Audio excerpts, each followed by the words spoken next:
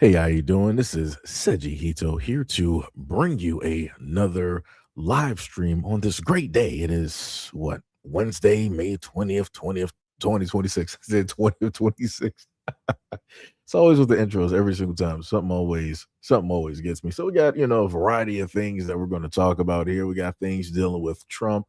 You got the J6ers that are going to get a form of reparations. Crazy work out of a $1.7 billion fund just appeared out of thin air, right?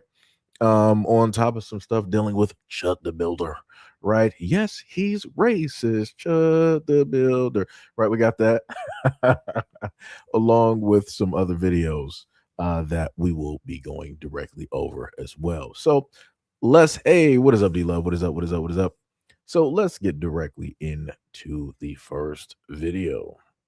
America is accusing the United Nations What's up, of Pink? efforts to, quote, advocate and facilitate replacement immigration in the United States and across the broader West. Let me just read that to you again. That is a very controversial statement.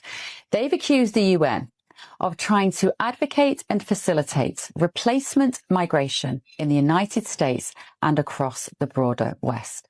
The forum is the UN's main platform for members to review the implementation of what's called the Global Compact for Safe, Orderly and Regular Migration. Now, in a statement issued by the US State Department, it reads, "Opening our doors to mass migration was a grave mistake that threatens the cohesion of our societies and the future of our peoples. Americans witnessed firsthand how mass immigration laid waste to our communities, crime, chaos at the border, states of emergency in major cities, and billions of taxpayer dollars funded towards hotels, plane tickets, cell phones, and cash cards for migrants." Now, in a thread on X, also announcing the move to object to the declaration, the department said the UN agencies systematically facilitated mass migration into America and Europe, even as citizens of those nations called for restrictions on migration. Now, of course, the United Nations would deny this, and they would point to the compact as being non-legally binding.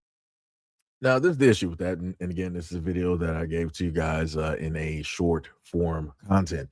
The problem directly with this is that everybody, which when I mean say everybody, white Americans were completely fine with mass migration as long as it heavily affected and only affected Black Americans. That means stripping jobs directly out of Black communities, of which that Black people normally had, right? So again, if we go back and we look at construction, you had a certain number of Black men. Let's go back to the early 2000s, the 90s, and 80s. You had Black men in construction and a lot of these other jobs. What they opted to do, right, was that, hey, we got to have some token Blacks, right, directly there. So we're going to have you guys directly on the outskirts, but we're going to allow everybody else, right? Meaning that if you are Latino, Mexican, white, European, maybe even Asians if they're out there working in the sun. We're going to allow all of you guys in. We may not specifically like you as well, but we like you a little bit more than the Blacks, right? So we're going to allow you guys directly in and have the Blacks directly out there in Pluto somewhere getting lost in the the Kuiper Belt or something like that, right?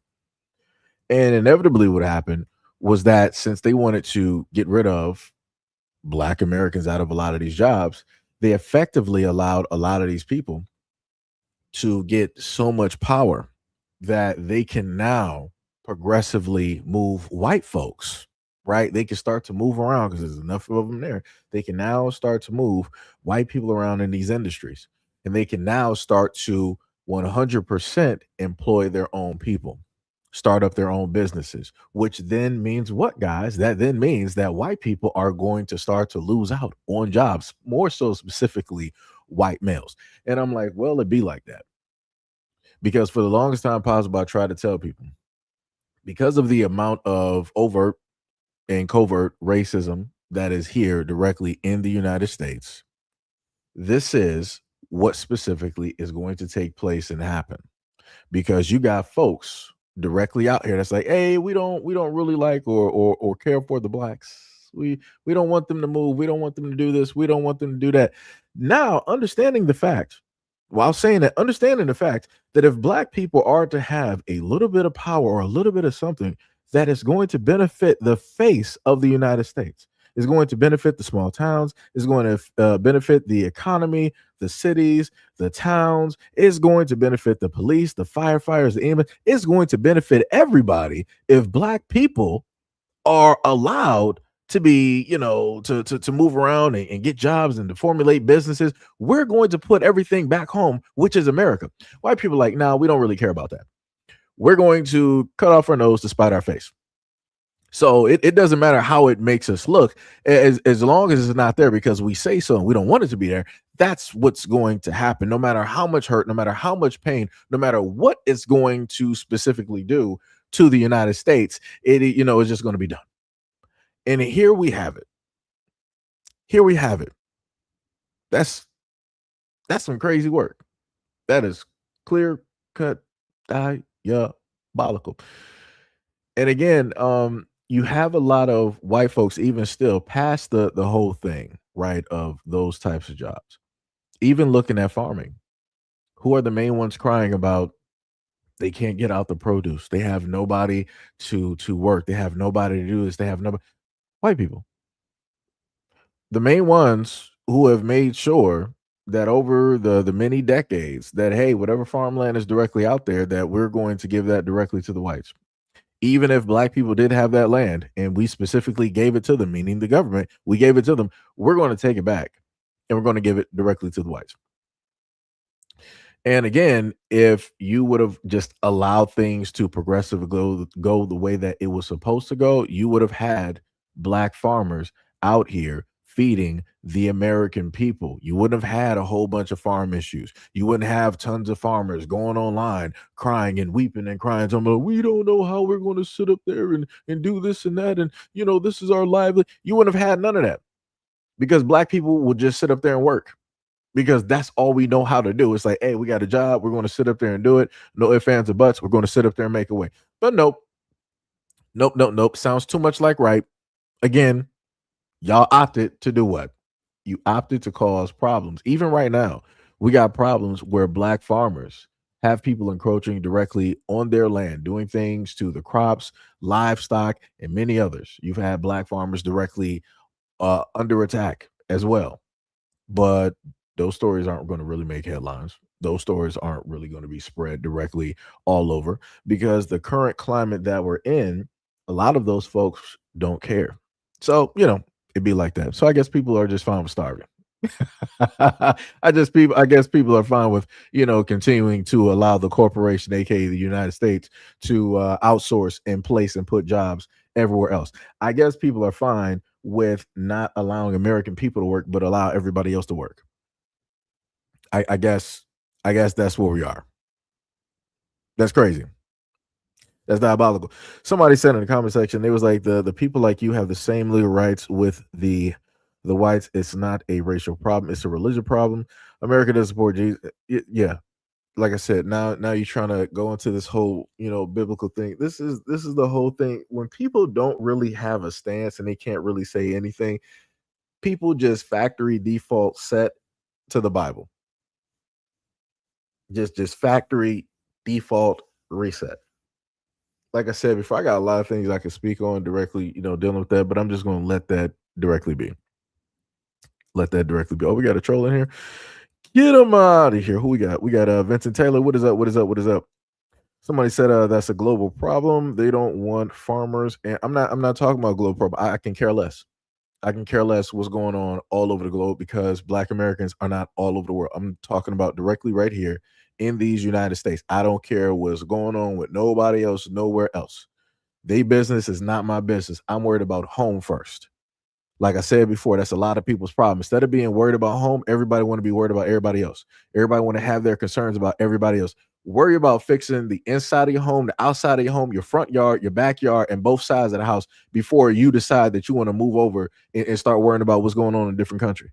And then even if you get your whole area of the house basically fixed, you still got a neighborhood. And then when you got the neighborhood, you still got the street. You still got the alleyway. You still got side streets. Like, come on now. Like, what are we talking about? Like, sound crazy out here. Like that is 100% diabolical.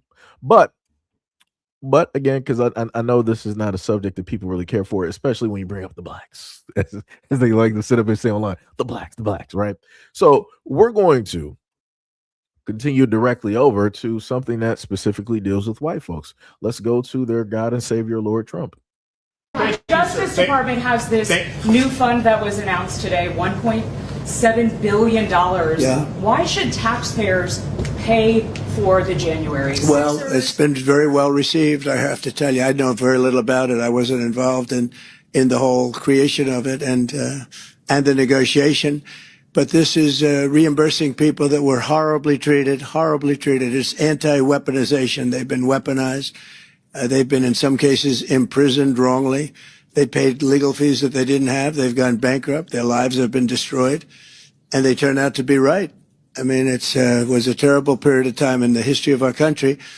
And they worked on it. I know the Justice Department, it's really been working on it very hard. There's been numerous other occasions over the years where things like this have been done. But these were people that were weaponized and really treated brutally by a system that was so corrupt, with corrupt people running it, and they're getting reimbursed for their legal fees and the other things that they had to suffer. So let me just clarify that for anybody that doesn't know what he said. What he basically said is that those who are part of January 6th, when he was first elected, all of them are getting reparations. That's basically what he stated. 1.7 billion is going for reparations for those who are part of January 6th. This is the same exact United States who said that they don't have reparations for Black Americans. Every single time, I could have sworn just last month I did a live stream. We were talking about this before, where I said that, hey, America always say that they don't got this type of money, but then magically they come up with this type of money. That's some crazy work. So wait a minute. So wait, let me get this. So for the Jewish community, the United States helps manages, the money, lost art and all the other type of stuff when it deals with Jewish folks getting money, right? Fine, no problem. Native Americans, reparations by way of, like land, casinos, all the other type of stuff. Right. Cool. Fine. Asian, the Asian Americans, the Chinese and the Japanese, when they were held in internment camps by way of the United States because of what was going on politically, they got forms of reparations. Even after the fact of the pandemic, Asians again still got about what, 25 to 50 million dollars of reparations so that they can build up stuff in their communities specifically for them, right? Everybody is getting a form of reparations except for the blacks. And this is what everybody always states. This is what everybody always thinks. It's like, that was so long ago. Slavery was so long ago. I didn't own a slave. You weren't a slave. This is that, the third. I don't even know anybody who owned a slave. But I don't know anybody who was actually a part of, January 6th. I thought that was a bad thing. I thought everything that happened on January 6th, where you had all of these white, 99.9% of white people all flood directly to the Capitol, going to federal buildings where they were just treating it like an outhouse. They were stealing computers, paperwork. They were doing whatever it is that they wanted to sit up there and do. They were stealing government laptops and all this other type of stuff, right? Taking pictures. They were just making it a movie, making it a whole scene. And now they're getting paid for it. That's crazy. That's diabolical. That is crazy. That's crazy. Somebody said, bro, I know you're part of the younger generation. You said, but how can you have your hand out for something you never went through? The same way that the United States goes directly through and they decide to claim land of which that was never theirs. Oh, that's crazy. See how that happens? see how that takes place. See how that happens? The United States never actually owned this land. They stole it. They murdered for it. They killed for it. But it be like that, I guess. I guess only thieves. I guess from what you're saying is that thieves are only thieves should profit. Right? Not the victims, but only the thieves should be able to profit hand over foot. They're going to profit from their crimes, and then they're also going to profit from also being locked up for their crimes. That's crazy. That's wild. That's diabolical. Somebody said, come on, bro. January 6th talk. Trump brought it up himself. Do you not look at mainstream media? I'm a little bit confused. Are you guys wise to the news? Did you not listen to? Let me repeat this video again for those who are hearing impaired. Let me repeat that again. Mr. President, the Justice Department has this new fund that was announced today, $1.7 billion. Yeah. Why should taxpayers pay for the January 6th? Well, it's been very well received, I have to tell you. I know very little about it. I wasn't involved in the whole creation of it and the negotiation. But this is reimbursing people that were horribly treated. Did we not hear that? Who's that person, Jay? Who's that person? Right? You said, come on, bro, January 6th talk. So this is a reporter specifically asked about a $1.7 billion fund. I thought America was broke because we're about close to $40 trillion in debt and we barely have any types of jobs or barely even an economy. We're not even really competing with anybody globally, especially when it deals with tech. But somehow, some way, we got $1.7 billion to reimburse, right, or give reparations to those who are part of January 6th. And you're trying to make it seem like I'm the problem? Huh? I'm a little bit confused. I'm a little bit confused. Did you not hear? Did you not hear what Trump replied to? Did you hear how he didn't deny any of the things that were being stated by way of the reporter? He went directly right into the question and gave even more information. He was like, hey, you know what? I agree with you. I wasn't there. See how he got his hands directly off the situation. He was like, I wasn't there, but I agree with it. I wasn't there, though. I wasn't there for the negotiations or the conversations, but I agree with it. But I wasn't there, though. And this is to reimburse or to, better yet, give reparations to those who are horribly affected because they're loyalists. But when people happen to bring this stuff up and we show it directly to you, now it's a problem. I'm a little bit confused. I'm a little bit confused. You said I missed the clip the first time. I don't disagree with you on this. I don't understand. Like I said, this is not even my political party. So I'm a little bit confused on how I was able to see this clip. Like, do people just overlook stuff? Like I said, I don't care if you're a Trump supporter or not. But it's like, to me, it's very weird that there's a lot of clips out here of politicians, and that if it deals with somebody's specific party, people ignore or they just overlook it. And then when things are shown directly to people, hamster falls off the wheel at certain times. I'm just a little bit confused. I'm just trying to figure out what's going on, because I know I'm not a liar, right? Because we're not dealing with AI. We're not dealing with Chat GPT. We're not dealing with Midjourney. We're not dealing with any of those things directly out here. This is clear cut in 4K. January 6ers getting reparations, and Trump said that these people were horribly treated, so they deserve reparations. That's crazy. The exact same folks who sit up there and say that black people don't deserve reparations. Woo, that's crazy. That's diabolical. That's crazy. That's wild work directly out here. That's diabolical. Somebody said, see, you said, nope, you didn't suffer slavery, no reparation for you. You know what? This is the thing, though. This is the thing. At one point, when people used to give these replies, I used to severely care, and I would want to sit up there and just talk back to them tooth and nail. I would actually care, but at this point, I don't care anymore, because I understand that a lot of you guys, I don't care if you're trolls or not, but I have an understanding that you guys would rather hurt the whole of America versus helping out the few, which is then going to benefit the whole or the majority of America. I know it sounds too much like right, and that's how I know that you guys are against it. It's crazy to know the fact that a lot of you clowns will sit up there and rather support and be right next to and in bed with the government when the government doesn't love you at all. You're just a prostitute that they just found on the street and decided to have fun with for an hour. And they threw $20 at you and you decided to jump into bed. And now you want to complain after the fact of getting your $20 and getting paid. Now you're going to sit up there and come back and complain and talk about you were horribly sexualized and you don't like the way that you were treated. That's what's going to happen to a lot of white folks.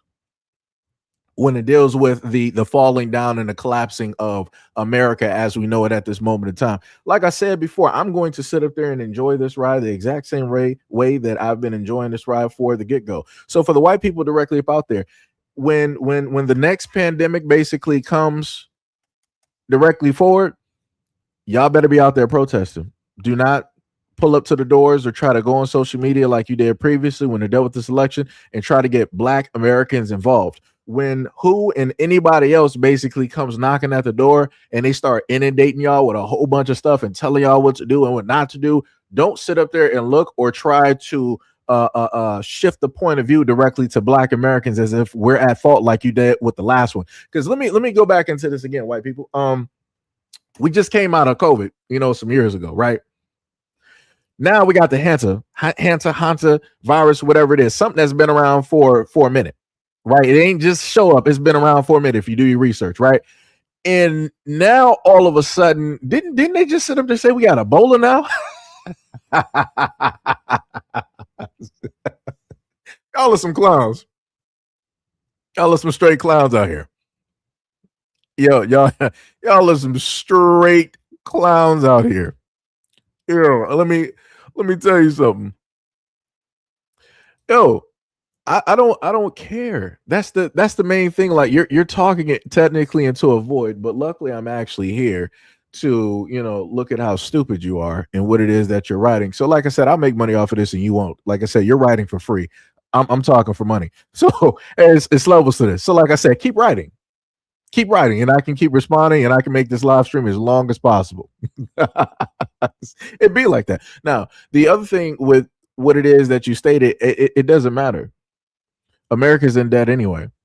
You guys are completely fine with the United States government, the corporation that is, being in bed with other governments, supplying money to other governments versus giving back directly to the American people, no matter what the situation is. Like I said, y'all are the dummies. Y'all are going to be the exact main ones to lead the revolution when it deals with digital IDs and police states and digital surveillance. You're going to be the main reasons why a lot of these states are going to be a 2.0 version of what it is that they are at this moment in time. Y'all are the reason. But like I said, I'm fine with it. Like if Mo happened to show up, like I said, bring in Skynet. I don't care anymore. I'm just going to sit back and relax because I know what's going to sit up there and happen. You and many others that pull up to the scene and always want to leave comments, y'all going to be the main ones crying. Your families are going to be the main ones crying because, like I said, for the longest time, Black people tried to warn and tell you guys for the longest time possible. And it's going to get to the point where Black people are just going to stop talking. We're just going to stop caring. You guys are going to be left fully 100% to your own devices to figure this whole thing out. Like I said, y'all are the real lost children directly up out here. That's some crazy work. That is 100% some crazy work. Y'all going to have to sit up there and figure it out. Y'all really going to have to figure it out. It don't matter if it's a scam or not. It's the main thing that things, rules, and everything is going to be implemented. Like I said, I gave people what they were going to try to do in Canada, where they were going to have green areas, which were basically for those who abided and followed directly what it is that the government told them. And then you have others for people who didn't. I also faced how get directly in China. I showed people how they had laws and regulations specifically set in Australia and how you were going to either be jailed or fined directly there. All of the places that I listed were doing test trials of a variety of things. The United States is taking notes on all of these things, and they're going to figure out a way how to legally implement these things and how to coerce people into going directly for this. Like I said, a lot of y'all were older than me, and y'all signed, y'all agreed directly with the Patriot Act. So just like y'all agree with the Patriot Act, you guys are going to agree with whatever it is that the government has laid directly out for you. Like I said before, they already got thumbprint technology. They got hand scan and eye scan technology. You don't have to sit up there and pull out your wallet or your ID or anything like that. They have your biometrics. Like I said, so for the older generation directly out there, how y'all always want to talk about Black people don't deserve reparations, no problem. Like I said, let Skynet sit up there and lull you to sleep and put you to bed. Like I said, we got it. Y'all got it. No problem. like I said, whatever war basically happens, y'all going to be the ones fighting it because y'all are going to be the ones that are at fault. You ain't going to be able to sit up there and push back like, oh, it was the Black Americans. It was the blacks. It was the blacks. It was 100% the blacks. Somebody said we don't have Ebola. They talked about an American having it. So I just want people to understand and know that just like they talked about the hantavirus, you had Americans that had it, right? But they were on a boat, and then they decided to get those Americans off the boat and send them home. That's not a smart idea, right? Because during the pandemic, they didn't give people a choice. It was like, hey, you had to follow these rules and these regulations. If we know that you actually got this, oh, you're going to be in these hospitals. You're going to be this, that, and all this other type. You didn't get a choice on, hey, if you want to be free or if you want to be at the hospital, you didn't get a choice. But now all of a sudden, the same thing that they're telling us not to worry about, that they say is in a sense contagious, but don't worry about it. Now you allow those people off the boat and to come directly to the United States, knowing the fact that back during the pandemic, mainstream media came out. I remember because I reported on it. During the time of the pandemic, mainstream media was talking specifically to white people like, hey, we need you guys to wash your hands, because they were doing tests on doors at public areas, and they found a whole bunch of fecal bacteria directly on these door handles. Now, some people are going to be like, well, SEIJI, how could you just specifically point this directly to white Americans? Well, if I happen to upload or re-show the videos from TikTok where white people are all online on TikTok and podcasts talking about, oh, I only take a bath every, once every 3, once every 5, or once a week. Or this is day number 30 of me not having a bath. This is my day after 30 days having a shower. When I go number 2, I don't actually wash my hands. I just put my hands under some warm water and just wipe my hands directly off. Or sometimes I don't even wipe my hands at all if it's a clean break. A lot of stuff that white folks are sitting up there saying, and this is not stuff that I'm making up. Stuff that y'all was doing. So again, your media had to come directly out and tell you that, yo, we need y'all to start cleaning. We need you to start being more human. But hey, people don't want to listen. People do not want to listen. Like it is crazy. It is diabolical directly out here. Somebody said, who is y'all? Whatever you want to put it as. Let me see. Every time I hear Skynet, I think about Terminator 2 Judgment Day. That's kind of world that we're living in right now. You are correct, because you are always under surveillance. Your phones are never off, because in a lot of phones, you can't even take out the battery. But I'm a conspiracy theorist, though, like some people said in the comment section. Somebody said we figured it out without you anyway. Why are you race baiting? If everything was figured out, then why are we still trillions of dollars in debt, and why do we still have the IRS, amongst many other things? If you figured it out, right? If you're smarter than the average bear, why are there underground cities in the United States that the normal population doesn't either know about, or if they do know about it, they don't live within them? But you saying that you figured it out. If you figured it out, why is it possible that we got forever chemicals both in foods and water and fabrics? If you figured it out. If you figured it out, why is it possible that the rich elites are still sitting up there trafficking, smuggling? If you figured it out, explain to me why it is that it was stated that we're the only beings directly in this universe, right? We're the most intelligent, but yet Trump has a space force. And I'm like, how do we have a space force if we don't even have spaceships? Like that doesn't even make sense. We can barely even get to the moon. You got to go past like the Van Allen belt and all this other type of stuff, right? Deadly radiation that is around the planet, right? But like, hey, you got it. You got it.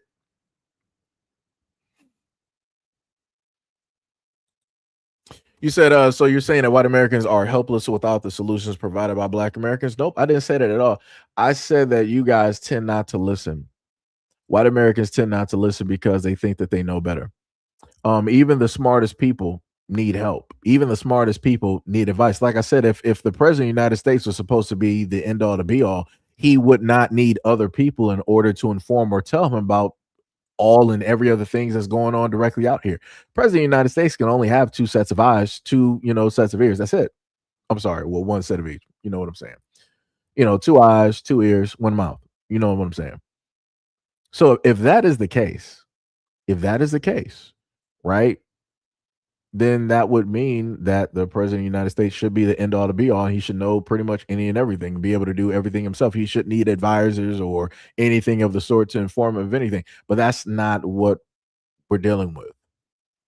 So that would also mean that when it deals with white people who think that they are the masters of the universe, who pretty much put themselves the center of everything, they think they know the end all to be all.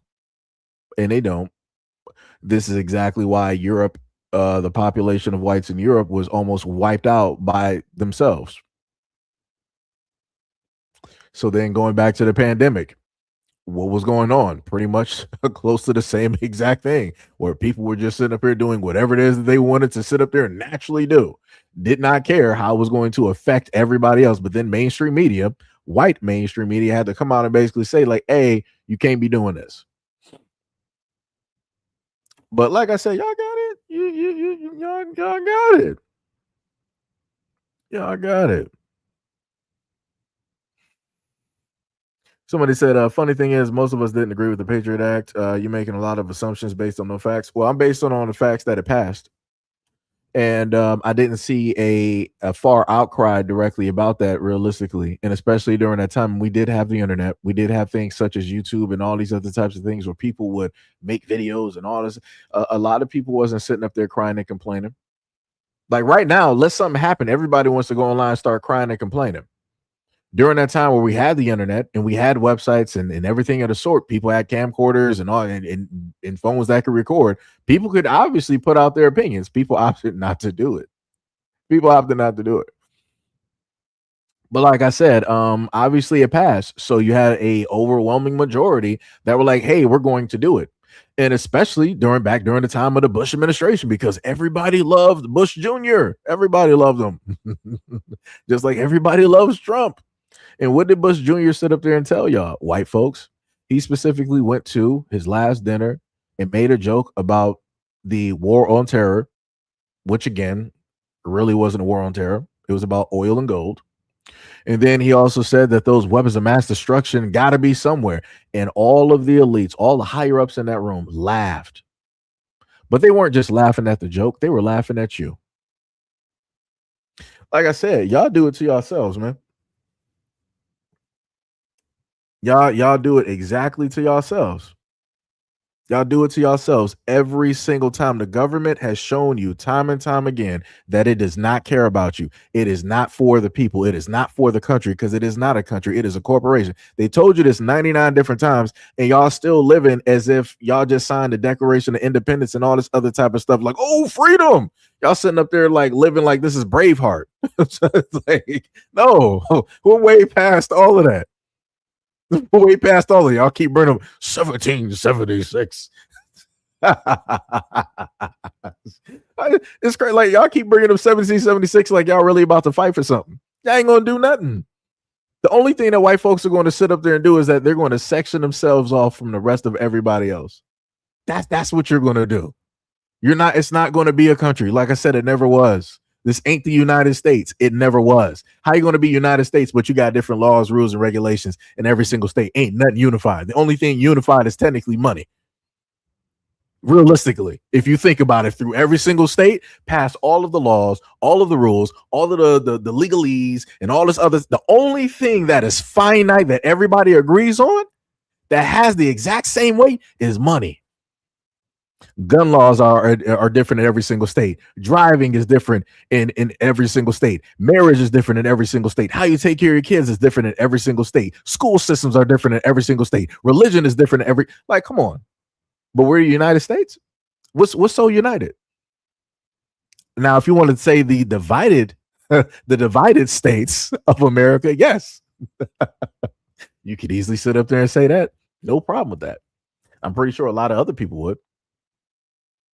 Because when you want to point out the obvious, people tend to have a problem. Because then when you point out the obvious, you have to look at who's at hand, who's at fault for all of this taking place. It's not going to be Black Americans. That's what I'm going to sit up there and keep continuously saying pretty much throughout a lot of these videos. And people will be like, well, you're just race baiting. I'm not race. Who are the main controlling ones? Who are the controlling faces when you think about the United States? When people think about the United States, they're not thinking about Black Americans. They think white. Let's be factually crystal clear. Crystal clear. When we think about the United States government, they're not thinking about Black Americans. They're thinking about white Americans. Let's make that crystal clear. When you think about the police and the military, who do you think about? Again, it's not Black Americans, white Americans. So, you know, it'd be like that. Yeah, I gotta really, really pay attention. Somebody said he's so cocky for no reason. I mean, I guess. Somebody said, yeah, Obama sucked too. Okay. I mean, for whatever reason, I can tell how old you guys are. I know you got to be in like your 50s and up. Because every single time we have these political conversations, go-to is like Obama. Okay. I'm like, what is that supposed to do? Like, y'all keep bringing it up, like y'all bring up the N-word. I'm like, I'm a little bit confused. It's diabolical. Let me see. Somebody said you're all over the place. I mean, just like the United States is all over the place. Haven't you paid attention? Didn't Trump just go over there to China? I thought we were having disagreements and problems with China. I thought, we were having all this thing with like the tariffs and all this other type of, it's crazy as well. I guess people can't stay consistent, I guess. Somebody said I just put electrical tape over the phone and camera. Yeah, I got you. I got tape directly over mine as well too. I understand. Somebody said we need our own party. Hey, Pink. Pink was like, yo, Seji, you want me to resend some of the old hygiene videos? I mean, you can possibly, yeah, you can send those. I might just sit up there and do a redo, just a refresher. I'll have it. Either I can put it in a live stream or I'll do a standalone video, and I'll have it directly up there as a compilation so that people can understand what it is that we're talking about. Like I said, it's crazy. That is crazy. Like I said, that time was diabolical. Somebody said, why are you still eating those forever chemicals, etc.? The hypocrisy is glaring, bro. So let me put it to you like this. So you got food, air, and ground. We got GMO and bioengineer. We got all types of stuff going on directly out here. And I also sat up there and specifically stated that on top of the fact that you have these forever chemicals, let's say in water and also in food, I said also clothing. Genius. Like I said, I love when people don't pay attention. It's like people think that they got a gotcha moment, but you didn't fully pay attention to what it is that I stated. Because I'm looking at your comment, because I know I specifically also stated clothing, because they found forever chemicals, especially in women's clothing, which has an effect on their reproduction. It can also cause chemical imbalances on top of other things, because those chemicals are getting absorbed directly through the skin. So I know I said clothes, but like I said, you didn't specifically listen because you wanted to have a gotcha moment. Good job, genius. Good job. You did great. You did good. You did good. You really did good.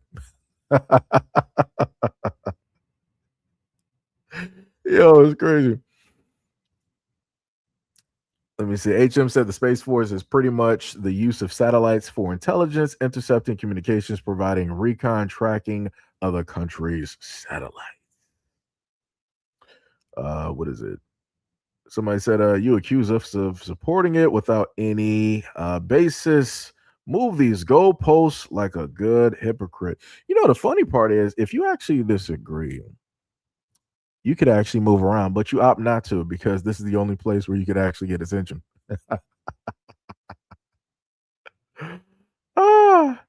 You said, don't be too outspoken. They're watching as you speak. I mean, it'd be like that. I mean, I'm a conspiracy theorist, so nothing I say is factual. Nor does anybody care. Like I said, we got people directly in the comment section. It'd be different. Like, I put it to you like this, right? If people were actually like 100% behind everything that I was saying and da da da and all that, then that'd be different, right? That'd be different. But like I said, a lot of people not going to sit up there. Like I said, I'm black all day long. People ain't going to sit up there and pay attention and listen. They're going to be like, whatever. It's race baiter, this, that. Like I said, it's real easy to move people directly around. Like I said, all you got to do is just say a few things, move people around. That's it. That's it. Like I said, I get the same comments directly in these live streams every single time because it's easy to move people around. Like I said, I can say this directly to them and they're still going to do it. Like, yo, that's not crazy, but I get what you're saying, Rafa. I get you. Let me see what else we got. Constitution, to my knowledge, doesn't have the expiration date. Somebody said, "Now you look smarter, well spoken." You said you're helping divide, just like Daddy Obama. That's how I know you're white. That's well, I put it like this. That's how I know that you're not Black American. Because specifically, more being very, very specific, this is language that I've specifically seen from white Americans. They were the main ones to come up with the terminology talking about Daddy Obama. I'm like, who does that? Who? First of all, it's like it's a weird. I just want you to understand, because I gotta highlight this. I want you to understand how weird this is. Right? You're a grown man, and you're referring to a previous president of the United States as Daddy Obama. Those words did not come from me. So you're a grown man looking at another man, thinking that you're taking a shot at him and other people who voted for him by saying Daddy Obama. I'm not sure if you're trying to put your kinks or whatever it is directly out there, but this is not the form.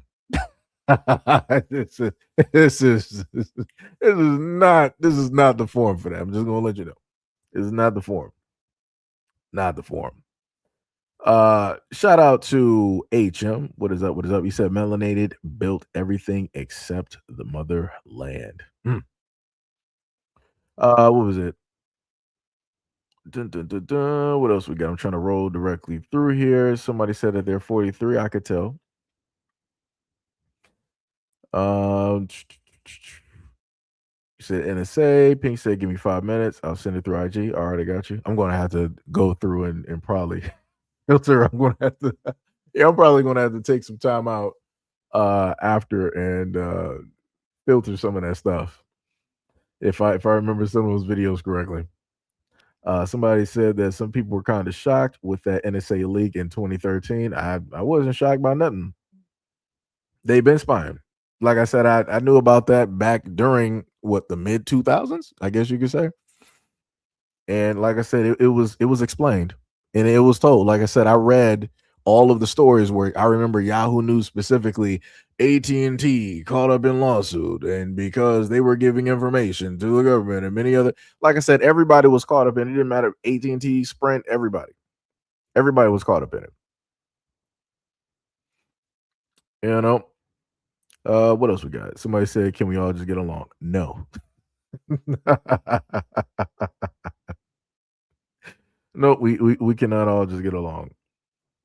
Nope, not at all. So now we're going to continue, and the reason that we all can't get along is because we have folks out there like Chud the Builder, and we got his apologies. But before we get there, we got an Asian man here, and he has the first Trump phone. I didn't know anything about a Trump phone. I knew about the Trump 6s, which are basically some type of gym shoes that they had that were all gold and star spangled and whatnot or whatever that white people were buying up. Right? Cool, fine, no problem. So now we got the Trump phone. So let's take a look at this Trump phone and see what's happening. Be the first person to have the T1 Trump phone. And this is real, but I want to explain a few things before I walk you through this phone. First off, why am I doing this? So I'm a correspondent at NBC News, and I cover business and tech. And we've been following a lot of the president's business ventures, including those of his family and those of his sons. So Don Jr. and Eric, in June last year, announced Trump Mobile. Today, we're here to introduce Trump Mobile. But then alongside that, they said they'd be selling a hardware, a handset called the T1 Mobile. It was going to be gold. It was going to have the American flag on the back. It was going to be made in the U.S. And so we, as a test, we decided, all right, let's put $100 for that deposit down. The phone's $499, and we'll see if this phone ever exists.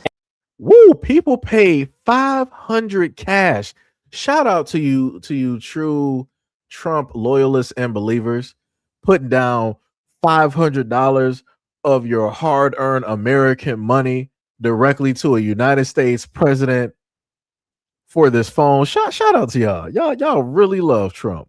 He can sit up there and sell y'all anything. Y'all sit up there and buy. That's crazy. Thinking about how the government, has government surveillance. You're going to buy a phone directly from the president of the United.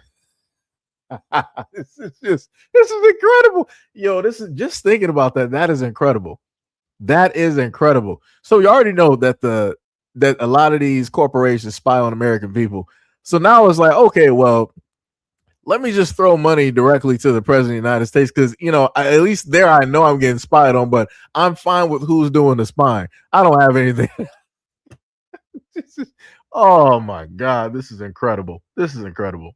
And August came and went. September came and went. It was supposed to be promised by then. October, November, December, nothing. I should point out, even when we put the $100 deposit down, I got a fraud alert from my company saying, "Is this a charge you really want to go through?" And we were like, "Yes, we want to see this through." January, they said, "We don't have anything for you. Maybe by the end of the quarter." And then April, we still have nothing. And so we did a report last week for NBC News Now, where we reported that the phone still has no signs of existence. Here we are in May of 2026, and there appears to be no sign of it. There were some FCC documents. The Verge has done some really good reporting on this. Didn't look like it existed. And then the day after that report, I get a phone call from someone that says they're working with Trump Mobile, and they said, "Hey, we're sending out phones to the press. You're going to get one." Oh, okay, here it is. Here is the long-awaited Trump Mobile phone. The phone is taller than an iPhone 17 and comes with 512 gigabytes of storage at a relatively cheap $499. 6.78-inch screen, wraps around the sides, gold back.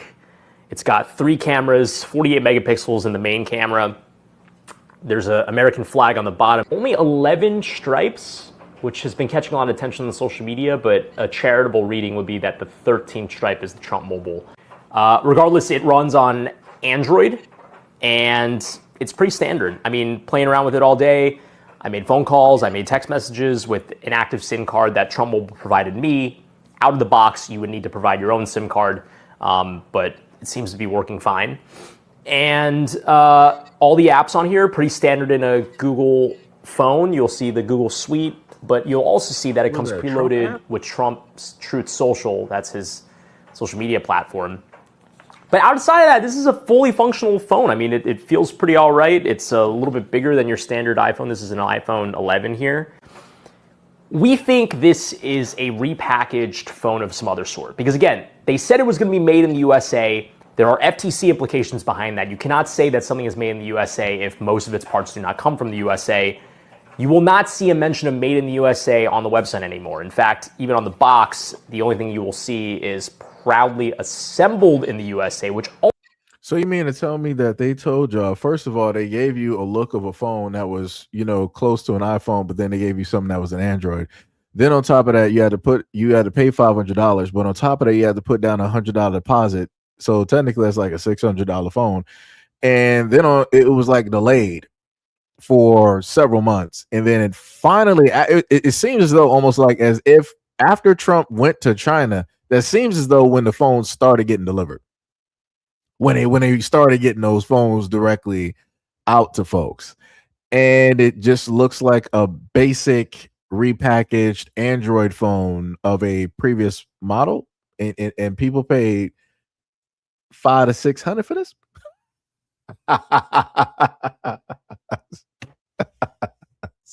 Woo! That's incredible. Also has FTC implications, but it just means that as long as it is substantially transformed in the US, even if it uses parts from abroad, it could still be billed as assembled in the US, not made in the US. That might be a workaround, but that kind of reinforces that this phone is probably a repackaged version of something else. There was reporting out there, maybe it was a Chinese phone, but the folks that I spoke to said this is probably an HTC U24 Pro. Looks very similar. It has a very distinct shape. Yeah, that does look really similar. Almost identical so far. We're not set up for a mid-range, kind of mid-budget phone to be made in that way here in the United States. if I had to put money on it, I would say that's the HTC U24 Pro. So it's possible. HTC did not respond to our request for comment. Trump Mobile did not respond to our request about where this came from. If it is a repackaged phone, how many pre-orders were actually put in for this thing, we don't know. But what we do know is that the Trump T1 phone does exist. It looks like this. It's not made in the US. Again, it's not an American phone. The person I spoke to said that it's as American as a Taiwanese phone, but with an American flag with 11 stripes on the back.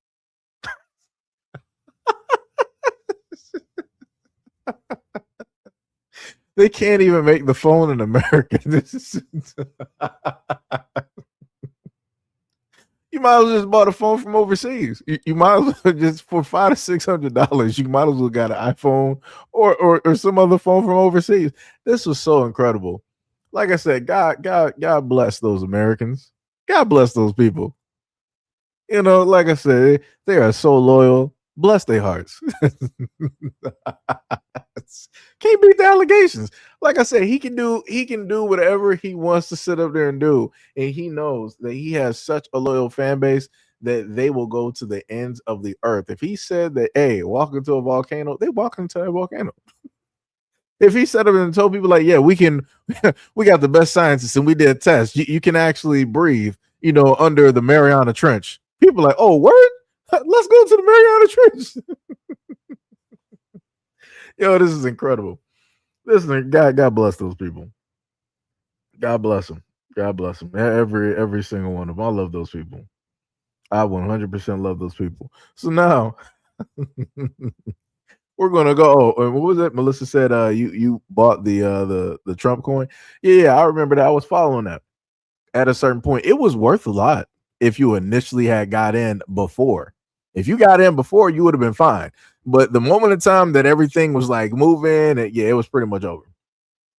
It was pretty much over. They had a whole Trump. They had a Melania. They had a Barron. And Eric. Like I said, they had all. It was a lot of coins directly out there. A lot of coins, right?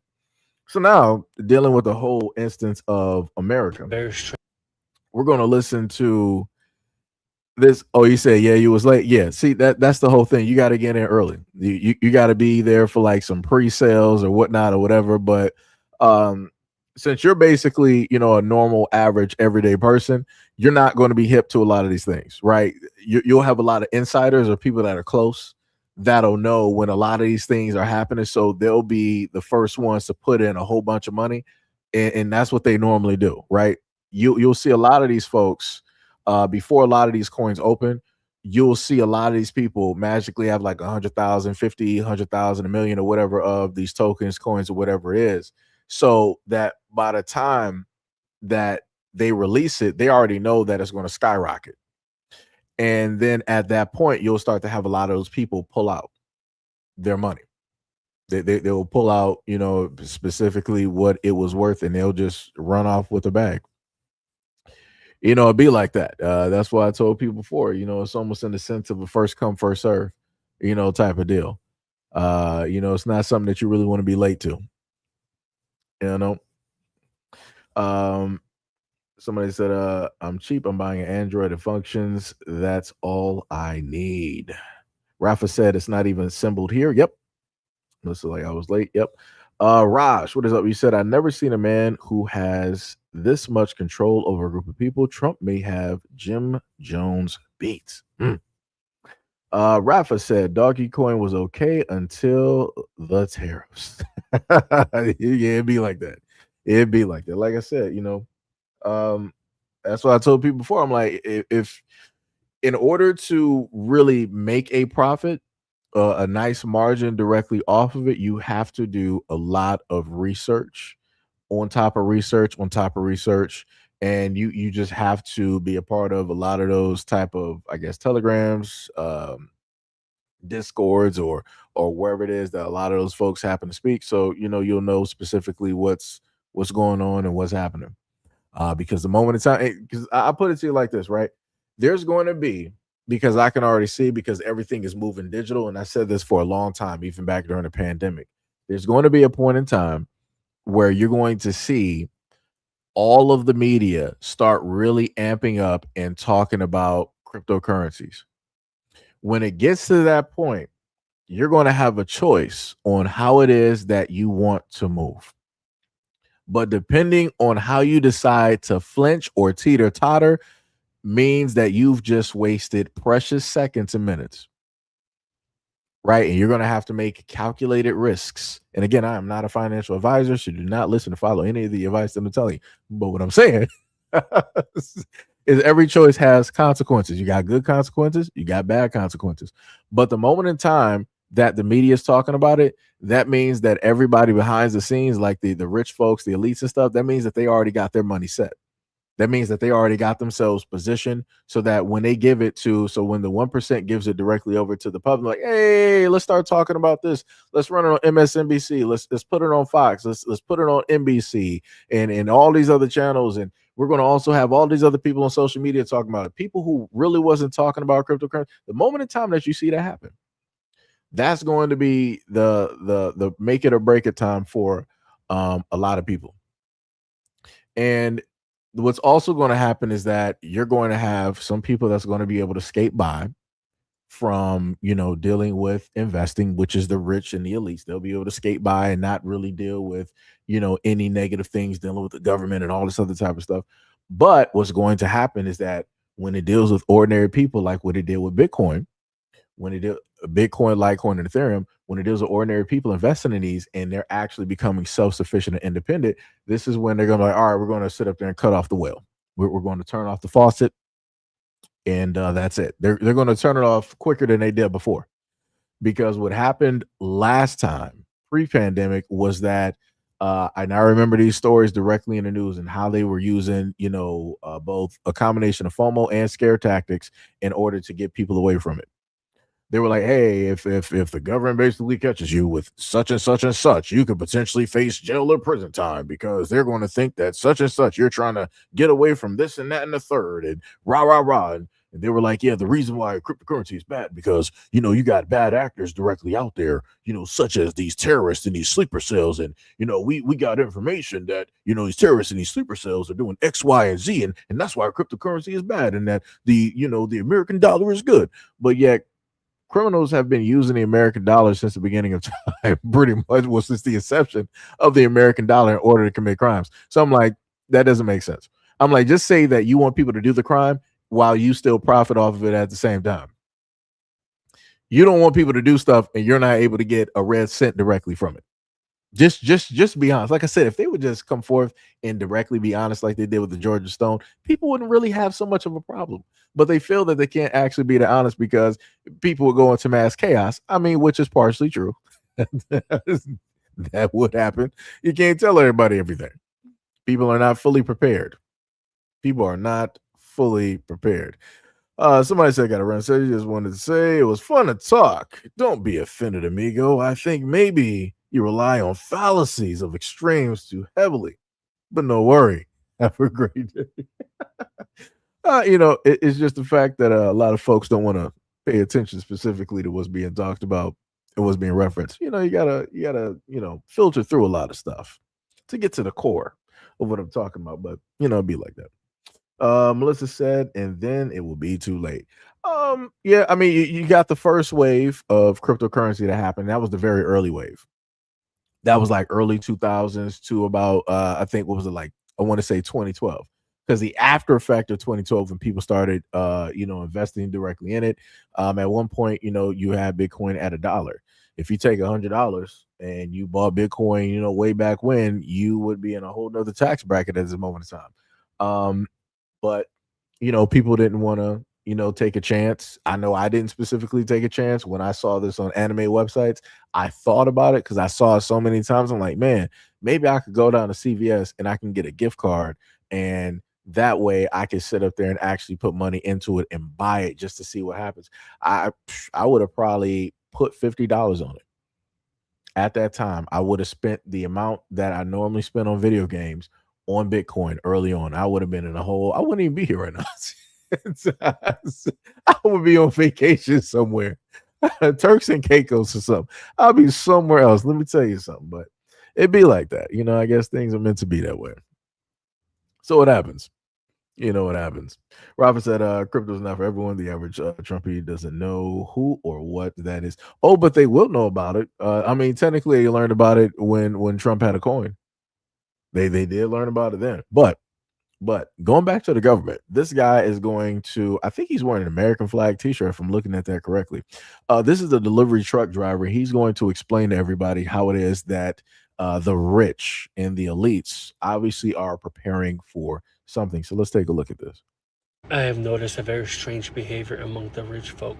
I've been delivering since 2014, and I have never seen the rich folk prepping like they've been doing the last 2 months.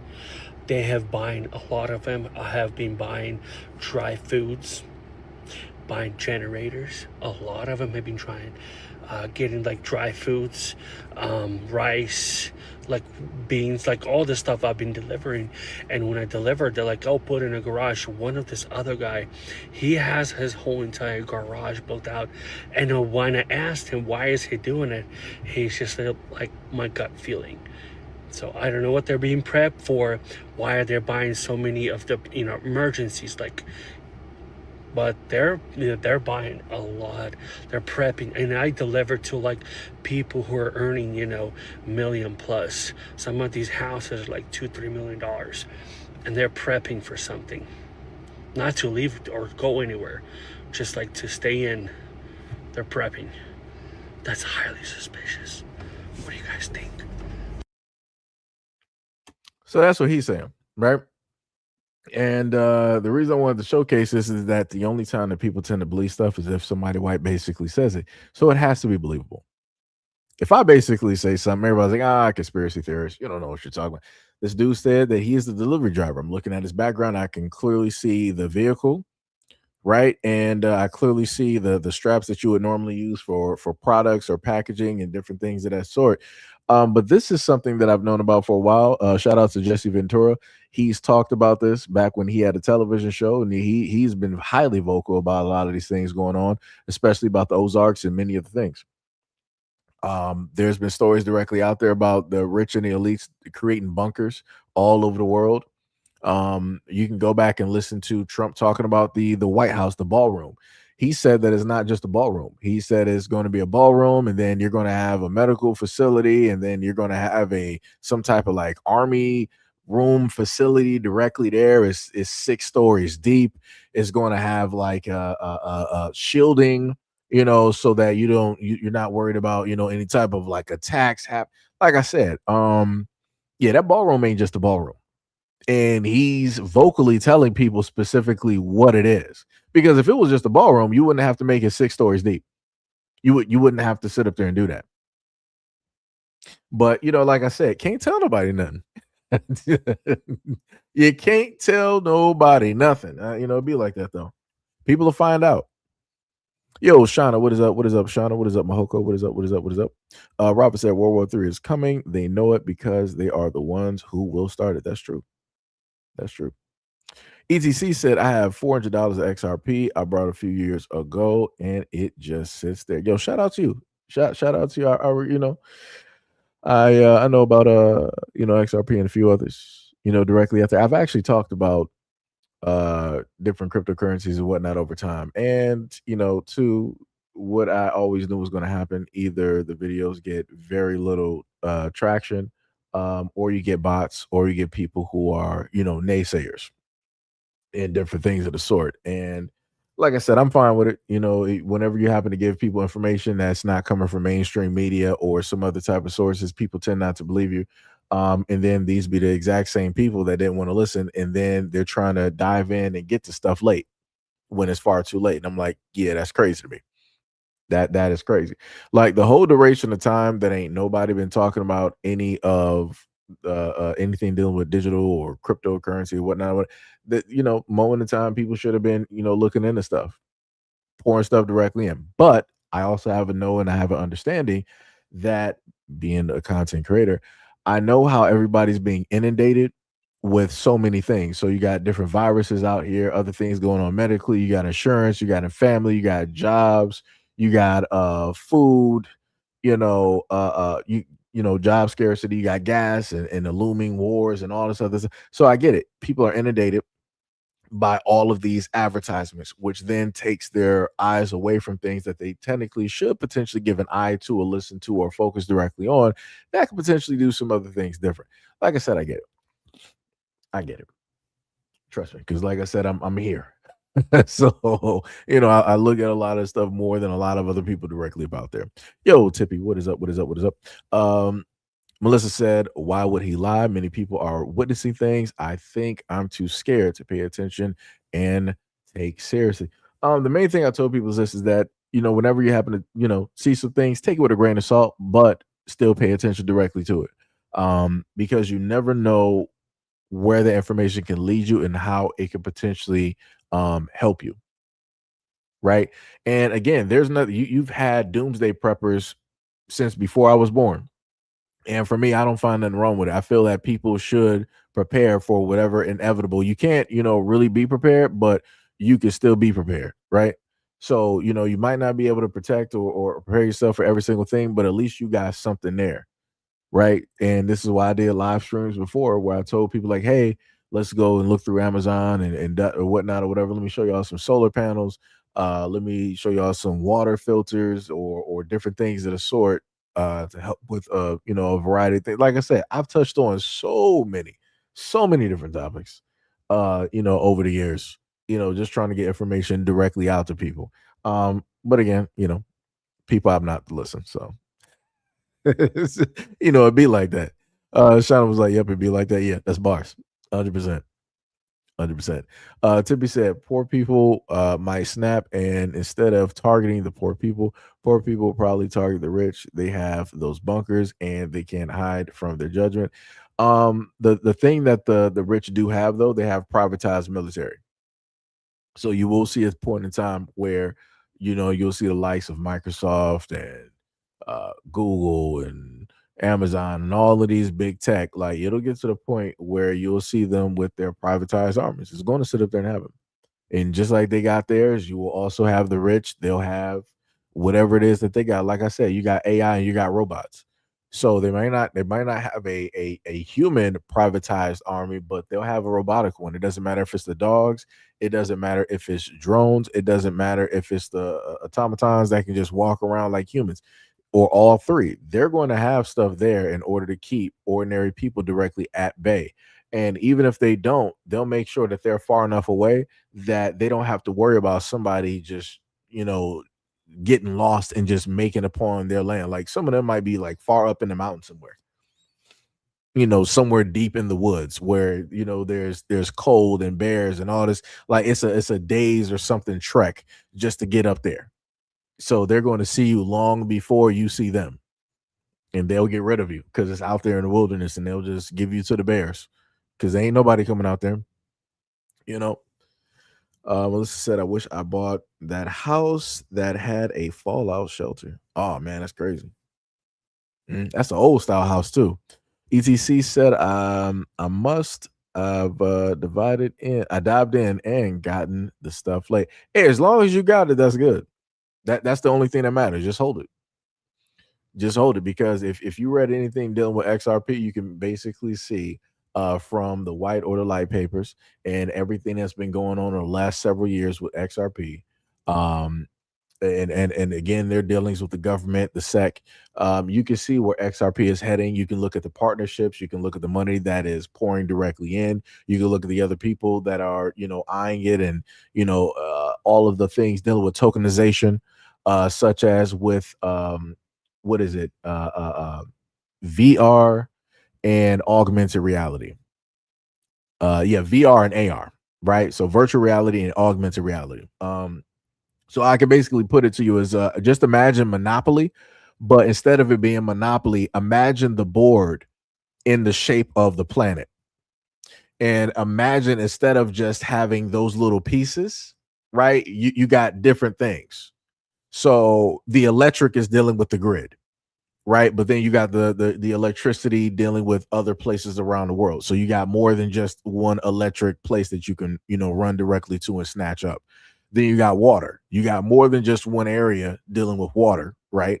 So you got all of these different areas. Then you got the free land, then you got the land that has businesses directly on it, then you have the all the other things as well too. So they have virtual reality areas of which that you can snatch up and buy land virtually. That's basically showing you how they're going to tokenize and monetize the real world by way of virtual and augmented reality. A lot of the stuff that we've been seeing over time is going to happen. It is going to take shape, whether people like it or not. The only thing that you can sit up there and do is figure out how it is that you can basically get directly there so that you could potentially profit just even a little bit of something from it. So, that's the best way I can sit up and tell people. Shana said, I believe you. ETC said, the story of my life. I must have died in too late in the story of most people's life. You must have dived in too late. Right, I got you. You said if we dive in too early, it's into a swimming pool that's not full enough yet. And if we dive in too late, it's with investments and stuff. Yeah. Tippy said, plus with everything you hear about crypto, majority of them will end up being fake and scams. So I don't care. No, yeah, that's true. Like I said, I put it to you like this. Everything is a scam. But the thing is, what you want to basically do is make sure that if you are getting scammed, that you're still getting something directly from it. Like Denzel said, I'm from around the way. I'm leaving here with something. So that's the whole main thing. Like, you got the scammers out here scamming, but while they're scamming, are you able to make money off the scammers? Can you basically see specifically what is going on? What's going to be affected in the economy? What's not going to be affected? How certain things are going to be implemented? Like I told people a while ago, you got a thing such as the Fed Now, right? The Fed Now has been up and running for a few years now. Supposed to be a 365-day, 24/7 type of thing where money and transactions can basically happen, right? That's where they're going to try to put the older financial system either within or on top of in order to quote unquote speed things up. But not only are they going to try to do that to speed things up, they're also going to do that so it's easier for them to track where it is that money is going and how it is that you're spending your money. Because once they get this digital system implemented, they'll be able to, in a sense, shut or slow things down. Like, well, let's say if they have a meat allowance, it's like, well, we see that you do got a lot of money and you can afford things, but you're only allotted a certain amount of meat and you went over that allotment. So if you decide to buy meat again, it's not going to work. We're not going to allow you to buy meat. Right. Just like in certain other areas around the world, they have water meters where you have to use a card to turn your water back on. So, hey, like I said, hey, I try to tell all of the stuff that I happen to look at and see directly online over the years. I try to, blurt a lot of those things out when I happen to get live streams, because sometimes I may have time and certain things may click and I can just, pull certain information directly from. So yeah, like I said, that's why I tell people, like, you have to look at other alternative sources when it deals with news and media directly out here, so that you can get a sense of what it is that the United States will implement or try to implement or what they're thinking about. That's why I try to tell people years before about hypermarkets. And people are like, yo, Seiji, what's a hypermarket? A hypermarket is basically in a sense, computer run, a human-less market. So you can go to that market, like they show case some of this directly in Japan and in China, where a person with their phone, they can go directly to the market. There's not anybody stocking. There's not nobody behind the counter. You can go directly to the market. The doors are closed. You go directly up to the door.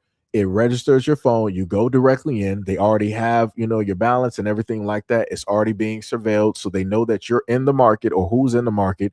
They know what you're taking and what you're not taking. You can go directly to the register and you can, cash directly out. Or in some instances, depending on how advanced the system is, you can pick up the stuff and put it directly in your basket. And it's already deducting whatever you touch. They already deducting that directly from your bank account.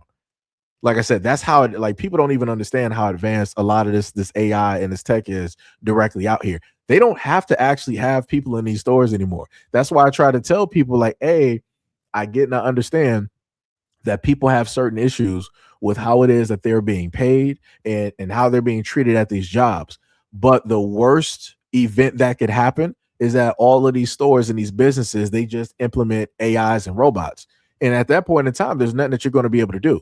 All the normal everyday basic jobs that people actually depend on and can actually survive on, soon enough, you're not going to have those no more. You're going to only really have the corporate level jobs, the jobs where they're like, all right, maybe you didn't really need a barrier to entry to get into those jobs. Now they're like, okay, well, a diploma ain't enough. An associate's ain't enough. A bachelor's is not enough. You're going to need so many years of schooling in debt in order to potentially get that job. And that's not even, it doesn't even specifically mean that you may even get that job. Like I said, at this moment in time, it is a race. It is a race to basically get to a point where you are sufficient, where you know that you're going to be capable, or where you know that your kids are going to be capable and prepared directly for the future. The future's already prepared. It's you that has to be the one to try to prepare. It's you that has to be the one to have the foresight and the wherewithal in order to go through all of these things, through all of these muddied waters and whatnot or whatever, to arrive at that point where it's like, all right, this is the future. The future is now. I'm good. Because a lot of people are going to get washed away. If people think that homelessness is an epidemic now, just wait until a lot of this AI and everything, these AI and these robots are basically running a lot of these fast food businesses. So many Americans depend on these fast food jobs, and so many Americans are about to be out of those jobs.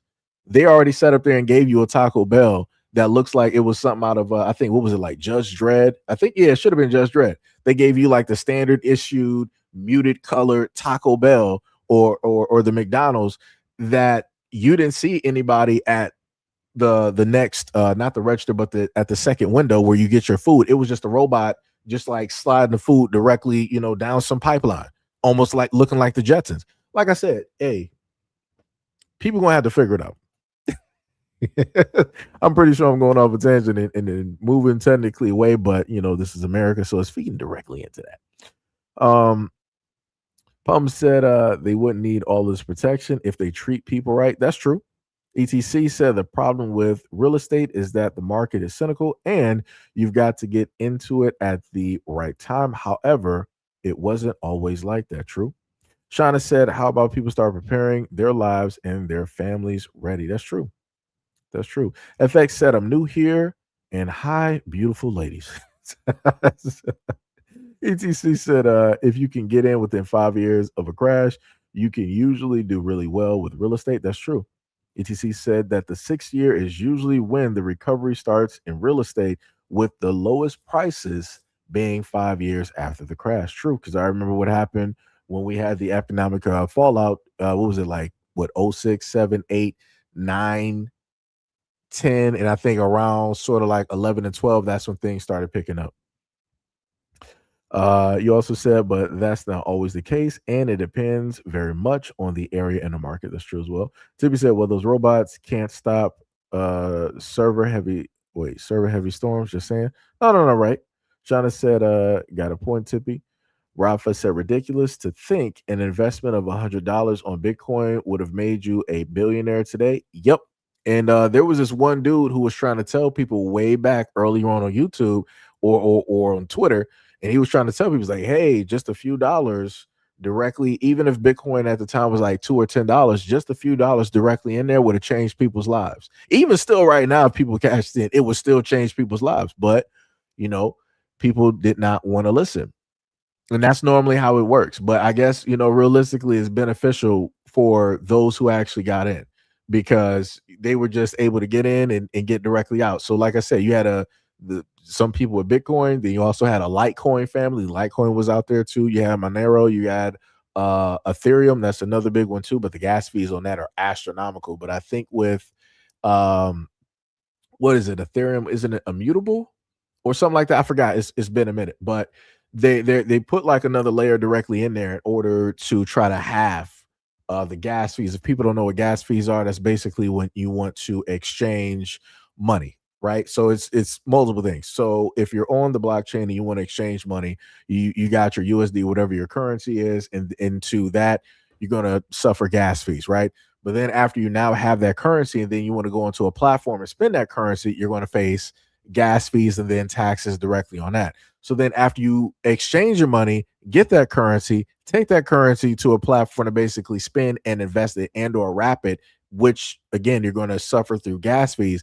Then after that, you may want to happen to move that money directly around, more gas fees, or you may want to pull that money directly out, gas fees. It was at a point in time where the gas fees or the taxes were so high on Ethereum that people were they were afraid to move their money because they were like, yo, if I'm only pulling out $100, but I have to pay $250 or $3 something in gas fees, is like, it's not worth it. And it just wasn't. it just was not worth it. And there was times during the pandemic where it dealt with Avalanche, where it dealt with Ethereum. I think Litecoin was one of the main ones that had the least gas fees. So you would have, different things that people can do in order to swap things directly into Litecoin to, get their money. They may lose technically a little bit, but they still ended up, getting their money. Right. So like I said, it's a lot. Like I said, I'm pulling from old, information. I've been out of that space and for a minute. Technically, I still remember certain things though. Still remember certain things. ETC said, I remember when I heard about Bitcoin, I said, yeah, that's not going anywhere. Man, I couldn't have been more wrong. It'd be like that. But you know what? It's not even specifically your fault. You also have people like Warren Buffett and other rich people. They were like, yeah, cryptocurrency is a flash in the pan, flash in the pan, flash. They kept repeatedly saying this. And the main majority of folks followed directly with Warren Buffett and the other billionaires, right? What was it? He got money into Berkshire and Hathaway or whatever it is. And I sat up there, I looked directly into that stock. I think at the time, it was anywhere from 100 to 300K. I'm like, ooh, that is crazy. That is racks on racks on racks when it deals with money. Bless those who got money in that. That's crazy. It's like, yo, just one of those stocks getting cashed in, that would change just an ordinary person's life. Just that by itself. Like, that is crazy. Whew. Some of those stocks that people don't know about, the amount of money that they're worth, incredible. Let me tell you something. Like I said, it's funny how a lot of stuff that I ended up learning about now that we were never taught or even, it wasn't even theorized, in school. So it's like, it's crazy how being out in the world, you learn more versus actually being in school. Like, that's crazy. But school is supposed to prepare you for the real world. Tippy said, oh, my manners, rise and shine, everybody. I hope y'all have having a good morning or an afternoon going smoothly. It's hot. Try to stay cool and drink water. That's bars. ETC said that it's not a scam if you make money off of it, and nobody who makes money off of it will ever admit that it is a scam. Yo, I told people a story a while ago dealing with, cryptocurrency. Again, like I said, I know I'm getting directly off basis. But I told people a while ago that there was during a time where things were, in a sense, like pretty tough. And if you were to, in a sense, do that, right, it would actually, help out. Again, we all know that everything is a scam, right? So we're just putting that directly out there, right? But there was a certain point in time where things were not, specifically going as I needed them to go. And I'm like, all right, well, I'm going to just sit up there and risk it and see what happens. And lo and behold, it per day, it was basically helping out so that I can manage to go directly to work so that I can sit up there and buy food and everything, of the sort. And I was like, all right. Like I said, what worked for me, I would not recommend anybody else, doing. You got to be willing to sit up there and lose. Like I said, it's just like going to the casino. How much are you willing to lose? What is your limit? Right? And is that loss worth a potential gain? Because a gain is never, 100%. It's never stated that if you ever bet money that you're automatically going to win because you bet money. No, if you bet against the house, always be prepared to lose. Always be prepared to lose, right? That has to be the mindset. If you're going to put something directly out there, automatically count it as a loss. And if something does happen from it, it's like, oh, okay, that's great. If it doesn't, well, you already knew it was a loss from the get-go, so it ain't nothing, right? But like I said, you gotta, in order to gamble, you gotta be prepared to lose, and you gotta put up whatever it is that you're prepared to lose, but never exceed what it is that you're willing to put up. Never do that. Like I said, I went to a casino once, and I think the most I spent was about $20 or $25. I almost lost that $25, and then I kept playing, and I got a little bit over that $25. I'm like, that's enough for me. I'm cashing out. I'm cashing out. I'm like, I'm good. It's like for me, I won the lottery. It's like I almost lost $25 and I gained it back. I'm like, I'm good. No more, no less. We out of here. Like I said, you ain't about to get me. I'm leaving out here with something. Rafa said a time machine would end up ruining the world's economy. Too many people would travel just to invest in Bitcoin. I mean, no. It wouldn't be too many people. A lot of people would care. A lot of people would go on census. That's the thing. If you gave people a time machine to only use once and you can only do one thing, a lot of people would go on sentimental type of stuff. Or some people would maybe go off on, some random ideas or whatnot or whatever. Like I said, people would be highly 100%, selfish. They wouldn't even be looking at anything cryptocurrency related. Like I said, some people, they would try to get back with their kids, parents, or friends, loved ones, whoever it is. They would try to pull back a lost dog or something. Spend more, like I said, it would be something vastly different versus money. Some people are like, I don't even care about money. Just give me that one thing. Just give me back that one person that is no longer here that I can't talk to. Like, just give me more time with a child that we had an argument with, but they ended up losing their life because a bus crashed into them or something. Like I said, it would be something like that. It wouldn't even be like the whole world be jumping directly into that. Some people go back in time to sit up there and relive the 80s because they feel like the 80s and the 70s was the best time directly for them. Different things of that nature. But I get what you're saying, though. ETC said some guy went around asking people would they take an ounce of gold or one Bitcoin, and a lot of them said that they would take the 1 ounce of gold, and I couldn't believe it. Yeah, it'd be like that. Yep. You could probably, well, no, at this time, it'll probably be a little bit different. You'll probably have to, do a whole nother coin that's not as known in order to, to get the same result. If you basically were to do Bitcoin now, people would be like, I'll take the Bitcoin. But again, you got a lot of people that are technically visual. So some people are like, well, that's the gold right there. I'll just, take what's specifically there. Hold on.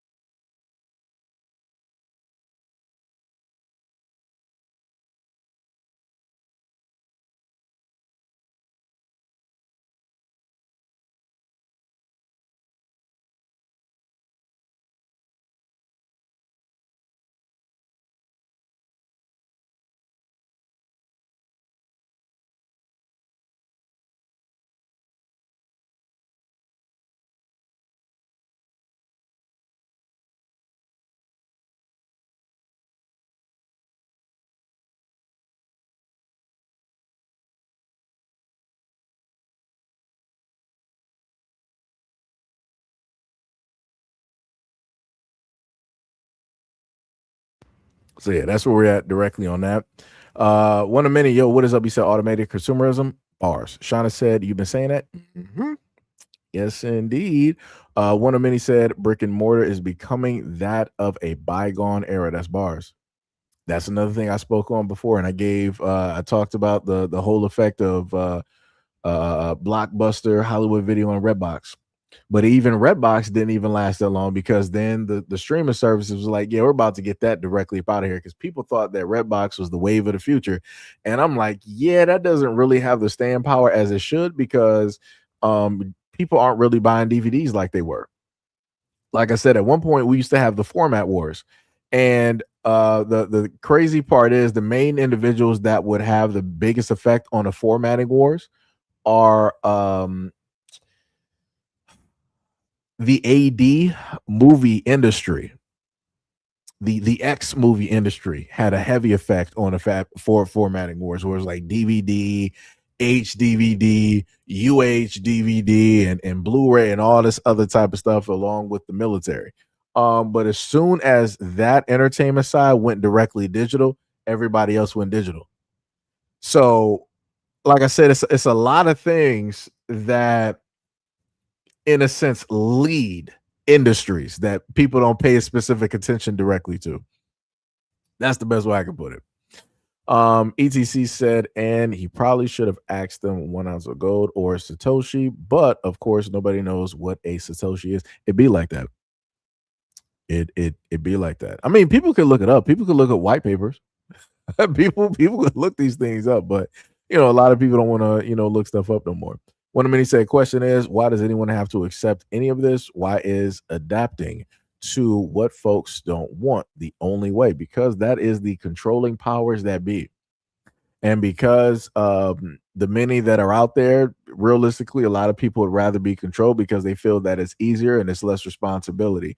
A lot of people don't want to actually be responsible for themselves. They say that they want to claim being independent, but they're not really independent.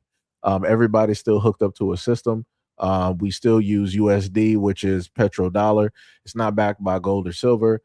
And in a lot of instances, we have places where people can't even fully grow food. Matter of fact, because we're on this, and it still has to do with the whole thing of tokenization and things of the sort.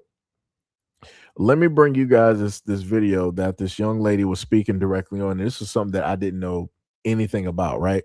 So the video is that the government forced a family to destroy their food garden, right? So government threat. Let me, before she starts talking, the main thing, and this is why I said a lot of the stuff that I said before, where you have a lot of white folks out there don't really care about anything when it specifically is affecting one group of people. But once it starts affecting everybody else, that's when people want to start, crying and going through, this whole thing. But before I get to this video, because I'm going to leave it up there so I don't miss the point, but I want to make sure I hit and go through everybody's comment, real quick. Tippy said, basically, you're saying follow the ways of the wicked if you want to survive. And Tippy was like, no. Shada said, but when they came up with the Jacksons, they've been playing this. It started from the Jetsons. When they came over, and the Jacksons, they were trying to show you what they were thinking. Rapper said, by the time Satoshi becomes common knowledge, it's already too late to buy Satoshis. Yep. Like I said, when everything is like dirt cheap, that is the time. That is the time. One of many said 2007 and 2010, the subprime housing bubble burst. Yep. ETC said, I have some Bitcoin. It's not much, but I don't have some Bitcoin. I have some Satoshis. I got you. ETC said, maybe someday one Satoshi will be worth what 1 Bitcoin is worth now. I mean, you had some financial analysts basically state that, well, this is the thing, right? The thing about Bitcoin is it goes up with scarcity. So as more Bitcoin basically gets mined, that's less Bitcoin that is out there in the public because it's being held.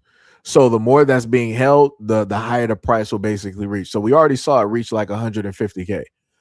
So by the time, like I said, do not be too surprised that be somewhere during the time before 2030, you may see that touch upon somewhere in the area. If it already touched 150, it's not a far shot in the dark to sit up to say that Bitcoin by 2030, somewhere in there, it could potentially see something of the magnitude of like close to like 500K. Like I said, don't be too surprised. If it already hit about 120, 150K, it is not that far of a shot to say that it has a possibility to hit 500K. All you got to do is just have some things line up.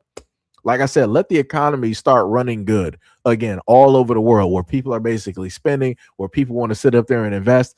Best believe that coin will sit up there. That coin and many others will sit up there and just start blowing up. It'll start blowing up. Like I said, I've seen it before. ETC said maybe someday. Oh, yeah. Rafa said, what do you think about Libra from Argentina? The funniest thing is the first time I heard about anything dealing with Libra or Libra coin, I remember Facebook. Facebook had a coin that was supposed to be the Libra coin. And as soon as they were going to come out with a digital currency, The powers that be, they were like, oh no, they stopped that instantly. They was like, yo, Mark Zuckerberg, we may allow you to do a lot of stuff with people's information, third party, and all this other type of stuff, making billions and millions and billions of dollars. You got the glasses and all this type of surveillance. Yo, you're doing good. We'll let you slide on that. But no. You're trying to be your own bank, knowing the fact that you got hundreds of millions, if not a billion people on Facebook. Nah, brother, we got to stop you right here. They did not want him to be great. They didn't want him to be a king. And that's exactly what would happen. That's exactly because of the amount of people that move on Facebook. That man would have made more money than he's ever seen in his life. It would have been insane. And they were like, yeah, we're stopping this right now. Like I said, I'm shocked that Elon Musk ain't tried this on Twitter. I'm very shocked. He got a whole platform where the whole world basically is on it. I'm very shocked. I am ultra shocked. Let me tell you something. Like I said, it'll get to a point though where all of these platforms, like you might have YouTube doing it, you'll have IG with little people are on IG, maybe Facebook, even though they've been in the target areas before, TikTok and many others. Like I said, it's a lot of stuff out here. You said ETC said with so many people who are unprepared in this country, when the shift happens, is going to be utter pandemonium. New Jersey is the most densely populated state, and it's a small area. Yo, Bushido, what is up? What is up? You said I wanted to invest because I wanted to have something for the future, but I'm not smart enough to keep watching the stock market and don't really know what I'm doing. You got AI now. That's the one beautiful part. You can use AI to do a lot of things. People have showcased,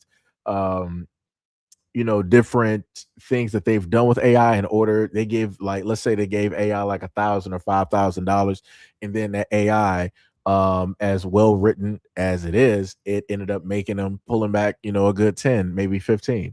So again, I'm not saying that that's automatic or that's going to happen in everybody's case, but if people do enough studying and they have the wherewithal to go directly through with it, you can profit directly from it. Like I said, I've seen AI being implemented in trades for a very long time.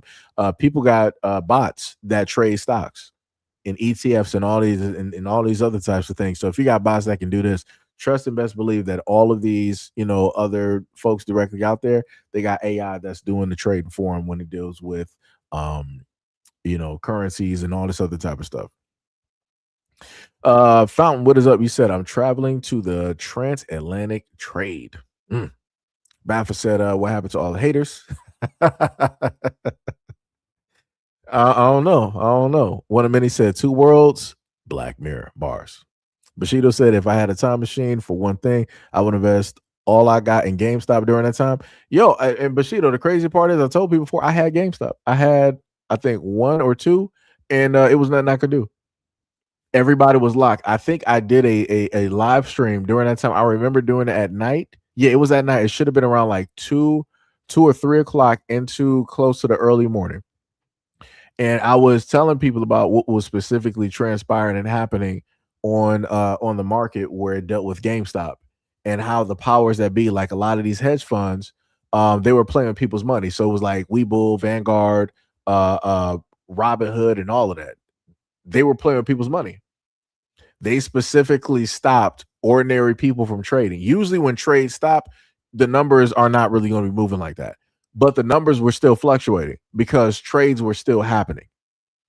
And this was during the time that Robinhood, they had to stop the trading because they didn't really have the money to facilitate paying out all of that money that people were going to get from having GameStop and the airline and BlackBerry and all these other types of stocks that were fluctuating. Like when other stocks during that time after GameStop, when other stocks started fluctuating, when normal people had money and they wanted to pull money out, they were like, yeah, we're going to put a stop to trading. You can buy if you want to, but you won't be able to, sell. Because they did not have the money. They would have went bankrupt. And this is why the heads of Robinhood had to start going on this whole march where they had to start getting money and shaking hands and greasing these wheels so that they can continue to run as they are. Like I said, that's why I said before, everything is a scam. Like I said, especially if you're a normal person. Oh, yes, especially a scam. It'd be like that. But if the scammers can make it, so can you.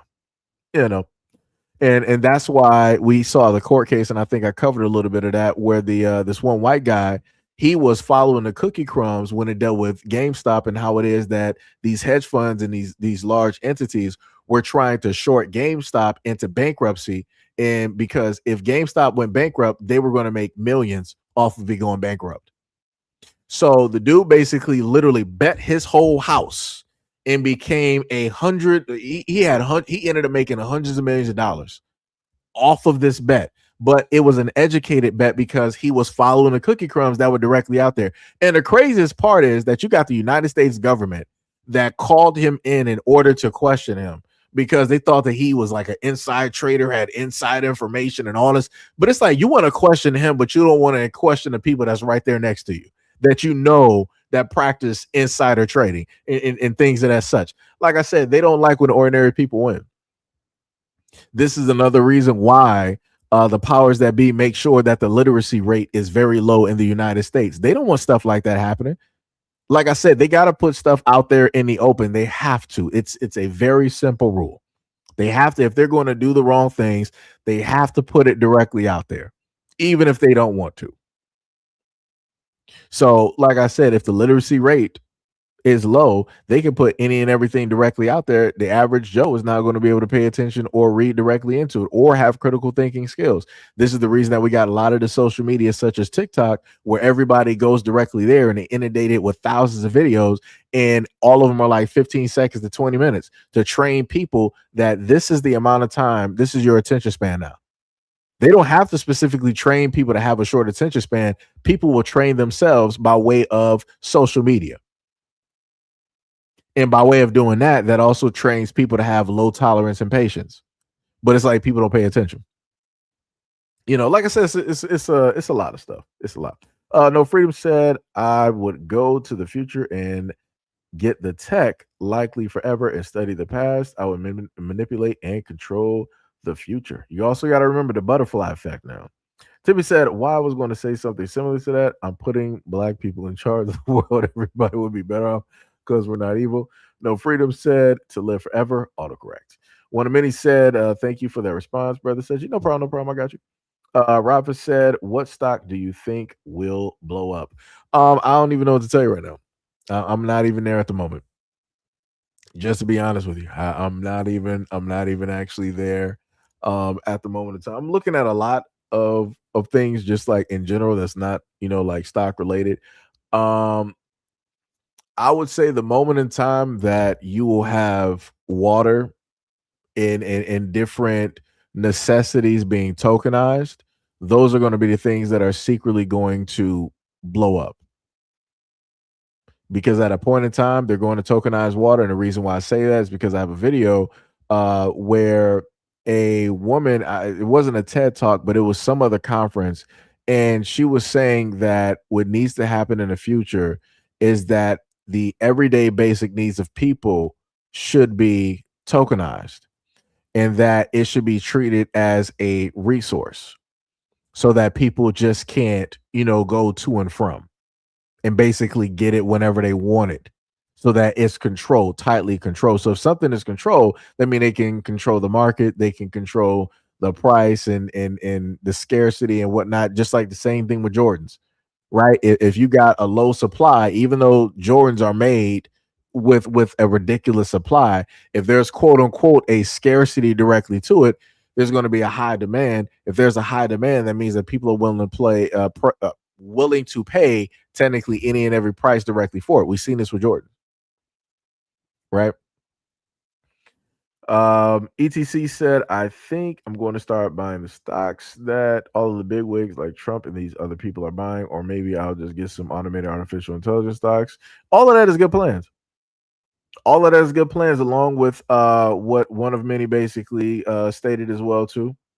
That's 100%, bars. Go directly for it. But again, like I told you before, do your research, read the white papers, try to research and find any news directly about it. Like I said, you got AI. AI is technically the best tool to get a lot of information directly in front of you, so you don't have to try to click and go through a whole bunch of websites and all this other type of stuff. Like I said, use AI to the best of your ability. And if you don't know how to use it, watch a few videos so that you can learn certain prompts. so that you can get the specific information that you want. Or better yet, you can train and build your own to just do what it is that you wanted to do. Like I said, it's a lot of stuff directly up out there. Like I said, we are living in a digital, we're living at a timeline that none of our parents, our grandparents would have ever seen. We are in a digital revolution where anything is possible.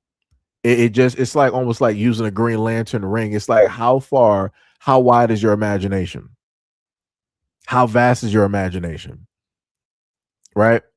Whatever you can think, you can pretty much do at this moment in time. If you want to create an app, you can do it. If you want to create a website right now, you can do it. And all of that is by way of AI. You don't have to go to Fiverr or any of these other places to do it. You can literally have an AI and have it program and do all of the hard work for you for little to no money.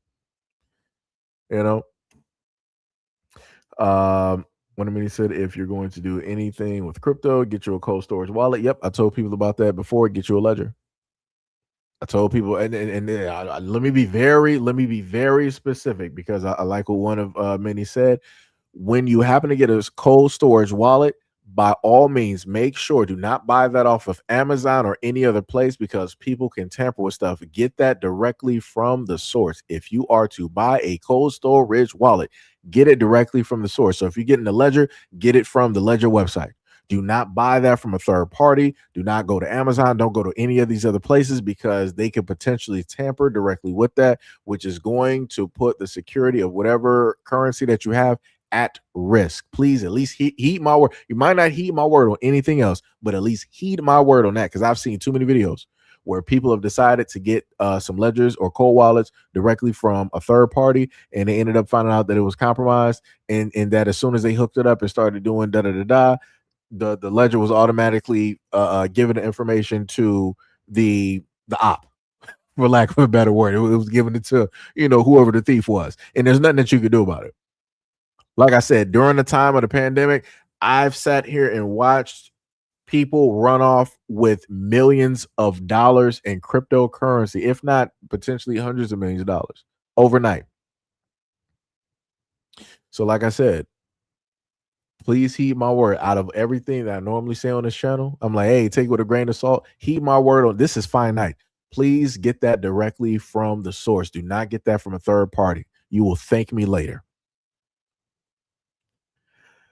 Next, yo, Lennar, what is up? You said it's them trying to escape karma while spell casting. Oopsie, it's bars. Tibby said, I don't like those short videos. Bushido said, was there a movie made about GameStop situation? Yeah, they got I think it should be on Netflix or something like that. ETC said people will get so sick of AI and stuff that real musical performances will become like gold. I mean, it'll be like that, but it's going to take a minute. It's going to take a minute. And it's going to take a long while.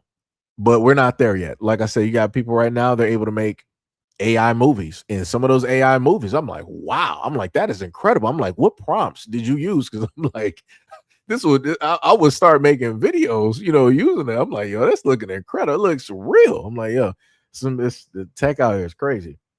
ETC said, oh yeah. Mahoko said, appreciate the live stream. Says, hey, no problem. I'm pretty much all over at this moment in time. Got stuck on one thing because whole bunch of information. But so let's go directly to this video I was telling you about before, since it deals with the whole fact of this is America, and let's listen to what this woman has to state. So the government threatened a family with daily fines until they destroyed the vegetables growing in their yard. Not trash, not hazardous waste, vegetables. Yeah. I was just about to add some edible plants in my yard, and it made me think of this. So for 17 years, Hermione Ricketts and her husband, Tom Carroll, were growing vegetables in the front yard of their home in Miami Shores, Florida. Their backyard, I believe, didn't get enough sunlight, so realistically, the front yard was the only place for it. And it wasn't some like tiny hobby garden. It was like dozens of vegetables, okay? Neighbors complimented it, no formal complaints, and it provided around 80% of the family's food. But in 2013, the town suddenly amended zoning laws to specifically ban front yard vegetable gardens. Not flowers, not fruit trees, not lawn ornaments, specifically vegetables. And then code enforcement officers showed up and threatened the family with $50 per day fines unless they destroyed the garden. And they eventually had to uproot it because they couldn't afford the penalties. And then the case became Ricketts versus Village of Miami Shores. Court rules that the city had the legal right to ban vegetables in front yards, which is honestly insane when you realize the garden existed peacefully for 17 years before suddenly becoming a problem once the laws changed. And another important detail, Hermione Ricketts was a very respected black architect in South Florida and one of the only black female architects in the region in the early 90s. So it wasn't some like irresponsible family destroying property value. Like, the garden was meticulously maintained. By all accounts, it was beautiful. The case ended up sparking national debate around food freedom, zoning laws, property rights, government overreach. And here's where it gets interesting. After losing in court, they take the fight to the Florida legislature. And in 2019, Florida passed a statewide law preventing local governments from banning residential vegetable gardens. And that law, you know, it wasn't random. It happened because the case got national attention. People kind of just started asking, okay, why should the government be able to stop people from growing food on their own property? Now, obviously, not everyone's going to become fully self-sufficient overnight, but hypothetically, if enough families started growing their own produce, there would be economic consequences, and they wouldn't be for us.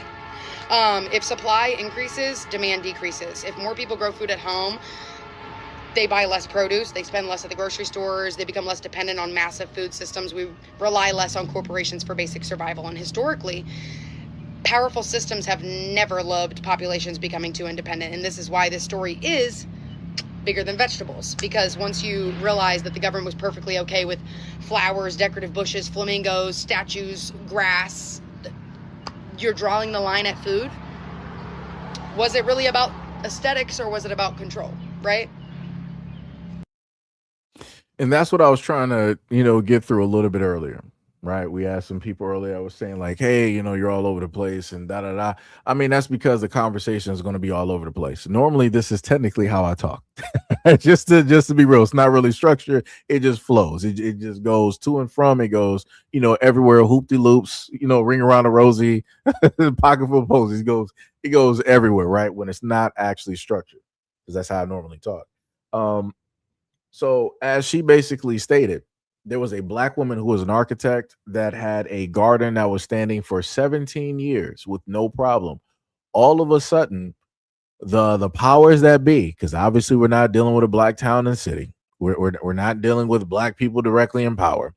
These folks decided that, hey, it's in our best interest to just put limitations on what it is that people are doing, but more so specifically, hey, if you got a front yard and you got a garden, yeah, we're not going to allow you to have that there. They didn't say it was a danger. They didn't say that it was an eyesore. They didn't say that it was causing problems. They just wanted to put a ban on it. And again, they wanted to put a ban on it because they wanted to control, because they knew if more people were able to do just that people would not go to the local markets. If people are not going to the local markets, that means that local markets are not really going to be there. If they're not going to be there, then that means that the distributions for a lot of these fruits and vegetables are not going to be able to go to and from and whatnot or whatever. When that happens, you're not going to be able to pay the people that's on the 18-wheelers, which means the 18-wheelers are not going to be able to be bought and sold from whoever distributes those 18-wheelers. Then that also means that those corporations who make those 18-wheelers are not going to be able to, make those, invest and put money directly in there. That'll affect the people with the gas. That'll affect the tires. That'll affect the metal workers directly out there. I can keep going before I even get to the farmers. So it's going to affect a lot of other industries before we even get directly to the farmers. But again, all of this is opposite of you. Like I told people before, they don't, the United States government or any government, they've never wanted people to really be independent. They wanted a false sense of independency, so to say. They wanted you to think that you're really independent, but you're not. Because if you look at everything that you basically do, if you look at your cell phone right now, look at how many apps and how everything is integrated and connected. Look at how if you have, let's say, what is it called? What is it called? If you have a touch pass or whatever it is, right? if you got some type of authentication, somebody might write it down in the comment section because it's killing me right now because I know what it is. A2F authentication, whatever it is. But if you got a certain type of authentication that you got to go directly through on your phone in order to gain access, that locks you pretty much out of everything. So that's your banking, that's your social media, or even work apps that you may have as well, right? Because you're dependent. If electricity goes out, you're dependent. If water goes out, you're dependent, right? If a storm basically happens, you're dependent. The United States have made it so possible that everybody is just almost pretty much 100% dependent on the government and what it is that they are able to supply. So this is how the government can basically then get to the point of like, hey, if you don't basically listen to us, we are supposed to do this for you, but we don't have to, right? But if you listen to us and you do what we tell you to sit up there and do, then maybe we'll think about giving you some bottles of water. Maybe we'll think about giving you a generator or something like that. Maybe we'll think about doing what it is that we're supposed to do, even though we don't really have to, even though we're supposed to by way of, the amendment, Constitution, all this other type of stuff, right? Because you're supposed to be for the people, not the people for the government. But this is what that looks like. And this is why I said before that for the white folks out there, y'all are siding with this type of lunacy where you got these crazy rich psychos who are able to control any and every single thing. If just like I ended up finding out years ago because I didn't think that was actually possible because I didn't understand it. In states around the United States, it is illegal to capture water. Let me go to what's the name real quick because I just want to type in something. Let me see. Is it what states is it illegal?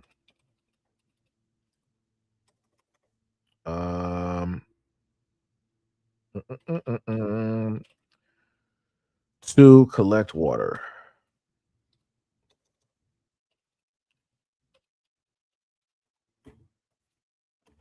See what we got so far.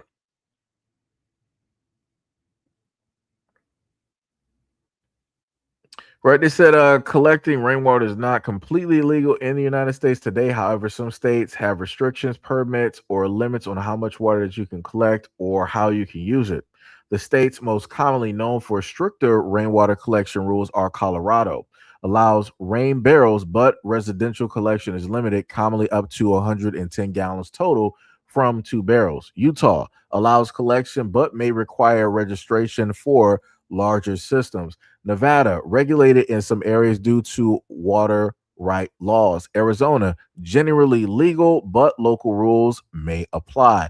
Oregon, collection is usually allowed only from rooftops. Most eastern states, including Connecticut, allow residents rainwater collection with few or no restrictions. So, like I said before, we shouldn't have restrictions at all. If it's raining for a grand total of a week, why are you worried about somebody collecting water? It's basically flooding. It's flooding. Why are you worried about somebody collecting water? It's enough clouds in the sky. You're like, yo, this is why I be telling people, like, this is how crazy a lot of this stuff is. Like something that's natural, they were like, no, we don't want you sitting up there collecting that. No, we're gonna put limitations directly on. That's like them sitting up there telling you like they don't want you to have solar panels gathering sunlight. Huh? Brother, what? Say that again?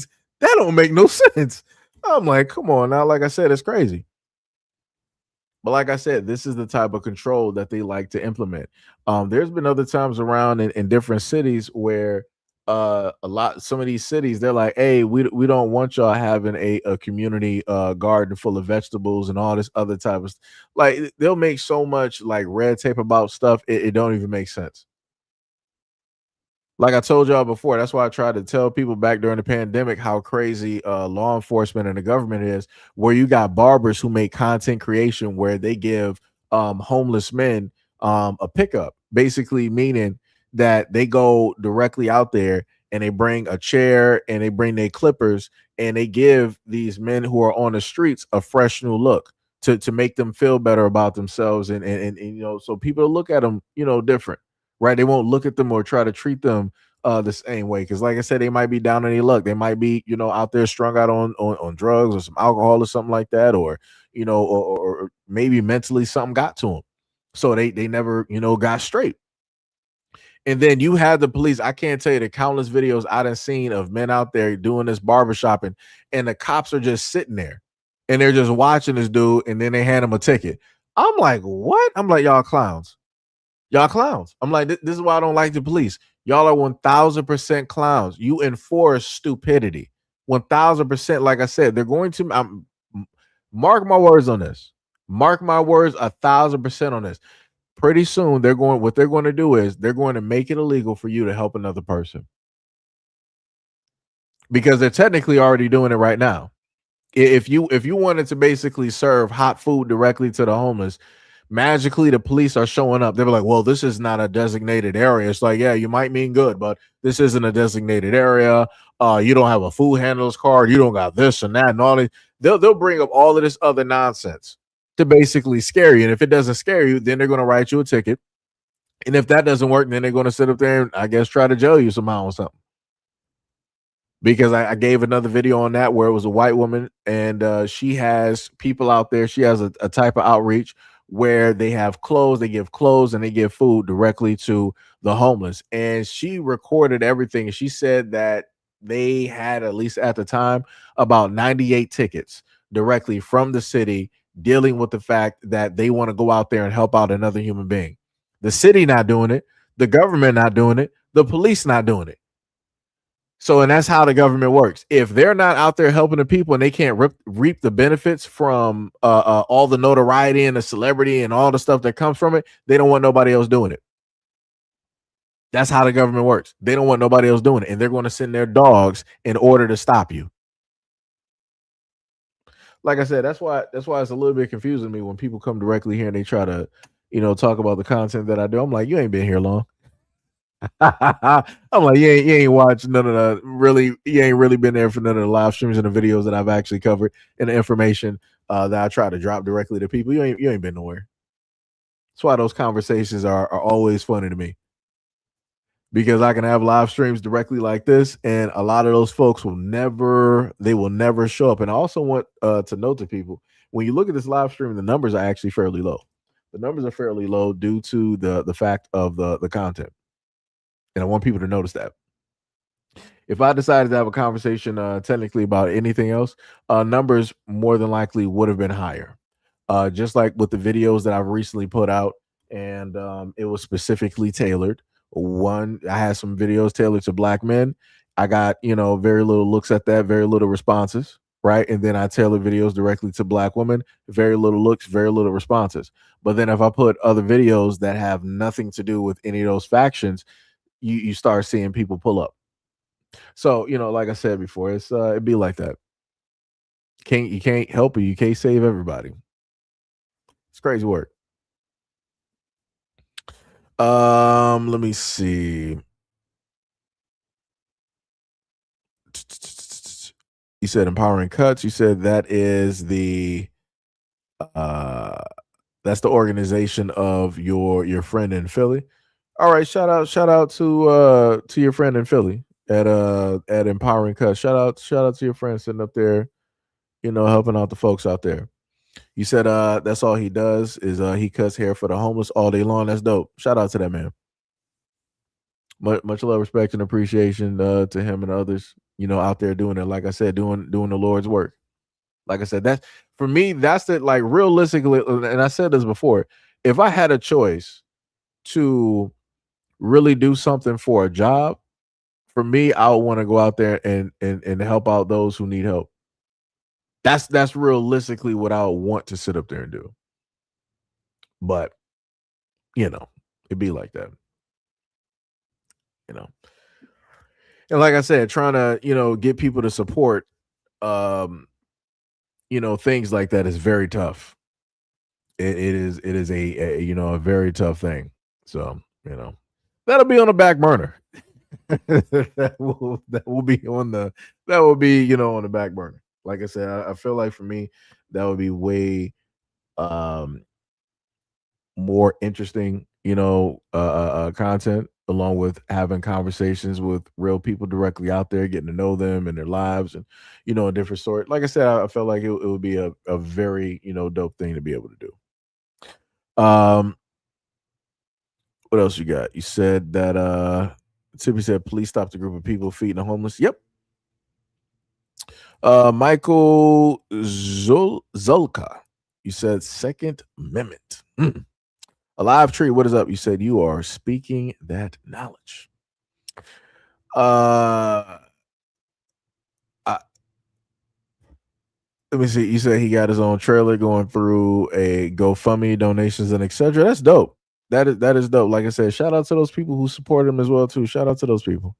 I would normally sit up there and say the person's name, but your name is crazy up here. I wanted to like highlight your comment, but I'm like, yo, your YouTube name is wild. I'm like, yeah, I can't. That'd be highly suspect for me to repeat that name.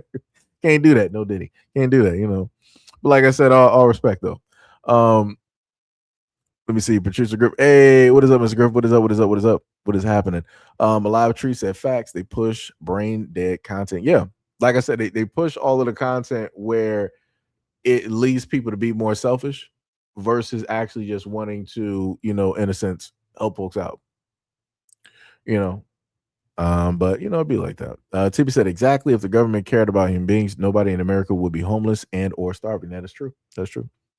Cooley said that's YouTube doing that. Actually, it's trust me, I get what you're saying because I've been there. I've been here for quite some time, going through the algorithms and different things of the sort, right? To an extent, for Cooley, you do have a point, but also to the other extent, I know for a fact that people will overlook certain videos if they don't think that it's interesting or entertaining, or if they feel that it's about them, even though it's not. So again, I've been doing this for quite some time. Soon enough, I'll be able to say that I've been doing this for like 10 years. But I've been doing this for quite some time, and I can safely tell you, been well over like 3,000 videos that I've done. I can safely sit up there and tell you that a lot of people tend to ignore videos if they feel that it's targeted towards them, if they're going to get offended, or if they feel like you are specifically talking about them, even though the image of the person or what it is that you're referencing is not specifically them. What is it? Bruce said hi. What is up? What is up? What is up? I'm just gonna say General, right? You said thank you for that, Rob, because I appreciate him for that. Yeah, I don't even know him, but I appreciate him for doing the Lord's work. Like I said, it takes a lot for a person to want to be selfless and to help out other people, because naturally a lot of people are selfish. And again, it's nothing wrong with that. That's just the way that, in a sense, the world is. But it takes a lot for somebody else to want to go out there and help other people, and in a sense be there for them. So like I said, I have immense respect for people that do that. Alive Tree said just found you and just subscribe. Hey, much love, respect, and appreciation. Much appreciation. Somebody said get out MySpace. I don't even know what that means.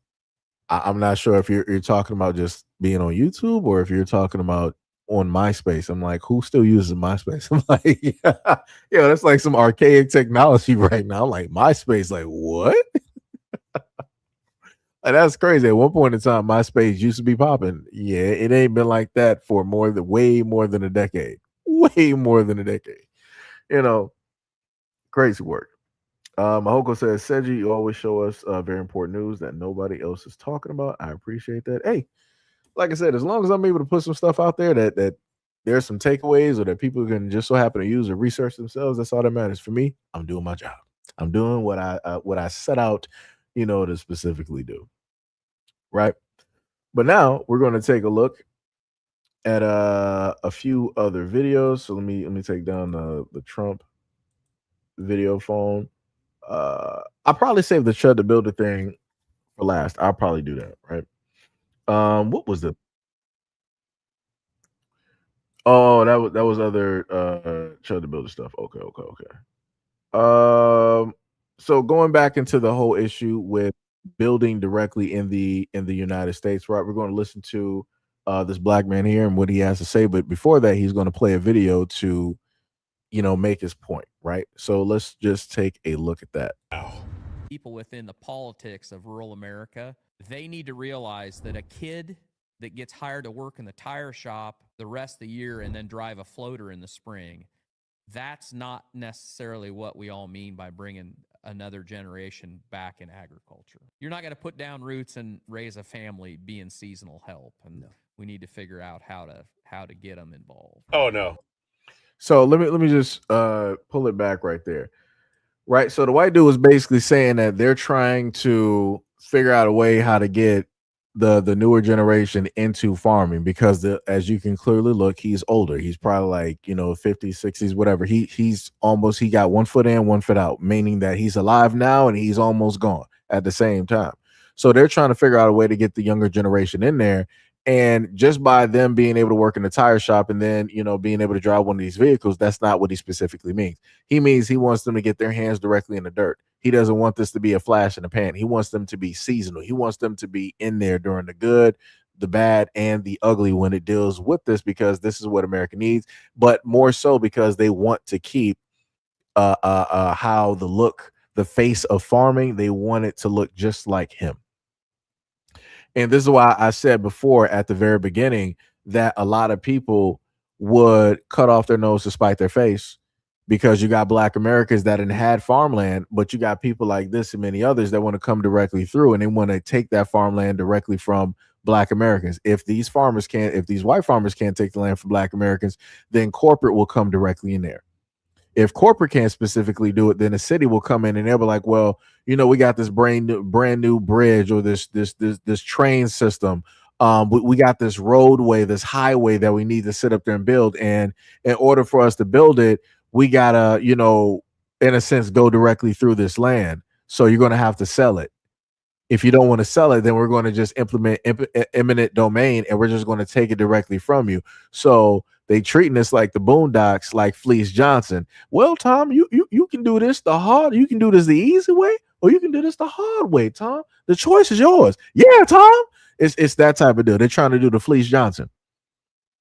So you can either give it to them willingly, or they can take it from you. And those are the choices that black Americans have always had when it specifically deals with the United States. That's the way that it's always run directly with us. Nobody else has ever had these type of options like this that are both negative. There's not a positive to any of these. The only positive is for corporate America, you know, for the government and for these white farmers. But even the white farmers are struggling.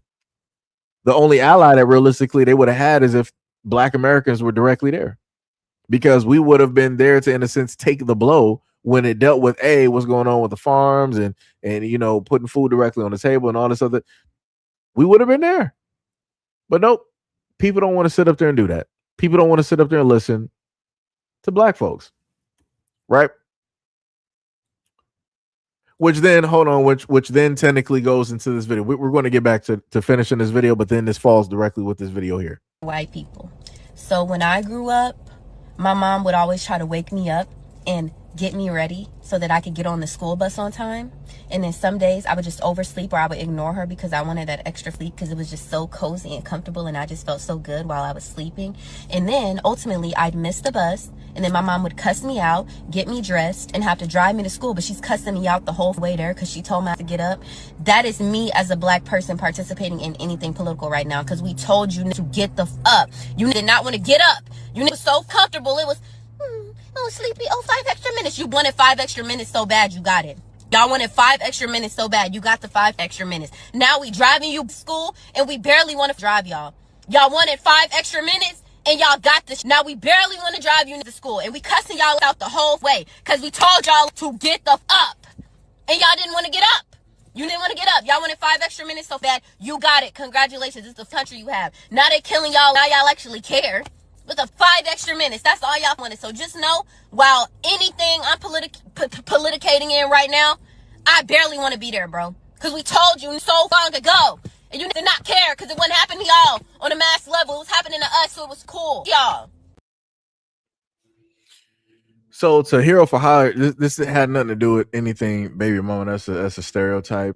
She was specifically talking to white people and basically explaining how Black Americans have been trying to tell and warn people for years, but nobody wanted to listen. And now we're in dire straits. America is now in dire straits, and you have everybody trying to figure out what's going to happen, what's going to go on, and then you've had people come out online on TikTok, especially. And I've showed these videos both in long form content and in live streams. How you have people coming directly to Black Americans, like, yo, Black Americans, this is all of us. There's no time for division. We got to come together. We got to sit up there and fight this. This is bigger than any of us. And da da da. If we don't do this, then we're all going to sit up there and lose. And Black people are like, well, we're all going to lose. Black people been losing for so long. What's the matter? Black people been losing for so long. What's the like the Black Americans had a record like the Lions had during the Thanksgiving Day game that they had way back when, where they had the highest losing record ever in existence in NFL. I think it was like 17 or 21-0. It was something ridiculous. Like pretty much people were just going to the game just to sit up there and see that record keep going. And you have fans wearing paper bags over their head. That's how bad it was. And that's how America is looking at this moment in time. That's how, especially how white Americans and a lot of other Americans are looking directly at this moment in time.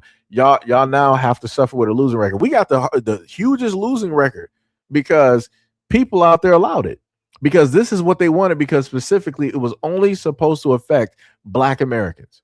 But now it's at everybody's doorstep, and everybody's like, yo, Black people, we need y'all to sit up there and come work with us. We need y'all to march with us. We need y'all to sit up there and speak. We need y'all to say something. We need y'all to use our platforms. And we're like, no. We're like, no. Y'all ain't never want unity in the first place. So why should we sit up there and do unity? What? Because you're asking now, and you're not even really asking.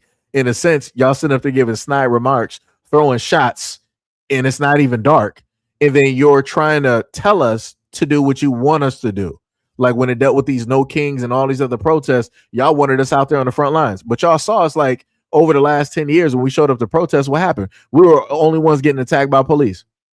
Now, when we're not on the front lines, who's getting attacked by police? Oh, Cry Me a River. Cry me. That's where you at. Shout out to Justin Timberlake. That's what white people are now. That's where everybody else is. Now people sitting up there looking at their people getting messed up by the police out here. It be like that. Like I said, back to blue. Thin blue line. Follow and obey a lawful command. Maybe those things wouldn't happen. Like I said, the same rhetoric that everybody else wanted to levy and state against Black Americans when things are happening at these protests. That's all I got to say from the rooftops, like Rorschach. I'm whispering. Instead of whispering, I'm yelling it. Obey the police. Obey an officer. Follow the rules. And maybe things won't happen. Maybe show them your ID. Let them know that you're at that protest and you're a law-abiding citizen. Show them your ID, your citizenship, your passport. Show them your state, your social security. Show them all that. And maybe the police will not harm you as a white person. Just maybe. But it'd be like that. All right, Pinger, guys, you said excuse me. So you sent a bunch of videos. Much love, respect, and appreciation. Alive Tree said facts. Tibby said they didn't say let's all come together after what happened to Khalif Browder. They didn't care. Yep. D Love said right, said you. D Love Senator laughing. Hero said FBA, nobody's crash dummies. Yeah, that's facts. That is 100% bars. Black Americans are not about to be fully out here deciding to march and protest everybody else when everybody else wasn't trying to do it. And a lot of people keep trying to levy the whole thing, talking about BLM and all of those protests. Like I said, I got videos of white girls. They were sitting up there taking photo ops. They were literally stopping and doing photo ops. White girls sat up there and picked up a random hammer and took a photo op like she was sitting up there helping board up the windows and stuff, and then dropped it and then dipped off. I'm like, yo, like I said, the insanity that was happening during that time is crazy. That's why I can't believe nobody when they say stuff. It is straight clown work out here. It is straight clown work. But like I said, I'm probably what I'm going to do is when I redo this video, I'm going to pair up her video with the other video. So let's go back to this real quick. Oh no, they know how. They just don't want to. Story time. In the middle of the town I live, there's a 40,000 square foot former Coca-Cola bottling plant that's been sitting vacant for the better part of 30 years. 5 years ago, it came on the market, and I had a plan and an investor all lined up. It was going to be beautiful. The centerpiece of the operation would be a small-scale poultry slaughterhouse, completely self-contained and invisible to anyone outside. The building would also contain affordable housing units, a butcher, a baker, and classroom space for training new farmers to operate the farms that would supply the slaughterhouse. The plan would create over 24 full-time year-round jobs, serve as a tourist attraction, and bring in millions of dollars of retail revenue, subject to local sales taxes. It would revitalize farmland, keep it in agricultural use, and protect it from developer pressure. But in order to do all this, we'd have to get a zoning variance from the town council and the town manager. A bunch of old people. You want to know what these mother said to me? They said that they really appreciated the small butcher and the small restaurant and the baker part of it, but the jobs and housing part was going to be a problem because it conflicted with the small town character called for in the town's master plan. And that's when I understood what I was dealing with. These elder boomers who run these sparsely populated towns and counties, they do not want thriving rural communities. They want a quiet little tomb to die in. They want to go to the DMV, there's no line. They go to the restaurant, they don't need a reservation, they don't wait to sit down. There's roads, but there's no traffic on them. There's no property crime. They don't have to fight for parking. There's no noise, there's no kids. And they want just enough money coming in to keep these few services on life support. Economic development would mean people live here full time and it would ruin their good time. So the next best thing is to convince rich people from the nearest city to buy second homes here. That way they don't live here full time, they pay property taxes, they increase their own property values, and everything stays the same. So naturally, young people flee this environment as fast as a used Nissan Altima can carry them, leaving old people to pretend that they don't know why it's happening. And until they're willing to compromise at least a little on their own personal comfort, rural communities will decline into the grave right along with them. So that is where we are, where you have the boomers, you have the older folks that are stagnant. They are stopping creativity. They're stopping evolution. They're even stopping new blood from being there. They would rather people pay some stuff and really not be there, just so that they can just keep it alive on life support for a little bit longer. All because they don't want growth to happen. They just want some old graveyard, as he stated before, where they can just die. And I'm like, that's crazy to me. I'm like, your town is going to be looking the same. It's going to be looking dirty. It's going to be looking old. It's going to be looking archaic. There's not going to be any new businesses, no new jobs or anything like that. In order for people to actually make a livable wage, they have to leave out of the city and come back. So you're forcing them to sit up there and travel because you want this town to be some type of time capsule. Like I said before, this is how things happen because you still got old folks in power with an old mentality. And what people don't understand is that it's very difficult to get a lot of older folks to see beyond themselves. A lot of older folks, and this is fine night, a lot of older folks do not like change. And it could be something so simple as like you might have moved the remote control where it normally is. Their newspaper.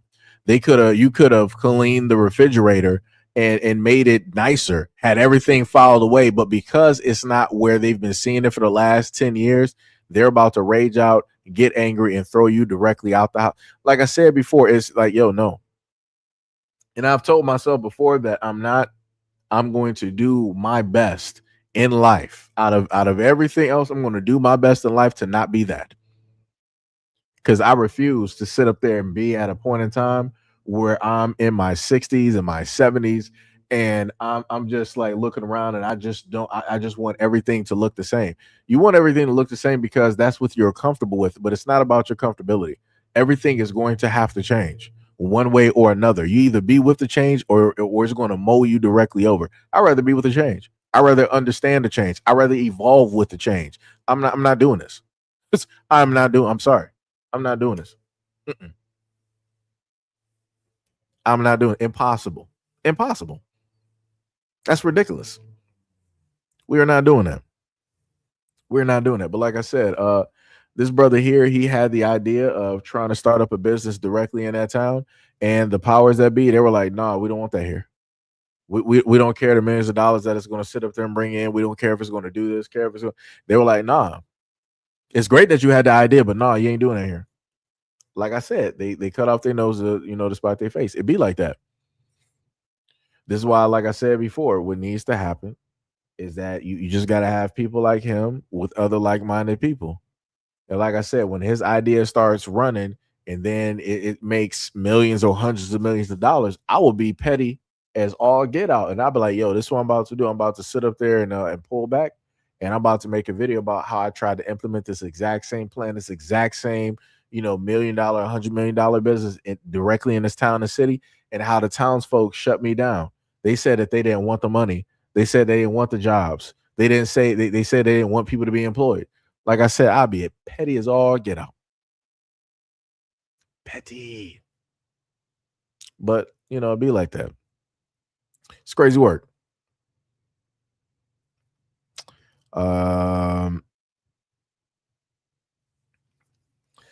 Let me see. A live tree said old heads stuck in their own truths, and I had the same conversation with parents. They thought I was talking crazy. Oh, with your parents? Yeah, like I said, it's crazy.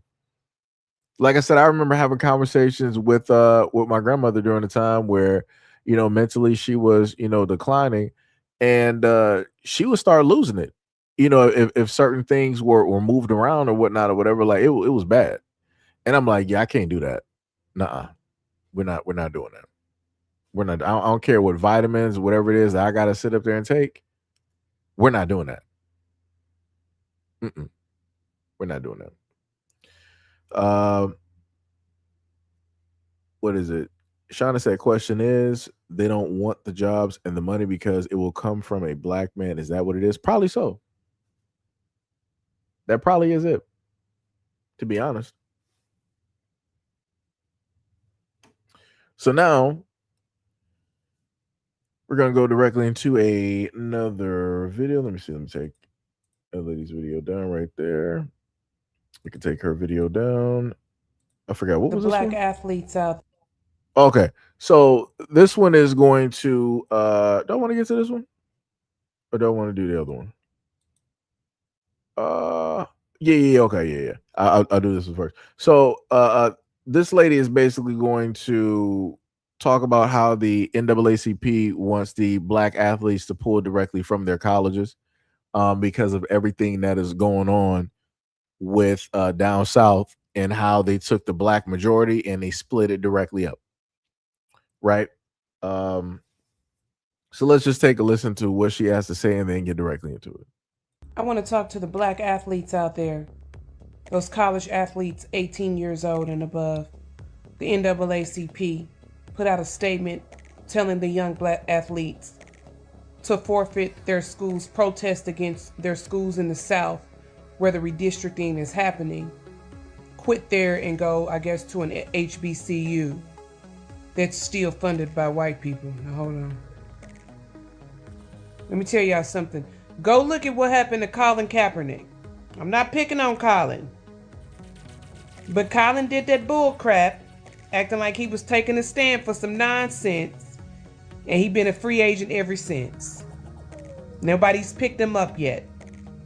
Now notice this also. The people who are asking you to do this got gray hair.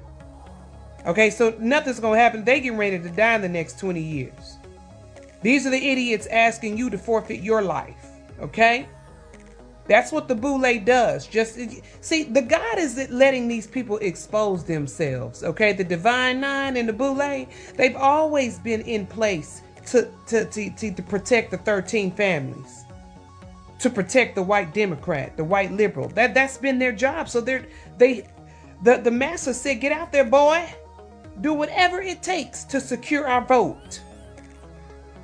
But they can't overturn the Supreme Court. Let me tell you something. What they do is they indoctrinate young men. This is pure communism, okay? They indoctrinate the young men, the young folks, to get out here and do what they can't.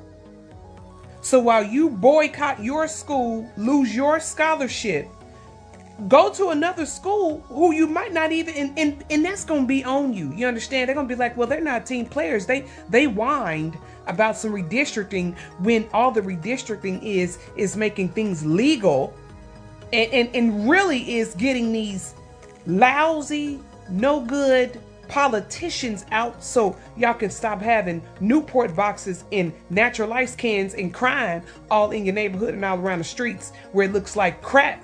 Like Brandon Johnson talking about locking up black men for rape and murder and robbery is systemic racism or something like that. See, that's what they want. They want you to kill yourself. They want you to be the loser. These Negroes got gray hair. They have nothing to lose. They want you to lose it all. Let me tell you something. Don't you listen to them. Don't you listen to them.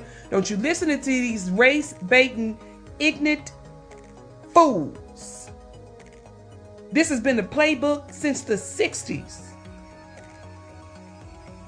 Go read about it. They use impressionable young people to do their bidding. They out here trying to protect Nancy Pelosi and what she wants. The Clintons and what they want. These elite families and what they want. That's what they're doing. Don't you listen to them. Listen, stay strong. Listen, have a brain of your own, okay? For too long, we've been listening to ignorant black folk. Old ignorant black folk. And where has it gotten you? Nothing but crime-ridden neighborhoods with Newport boxes and natural ice cans all on the ground. Can't get ahead. Got you living in fear, thinking the white man got his foot on your neck when he don't. That's the problem. There is a problem. We have a problem in the black community, which is the enemy from within. What is the enemy from within? Misinformation and fear. And that is their job. They utilize the youth to get their foot because they're too coward and lazy. Won't they give up something? Won't they work? The NAACP is paying. Do y'all understand that? The NAACP is ran by Jewish money, who are white, by the way. Okay? They're Gentile, by the way. The HBCUs, except for Grambling and I think in Tuskegee are all what? White? By Rothschild and Rockefeller money? So you're running from one white man to the next white man. Y'all so ignorant. Listen. Wake up. Right.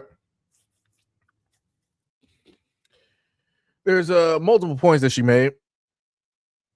The one thing I say is this. When it deals with sacrifice, people have to figure out what are they willing to sacrifice, right, for the greater good. Am I going to specifically go out there and tell those young dudes who've been working their whole life to get there to give up whatever promise or whatever it is that they're getting in order to do X, Y, and Z? No. I'll let them decide if they want to do it.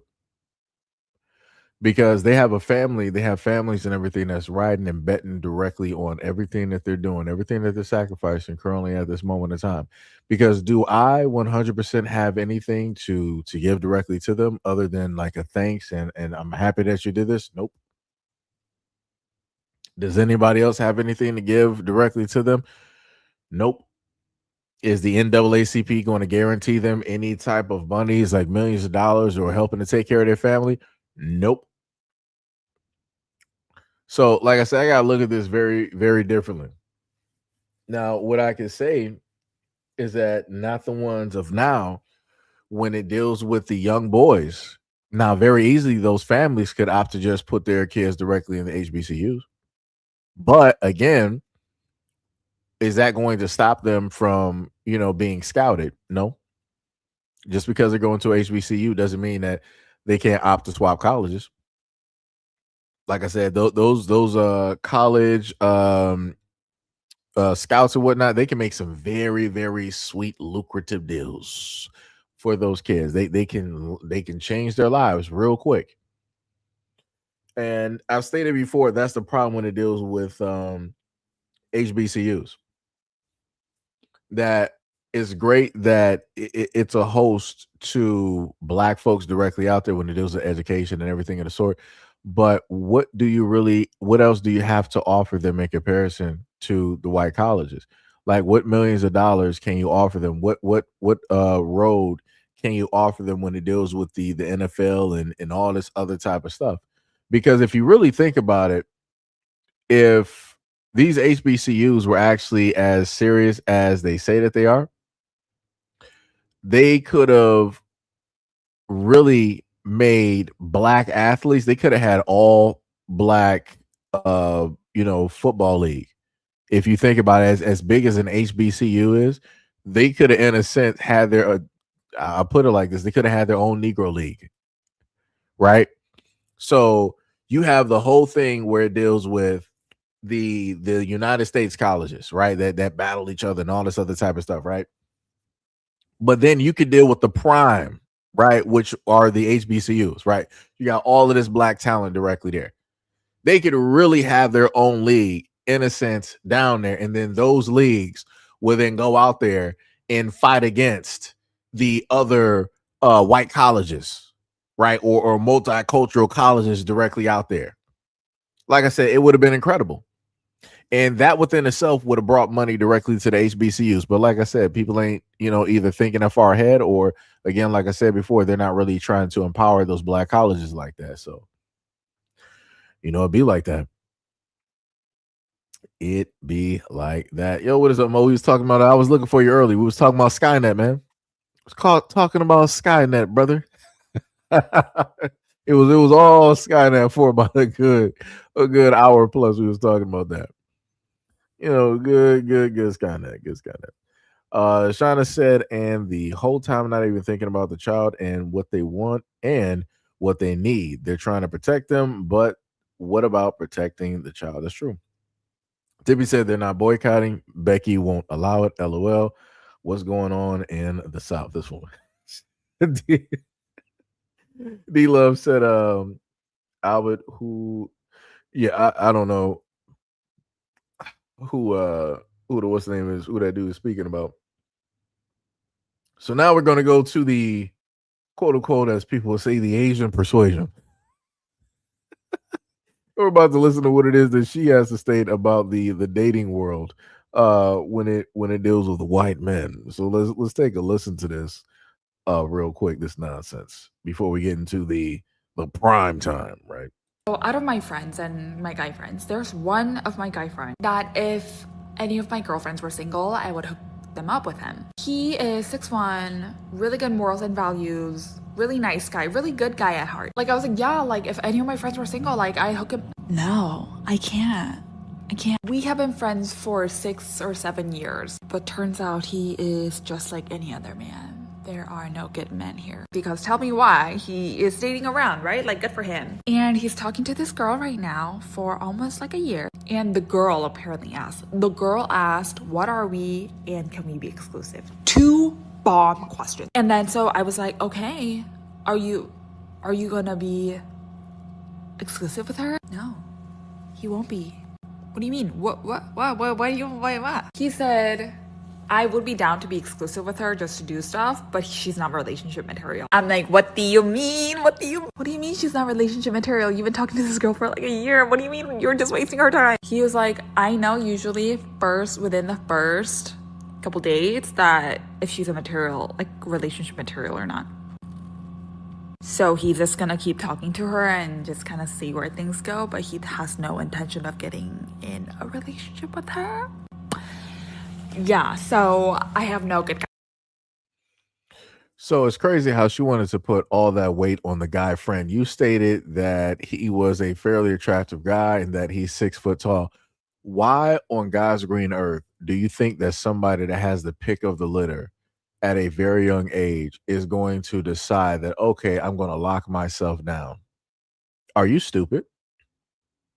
You said yourself that your friend specifically was whatnot or whatever, and he's with this girl, and like, yo, like, are you like, just because, like, this is the thing that a lot of women got to understand, just because you think that your friend would be great in a relationship does not mean that they would actually be great in a relationship with a guy, because you're overlooking red flags.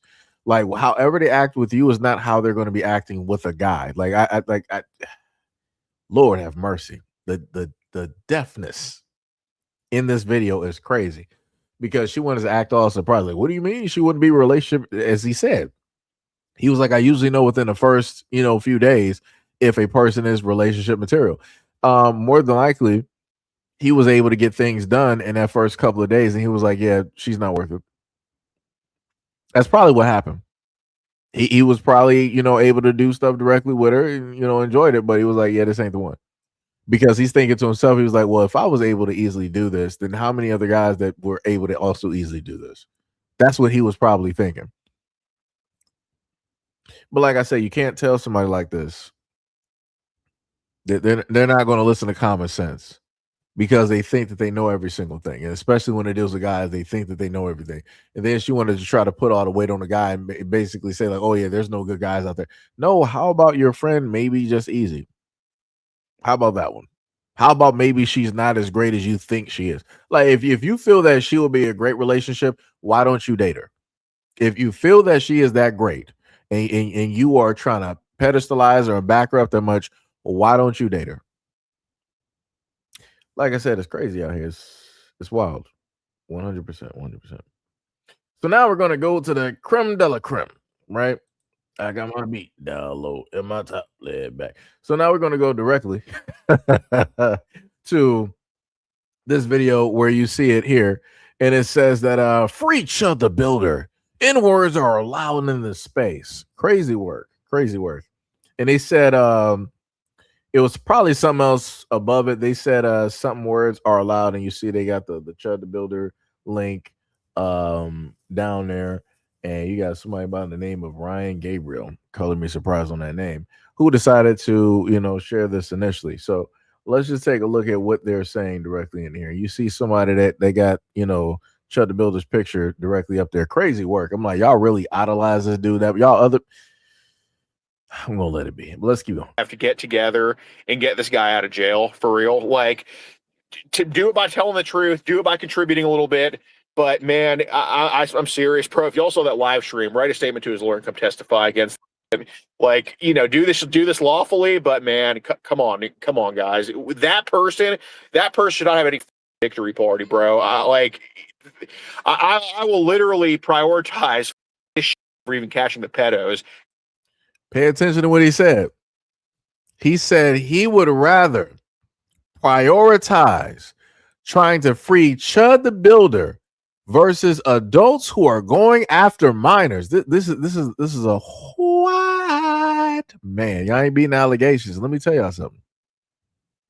That's out of all of 2026, that by far is the craziest statement I have heard so far. You would rather prioritize focusing on and freeing Chud the Builder and him being able to do the content because y'all love it so much, over trying to save the family, trying to save the ones who need the utmost protection from predators. Wild work. Let me just repeat that one more time. Lawyer come testify against him. Like, do this lawfully. But man, come on, guys. That person should not have any victory party, bro. I will literally prioritize this shit for even catching the pedos, because that just pissed me off, man. Well, Alex, I mean, I think you of all people have seen how bad the justice system can fail. Like, we've seen literal chomos with like 4K evidence just walk free because of a lazy piece of garbage cop. You know what I mean? Absolutely. Because they don't want to write a report. So you think they're lazy? You think it's laziness? Oh no, in this case, it's the opposite. It's just outright, I don't know, treason to like, disregard the Constitution. But do the minimum thing you need to do to keep your job. You know how many? And then they tried to say that it was treason because he's getting charged.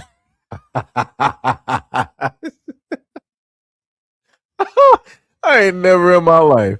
All right, yo. So now this is, oh man, you can't make this stuff up. You can't make it. They literally, I have to make sure to put this in some type of standalone video, or I might put this in the short. Like I said, for the white boys out there, I ain't beating allegations up there in this whole group chat directly on probably on X, talking about you would rather prioritize Chud the Builder versus the ones going after children. That's wild. So this is why no celebrity names got released, huh? I got you. Racism is more important. Gotcha. But to further put nails in that coffin, let's go with the final exhibit. Tell you something, man. Let me tell you why I respect this dude, Chud the Builder. He was giving motherfuckers their own medicine. If you see everything online now, everybody's talking like, you know what I mean? Oh, he got what he deserved. Oh, you should sit in there. What happened when Carmelo and Anthony killed that kid? No reason. Self-defense? Y'all started GoFundMe, raised $750,000. Parents went and bought a house, all this other shit. Like, what happened with that? He killed that kid for no reason. Went in there starting shit. Like, and y'all didn't have a problem with that? What about that chick Irina that was sitting on a train, minding her own business, listening to music? Dude stood up behind her and stabbed her and said, I got that white. Y'all ain't a problem with that? Crazy part is he's listing all of these things, but he's not, stating what happened. Somebody can correct me if I'm wrong. Maybe I got a different story. But the European immigrant that came directly over here, that was directly on a bus that Elon Musk wanted to make 300 murals across the United States directly for, I could have sworn that the family stated that guy was already mentally disturbed, was supposed to be on medication. He should have been admitted and kept there for a long time, but they opted not to do it and just kept releasing him, and then this ended up happening. And the family did not back him up on that. To my knowledge, or maybe I might be thinking about a different story, but like I said, that's crazy. The Carmelo Anthony case, I didn't know people were actually still on that. That was self-defense. Like I said before, if you got people that are built like bulldogs and they're sitting up there instigating a fight, and you decide that you want to, try to, do to and from and potentially maybe jump somebody, it'd be like that. Like I said, nobody tells you that you own seats or whatnot or whatever. Like you're doing way too much. And like I said, I know how these white boys be acting and moving.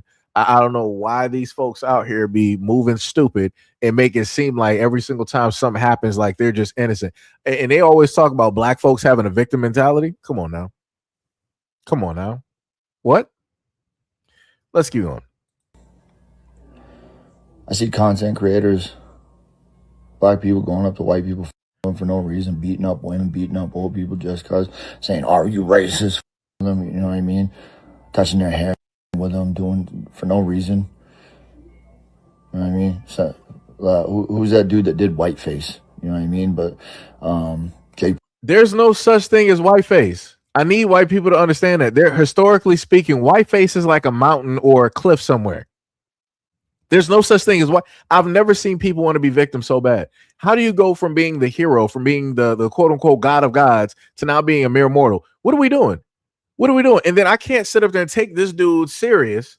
Like this dude, he doing a video trying to sit up there and show off muscles and like tattoos, like he just got out of prison, like he done just did a 30-year bid, and now he want to sit up there and talk about like, yo man, what about these blacks doing whiteface? There's no such thing as whiteface. Historically speaking, where is whiteface at? How has that been used against white people? How has that been marketed all over the world in a negative way where it has affected and demoralized them? It hasn't. It's makeup. But blackface is a thing. Stupid. But let's keep going. Paul does blackface and all of a sudden black people got a problem with it. Like, man, y'all are hypocrites. And not all. Don't get me wrong. People's character. I mean, I did 7 years in Connecticut. Let me tell you one thing, man. I fought over the color of my skin a lot.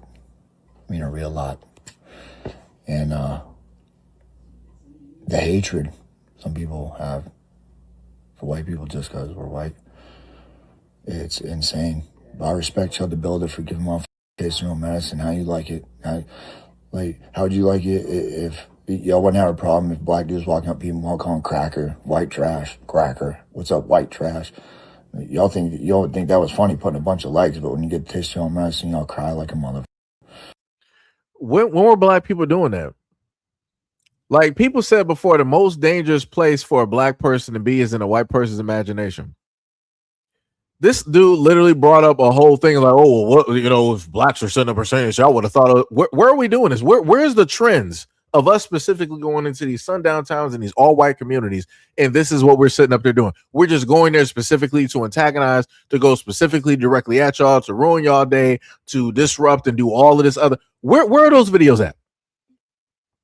Like I said, they just be making up some mystical, magical black people so that they can amp themselves up. Like, yeah, he was giving them a taste of their own medicine. So why don't you go do it then? Why don't you do the same thing that Chud the Builder did? I bet you won't. I bet you won't decide to sit up there and go to some random black town or community where people who are active will get active if you decide to show up and pull that same stuff. I bet you won't sit up there and do it, but you'll make sure to sit up there and agree with Chud the Builder behind the screen, though. You'll make sure to sit up there and support him with a go donation. Any GoFundMe. You'll make sure to sit up there and do that. You'll make sure to make this video like you did right here, but you're not going to sit up there and go do it though, because you know better. But let's continue. Soft. If somebody looked you dead in your eyes and called you a piece of, does that mean that you can punch them in the face? Does that mean that you can attack them and assault them and stomp them out, possibly poke them or pew-pew them? No. So the N-word's no different than being called a piece. So as far as Chud the Builder goes, I mean, we all knew he was on some dumb shit. We all knew what was going to happen. I said a long time ago, and I said, if he does get in a situation and he has to use his weapon, then he's probably going to be facing charges, because I hear people all the time, even guys I used to work with.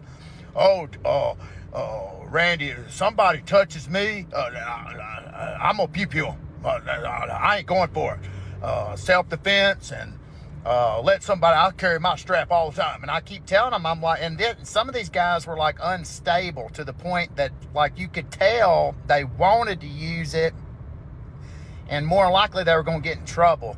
It's not as easy as you think. Everybody thinks, you can use self-defense, pew-pew somebody. It sounds good, but you're going to end up in court. So you have to keep in mind, attorney fees are extremely expensive. You got to have bond money, or you're going to be sitting in jail the whole time trying to fight your case. Nobody wants to do that. And Chud, thank God he bonded out, because they would have to keep him in isolation, y'all. These jails and prisons, most of them are predominantly people of color. So, they run the prisons and jails in most of these states. I'm not sure where Chud is, but, I knew he was on a crash mission. I'm not so much taken up for the guy. I'm just saying the difference that we have in opinion is people of color think, not all of them, but think if a white man calls them the N-word, that somehow justifies murder or an assault and all that. And it's just a word. It's no different than being called a piece of. It's no different. And if you can't control your emotions, then you're weak. Because if somebody can get to you that easy by using a word, then you've already lost. Your life is going to be able to be taken if you say something racially offensive. Your emotions. So we heard it, right?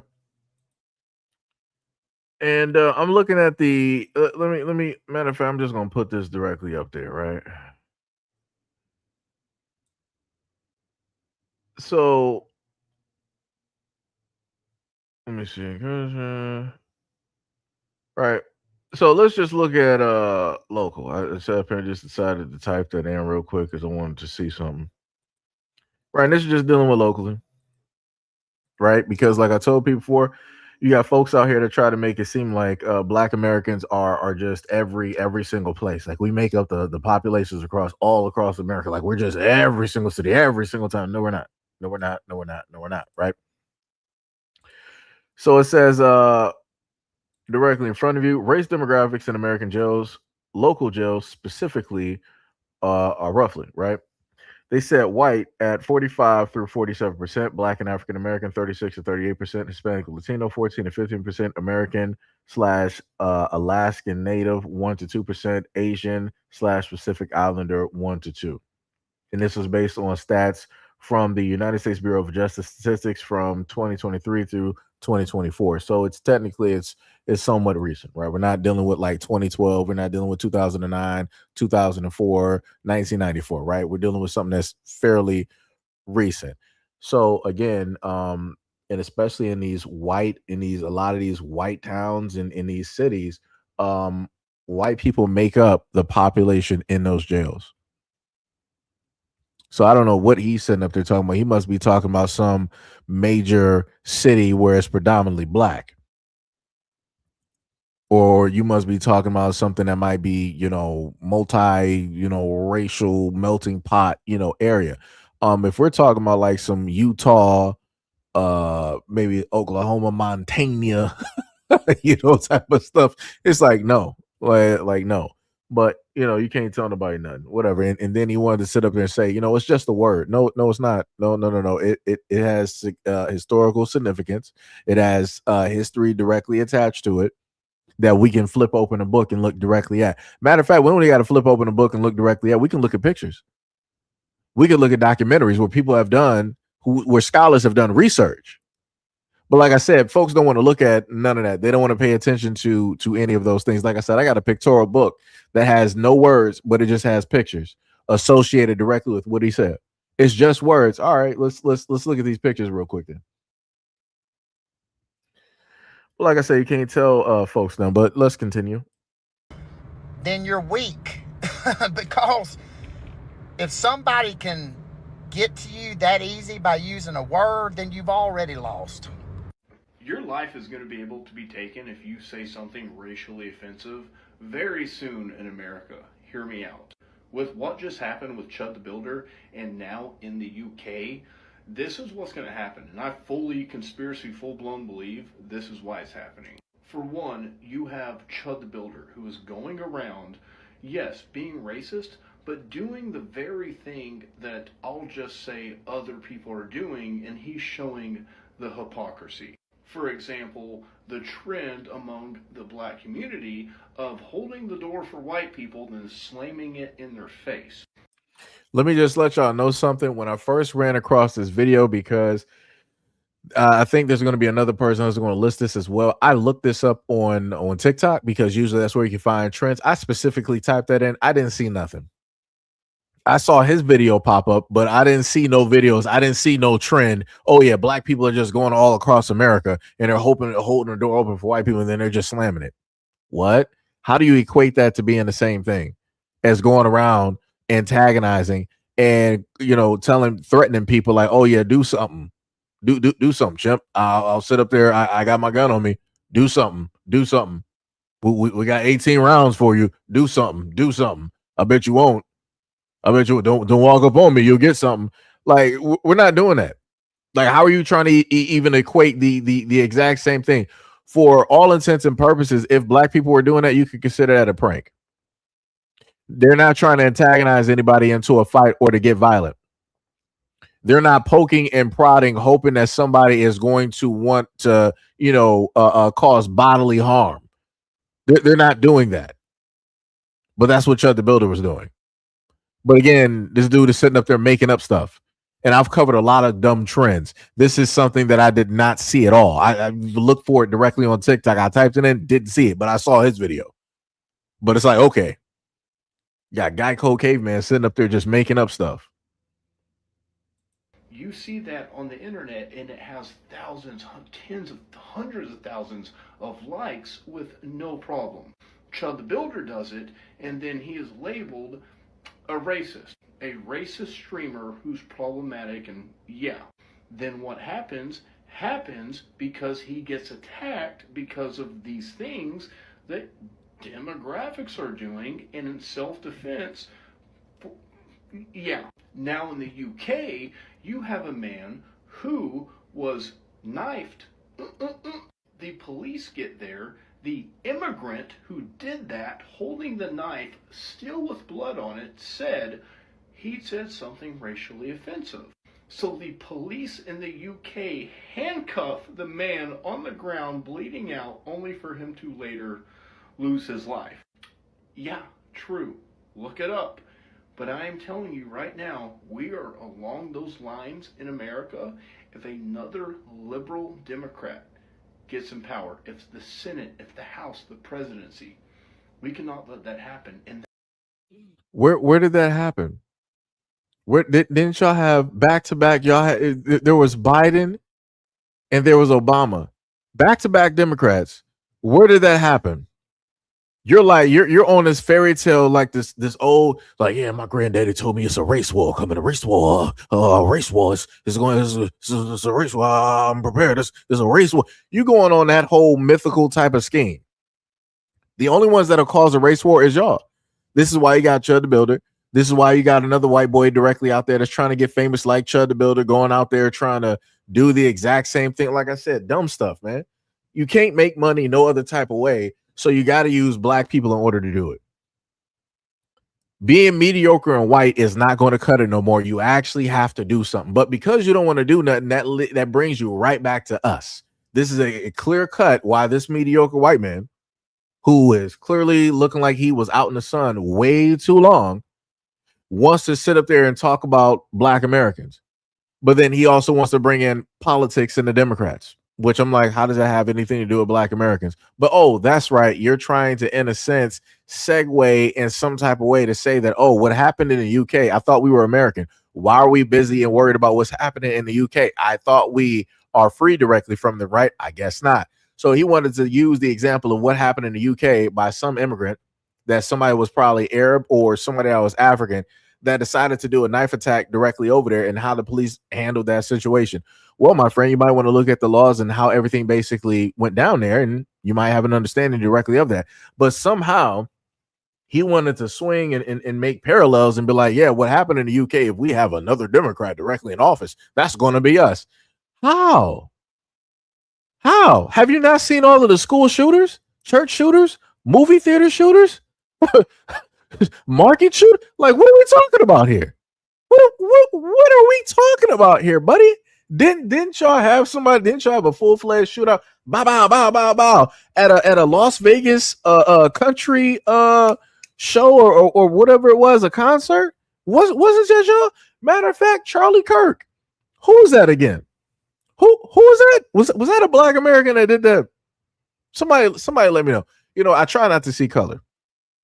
I try to be a different person. I try really not to see color. But I could have sworn that dude didn't look black to me. That dude was acting like an American sniper. That man was on rooftops. People had video of somebody on a rooftop ducking and dodging and moving to and from, do a barrel roll. That dude was just all over the place.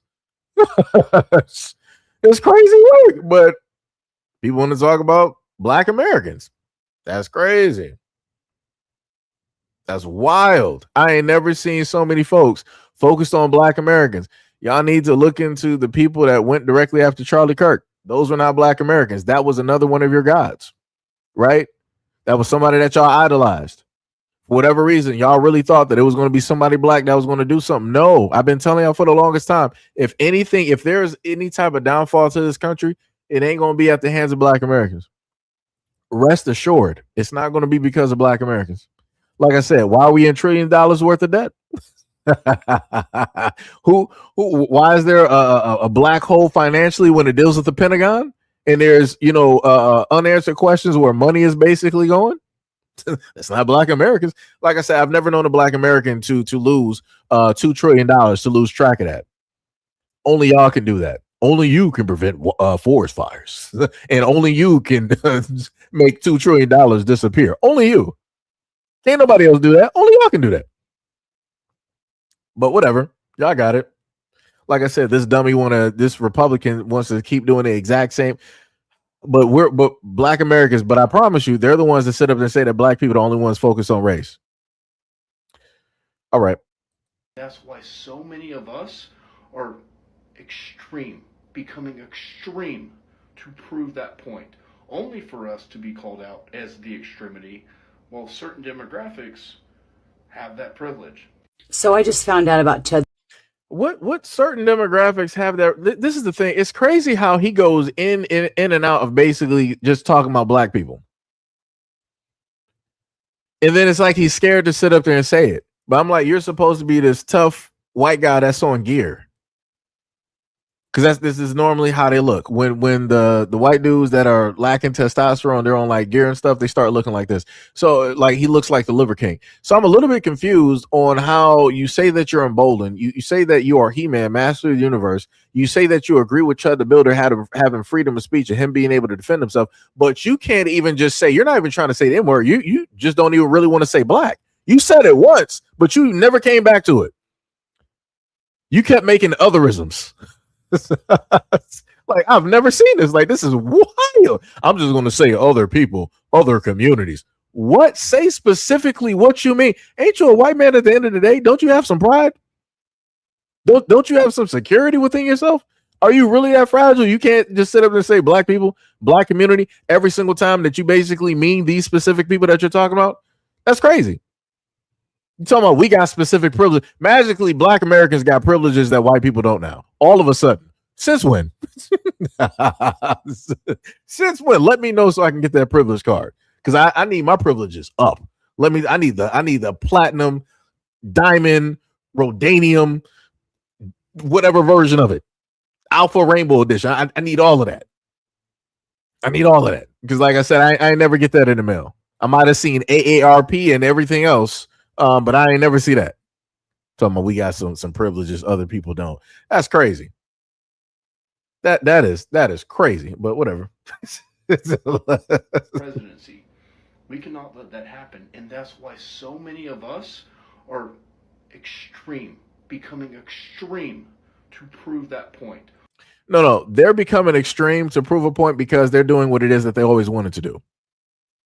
Because the other thing that white people don't want to talk about is how when they grow up, everything is rigid, right? They're meant to be this one type of way, this one-dimensional thing. It's just that. Black people got the freedom, even though we've been through so many things, we got the freedom to go to and from, to be as we want to sit up there and be. They don't like that because they've been taught that they can only live life and go by life this one way, and that's the only way to basically live it. So this is why whenever black people are just out there having fun, we can be at a park. Just two black people just out in the park having fun. Could be fishing, could be just like throwing a ball, playing catch. They want to sit up there and call the police because they don't like the fact that we have the freedom to just sit up there and have fun. We're not in, some type of rigid format that this is what we can be and this is all we can be. This is why you see a lot of white folks get annoyed when black people are just out there having fun. We're just out there just enjoying ourselves. We're not minding nobody else's business. We ain't in nobody else's business. We're just being ourselves and just being out there. We could just be going to our car. You know what happens? If it's a nice looking car, I'm about to call the police because I don't think that's your car. But realistically, it's not that they don't think that it's that black person's car. It's that they're jealous of the fact that he got that car before they could ever just so happen to afford it, which means that dude has a better paying job than they do. And they're like, I don't like that. So because I don't like that, I'm going to sit up there and make your life a living hell. So I'm going to call the police so that they can harass you so that I can get the outcome that I know should happen, which is you don't have that car and you no longer have your life. Jealousy is a hell of a drug. Crazy work. Diabolical. But let's continue. Only for us to be called out as the extremity, while certain demographics have that privilege. So I just found out about Chud the Builder. And, I don't know a ton about him. I see clips on this app, and I've done a little research. But I do know, in my opinion, that man had some he was going out and doing the exact same thing that black creators have been doing to white people for quite some time. getting in white people's faces, shutting doors. Okay, that's the new trend. Where? Like I said, there was going to be somebody else that was going to list this again. Where is this new? Every time they say something, normally, let me tell y'all something real quick. As a content creator, normally whenever I watch these videos and people want to talk and they want to bring up something, they give an example. If they got 20 videos that they can showcase, they will put all 20 of those videos in alignment and then get back to the main point. She doesn't do any of that. She's like, oh yeah, this is the new trend. Where's the video? Where's the video? Y'all normally do this directly on TikTok. Where's the video? Where's the evidence? What are you talking about? You're just out here saying anything because you're just naturally racist and you want to back up a racist. Let's keep on. Opening a door for a white person and then shutting it in their face. Black creators walking up to white people going, are you racist? And then questioning them, treating them like shit. Touching their hair. Going into their businesses and making a scene. You know the black lady that goes into all the businesses and makes a big old scene, and she's like barefooted and she tries to go behind the counter and she does outrageous things. Is that woman black or is she other? But like I said, when it deals with them, you can see the racism just emanating directly from her. She has that blank stare like a rabid dog. Like this is the type of look that a rabid dog gives before he's about to attack the owner and bite off their face. This is what that dead look, that dead eye look looks directly like. And this is how racists look when they're just bringing up the idea of these fantastical black people just doing all of these horrendous things. She didn't even say anything. She was like, oh, you got some blacks out there that were touching like white people's hair. You know how many times that white people didn't just rolled up to black women and started just touching and feeling directly on their braids, like, oh, your hair is so nice. Like, oh, I like the why are you touching people's hair?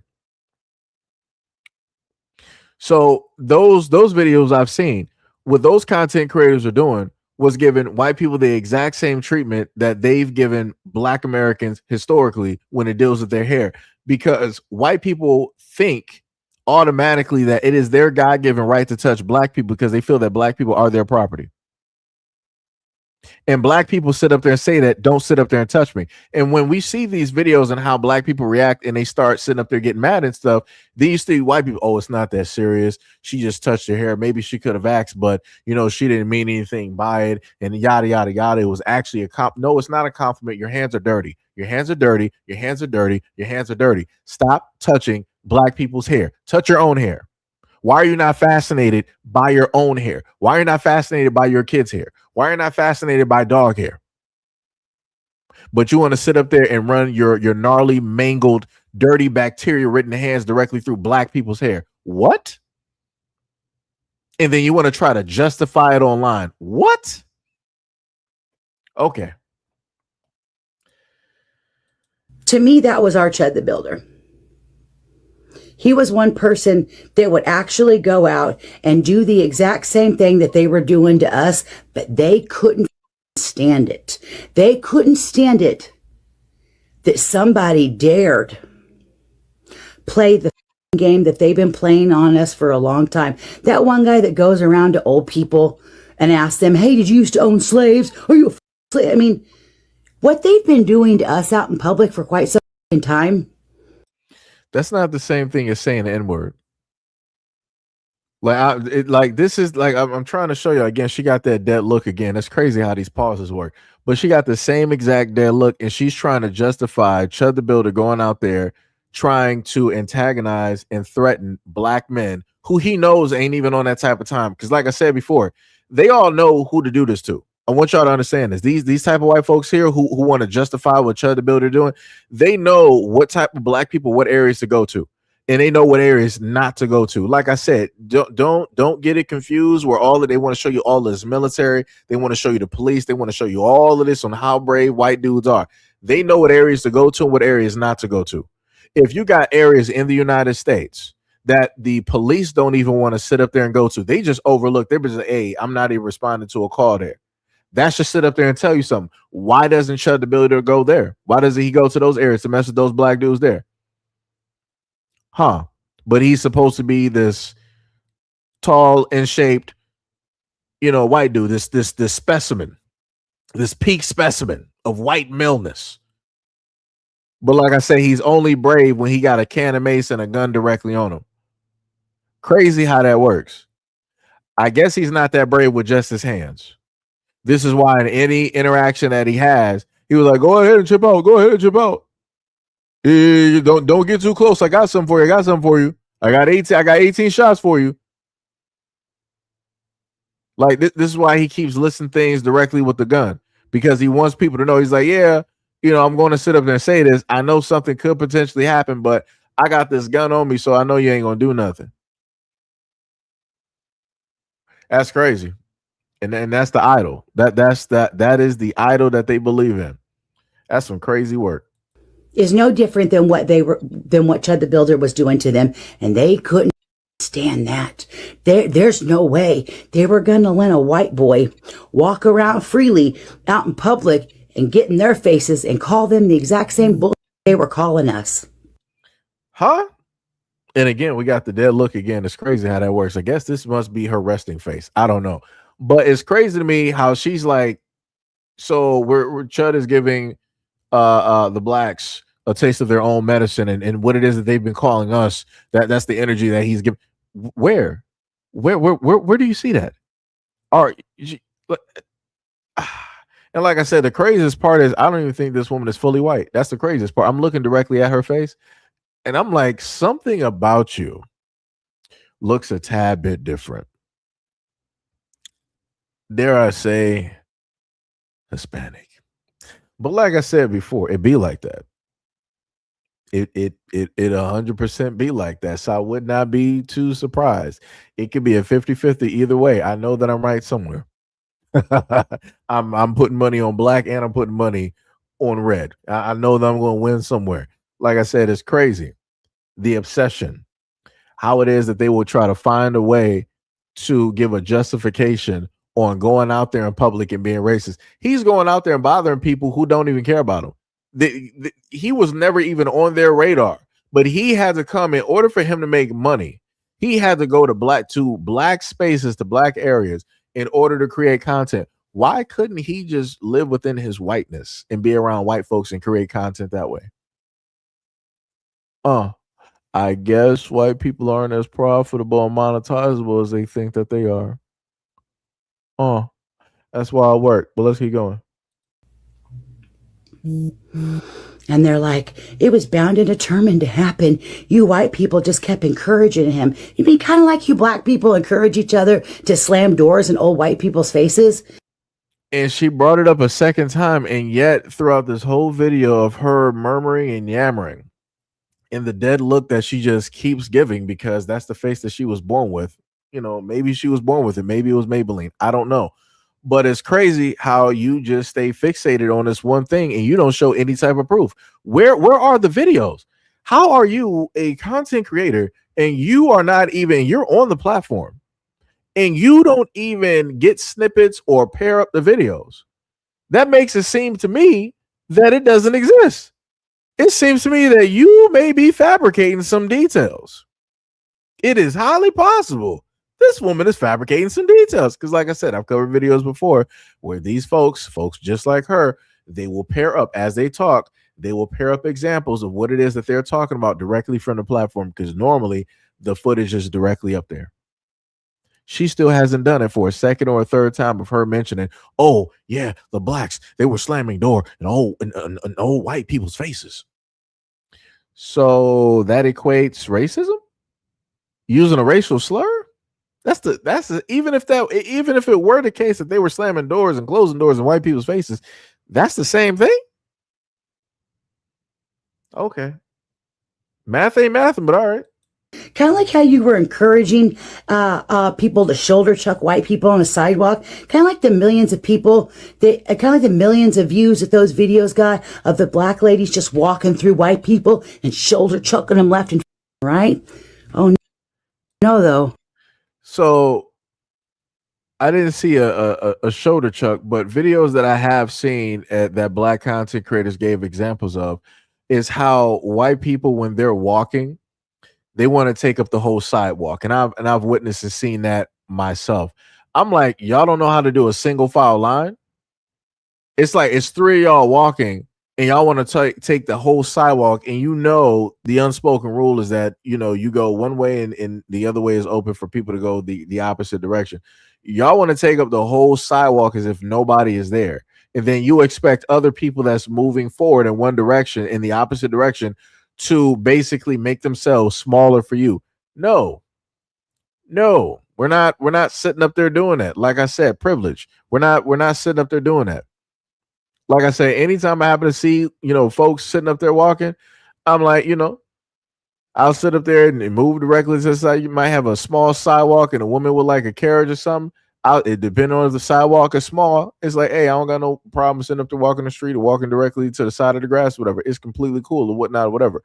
Understandable. But again, you got three people walking one direction, taking up the whole sidewalk, one person walking the opposite direction, and y'all all three is a word I want to sit up to say, but all three of y'all want to sit up there and take up that whole thing. Okay.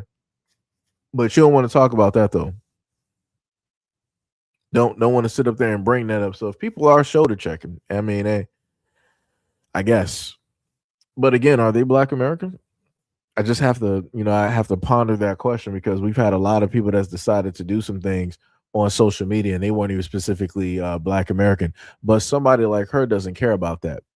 If they all look a color, then they all are one color. Right? That's okay if y'all do it though. But white boy out there doing that? Oh, no. We can't have that. Now, can we? We're the only ones that can go around bullying whiteys because they deserve it. They deserve it, All I know is Chud has a GoFundMe. I'll gladly donate. But of course you will. I sure hope he's okay, because he ain't done a damn thing that y'all ain't been doing to us for quite some time. Like I said, you just can't that, can you?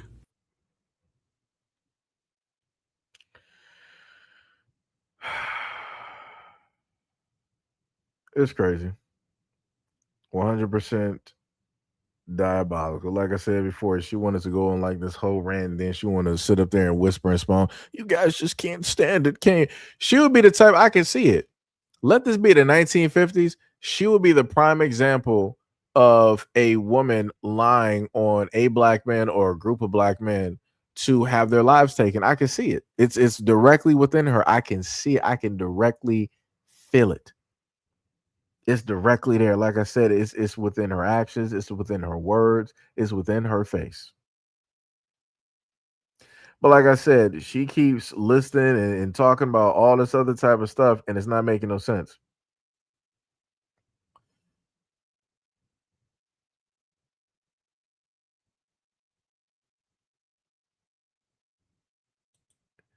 I need you to shut up. You must have just got here. I'm just gonna be real. You must have just got here to the United States. Because I normally hear nonsense like this from people who are really non-Americans, who in a sense just got here. You sit up here trying to tell people like, oh, the race card. I wonder who you got that from. Because I want people to understand, anything dealing with a race card, we didn't even make a race card because Black people didn't even know there was a such thing as a race card. we didn't know that was a thing even existing. That's something that everybody else set up there made. Talking about you shouldn't be focused on race. Well, naturally, we weren't really focused on race. We were forced to be focused on race because of other people directly out here, white people directly about here. So again, that wasn't something naturally that we were just out here doing. That anytime we saw somebody different, race. No, that's not what we were doing. We didn't make up these whole constructs, these whole ideals, and all these other types of things directly out here. That's not what Black Americans just so happen to do. We treat people as people. We look at people as human beings first. It's everybody else about here that want to sit up there and start trying to look at people as a color, white people. Like I said, you're not going to point to a time where Black people were directly in the United States and we made laws, rules, and regulations in order to bar white people because of the color of their skin. We jailed white people because of the color of their skin. We had wars dealing with slavery because of the color of it. Come on, dog. Like I said, messing with all of this nonsense. This is why it's crazy and it's funny to me to see this in real time where you got white folks out here trying to portray themselves and play victim. Like, I ain't never seen this. I'm like, how are you the heroes, the masters of the universe, the quote unquote creators of all? You're Adam and Eve, you're Cain and Abel, you're the angels, Jesus, and you're coming around and you're painting yourselves as victims. What? That's wild. Y'all went from being Superman to Jimmy Olsen. Like, that's quite a downgrade. Like, that's crazy to me. Like, you know how much you have to fall in order to go from Superman without Lex Luthor's help or some type of form of kryptonite or even Batman with a contingency backup plan. You understand what you got to do to go from Superman all the way down to Jimmy Olsen? That's crazy. You're now street level. You went from quote unquote, as they would like to consider themselves, being the gods, to now just being a mere mortal. How do you sit up there and do that? And now you're doing like this tiny violin, woe is me type of deal. What? That's wild. That is diabolical. Shout out to Brandon V World with the $5 donation. Said, let's not forget the fact that he pee-pewed somebody after he instigated the situation. Yep. Yes, indeed. Yep. Like I said before, and I told people 99 different times, like the woman that you see directly in the video, this is why I sat up there and said that a lot of these folks are white. Because you heard what it is that she said. She was like, yeah, what you're doing to us white people. See? These are the same people that voted for Trump, the Republicans, twice. Both back in 2020 and now. Like I said, you can't tell nobody nothing. And like I said, I bring this up 99 different times. 99 different times where you got these exact same folks who believe that they're white, who fought all the way back in the 1940s, where they sat up there and fought with the United States government in order to be identified as white, just so that they can sit up there and start speaking like this. Crazy work. I can sit up there and look at her and know that this is not a white woman. I can look at her and just tell. It is apparent. But let her tell it. She said us white people. Yo, what's up, Shem? Oh my goodness. Shem was like, he worried about the race card and activated my check. Oh my goodness. Shem was hilarious. Shem was hilarious. Jen said it's kind of like Chinese. I had a Japanese homeboy that worked on the boat, and he said that they were like seconds too, and then it goes down the line to the Cambodians being treated like straight up black people. Oh yeah, I get what you're saying. Because they're going by the lightest to the darkest. I get you. I know exactly what you're saying. I know exactly what you're saying. Tippy says she's probably talking about the only one black guy who streams making content about white people due to black people for years. He's just doing small things like holding his wallet when they walk by. Yo, Kinetic, what is up? What is going on? What is going on? Say, cut the check, and then I'll come to the side of the table.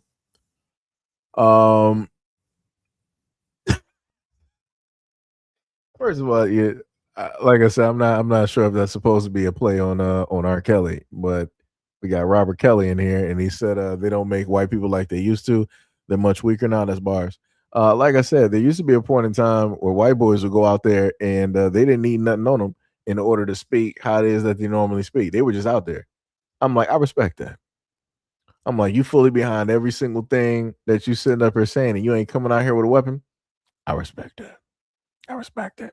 You got to come out there and talk with a big mouth with a weapon? Nah, that's weak. That's weak. Jen said, but yeah, that woman is definitely more than likely Mexican, and even my Mexican homeboy working with me, majority of his people think that they are white. He is watching and agrees. Like I said, shout out to that man for the honesty. Shout out to that man for the honesty. Because I would highlight the comment that you had up there, Jen, but it was just that one word directly up there. You two be acting funny sometimes. So, but shout out to Jen. But yeah, it's crazy out here. and I've talked about this 99 different times. I've given proof, black and white evidence that anybody could look up. We even went over it. I God knows how many times on this platform. And I'm like, yeah, it's crazy. You got a lot of people that feel that they're white, and they will vote against their own best interest, even if it means voting against their own people and getting them up out of here. And I'm like, that's wild. That is 100% wild. And this is why I told people before, it's like, you can't blame black Americans directly on the situation dealing with ICE deportation or whatnot, whatever. We didn't have nothing to do with this. We didn't have nothing to do with this. If you see black Americans at this point in time really speaking up on it and saying some stuff, it's because of what we've seen directly online and the actions that people have decided to take over time. And black people like, hey, we had enough. So, we had a change of plans. We feel a certain type of way. So this is how we feel now. Right. But you try to also tell people that people don't want to pay attention to the evidence. They don't want to look at the different situations in which that you can provide and prove that, hey, this is how people were acting in circumstance A, B, C, and D. During these protests, they decided to side with the protest. They decided to side with the police versus with the black protesters. Like I said, it was a whole bunch of, it's a layered cake. It's a layered cake. Jen says, speaking, definitely look at one of his own people, and he could tell when it's one of them. Yep, I believe it. Mr. Cardenas, what is up? What is up? What is up? You said, what up, though, at SEIJIHITO? It seems as though we black folks are living in the most overrated / mediocrity of whiteness we've ever witnessed. Bars. Straight bars. What was it? Shauna said, but she married to a white man, guarantee that. Oh, of course. The way that she's talking, yeah, she got to be married to a white dude. Sham said, these are the same people defunding the Edos, the Geppettos out here, the rapists, the killers, in the name of Jesus. They'll harm themselves just to get at us. Stupidity at its deadliest form. Jen said they were killing us at the border, trying to escape, and the one that didn't turned this right into slavery, where we got the same treatment, if not worse. Okay, I got you. I don't know what I was getting caught up on. I was reading it. Let me tell you something. Brandy World said, dang. What was it? Anyone making I'm not even sure a microphone has to do anything. King Mike said, what does she say in the video? You can just rewind it back. She basically agrees with everything so basically, long story short, she agrees with every single thing that Chud the Builder does. She supports him, and she's going to donate to him. And she basically says that he's innocent. Aura said white males are responsible for 70% of the sides in the United States. People need to start paying attention to this stat. I mean, I've listed that as well, too. I've listed along, with drugs and alcohol and other types of stats as well, too. But people don't care. Like I said, when you happen to give white people stats, people don't want to, pay attention to be like that, though. And like I said, I was trying to help people out, even though I really shouldn't care about it. Be like that, though. Jen said also it's only country. Well, he said also it's the only country in South America that has no Afro-Latina on their census, but of course they have black Mexicans that they treat just like we're treated here in the United States. You also said that they revolted and Christmas treed their own black president back in 1829. Wild work, let me tell you. Wild work. Shauna said, yep, and they don't believe us, but it be like that. Bars. 100%.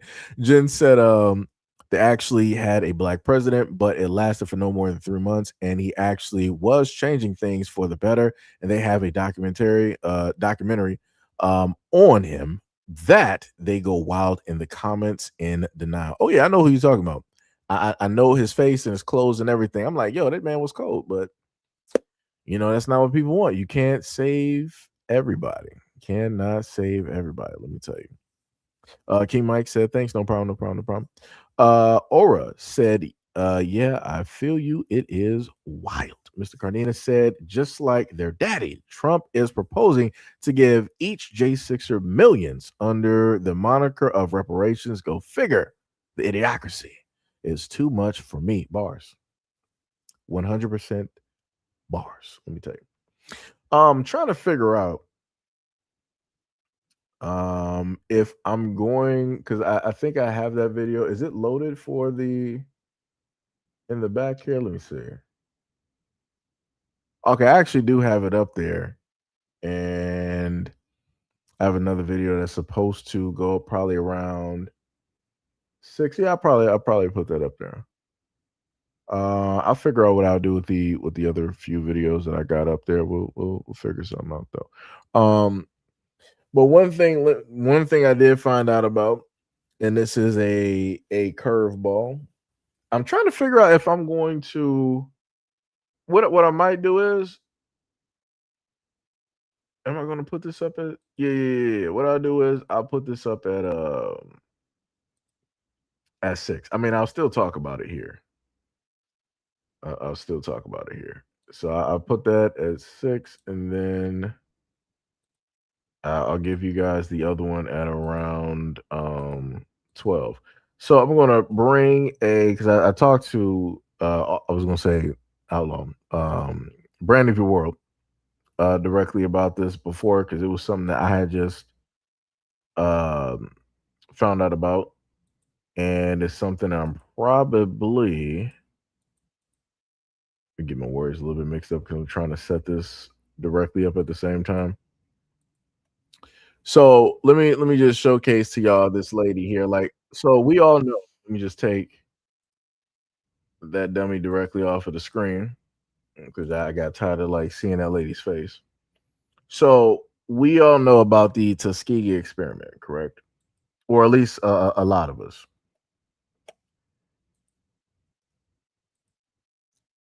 Just a quick question to see, does anybody know who this woman is? Let me know. I give y'all a couple of seconds. Does anybody know who this woman is? Robert Kelly said, "Yeah." Let me see. I'm just gonna hold it for a minute and let people let's see if anybody else catches it real quick. Oddly enough, I'm trying to look back at some of my what's the name here? I know I should have had okay. I think it might have corrected itself here. I did not.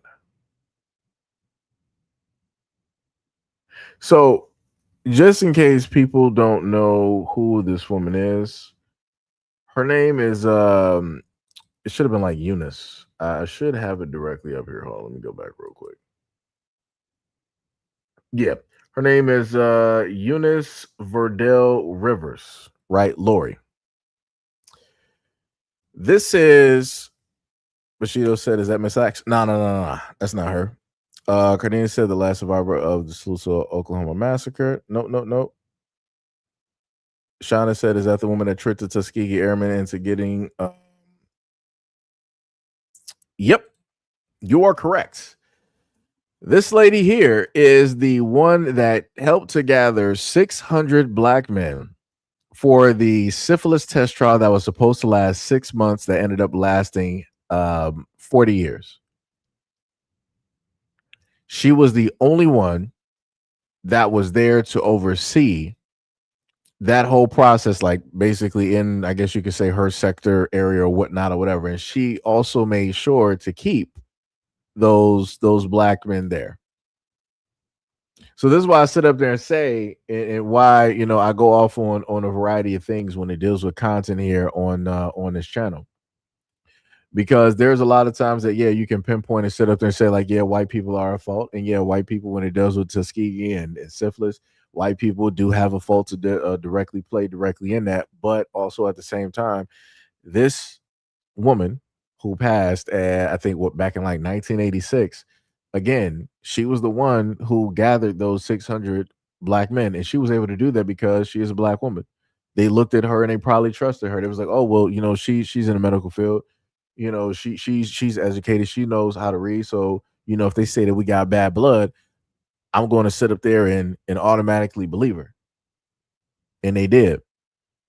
So not only did she ended up ending the lives of, you know, black men there, but she also infected black families. Not only did she end the lives of black men there and affected black families and helped to pass syphilis down to many others, she also more than likely broke up a lot of families because the black women there probably thought that their husbands were cheating directly on them because they came through with an STD.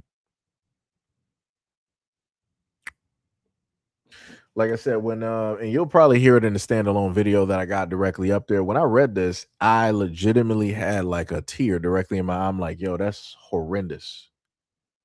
And I'm like, how could you actually be capable of doing something like this? Like, you know what it is that they're doing. You know the poison and the stuff that they're giving directly to these black men and how that's going to go directly through the black community. How could you sit up there and do something like that, knowing that you got the trust of your people? Because they look at you and they be like, yo, that's one of my people. That's a black woman right there. I automatically trust her. I believe her. She wouldn't do anything wrong. She wouldn't steer me wrong. She wouldn't sit up there and lie to me. And she did. That's crazy. Shout out to Jimmy NZ for becoming a member. Shout out to Jimmy. Much love, respect, and appreciation. Much love, respect, and appreciation. Like I said, that setup there, that hurt. And like I said, I've done a lot of content here that people have disagreed with. When I happen to do, like I told you earlier, I can do content where I can specifically like, hey, black men, hey, this is something that needs to be highlighted and talked about. People don't pull up. I can do other videos, hey, black women, this is something that needs to be talked about. People don't want to pull up. I already know when this basically goes directly up, I expect this to get low views. I automatically expect it. I'm just gonna be honest. I already know exactly what it is, but like I said before, I just found out about it because whenever people mention Tuskegee, they never mention her, and I'm like, that's a little bit weird to me because I'm for the thing of mentioning everybody who was at fault for what it is that black people had to go through. She's a part of this. I don't. There's no excuse that anybody can sit up there and make that anybody can sit up there and give. I'm not trying to hear nothing. Even reading directly about it, it even said that white people gave her praise for what it is that she did, her hard work and dedication to the project. The whole family needs to get thrown away. That's where I'm at. There is no way. I don't care what nobody has to say. It's like, oh well, you know, that was a long time ago, and you know, that doesn't mean everybody. If she was willing to do this, and she also had a husband. And I think they stated that her husband was black. The whole family needs to get thrown away. I don't trust none of them. I don't care. That is your bloodline. It is impossible to sit up there and trust you. This is what you did directly to the black community. That family cannot ever in life be trusted. I don't care what they do. I don't even care if they come up with a cure for cancer. They cannot be trusted. They cannot be trusted. They cannot be trusted. They cannot be trusted. They cannot be trusted because this is your bloodline.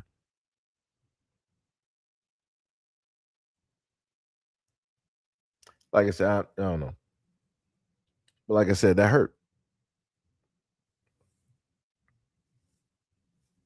Like I said, that directly hurt. Cardenas said it wasn't an HBO movie. Mrs. Baker's Boys was based on. I am not sure. Somebody said so. I'm born in 1993 and I'm responsible for something that happened 40 years ago before my birth. I don't even know what this person's even talking about. I would like for people to be directly speak on what you're saying. That'd be great, so I can follow. That would be great. Mo said that he had to ban somebody. Oh, who got banned? I'm not even sure who got banned. I can't even spot them. It'd be like that though. Tibby said I'm not really familiar with the story, but what if those white doctors lied to her about the vaccine? She believed them, thinking, no, read. Like I said, go read about it, Tippy. Go. They got other information directly about her as well too. You got people that condemn what it is that she did, and you got other people that basically agree. And during the time, I want you to know that penicillin was something medically that they could use in order to fix the situation dealing with syphilis, but they opted not to do it. That I went over some of the medications that they had during the time that I read from the article or whatnot or whatever. But like I said, they had 2 other medications that had negative side effects, but then later on they found, penicillin that could basically, deal with this at the time. And they still opted not to give it to those black men. They just wanted it to run their course. They knew what it was going to do. They just didn't care.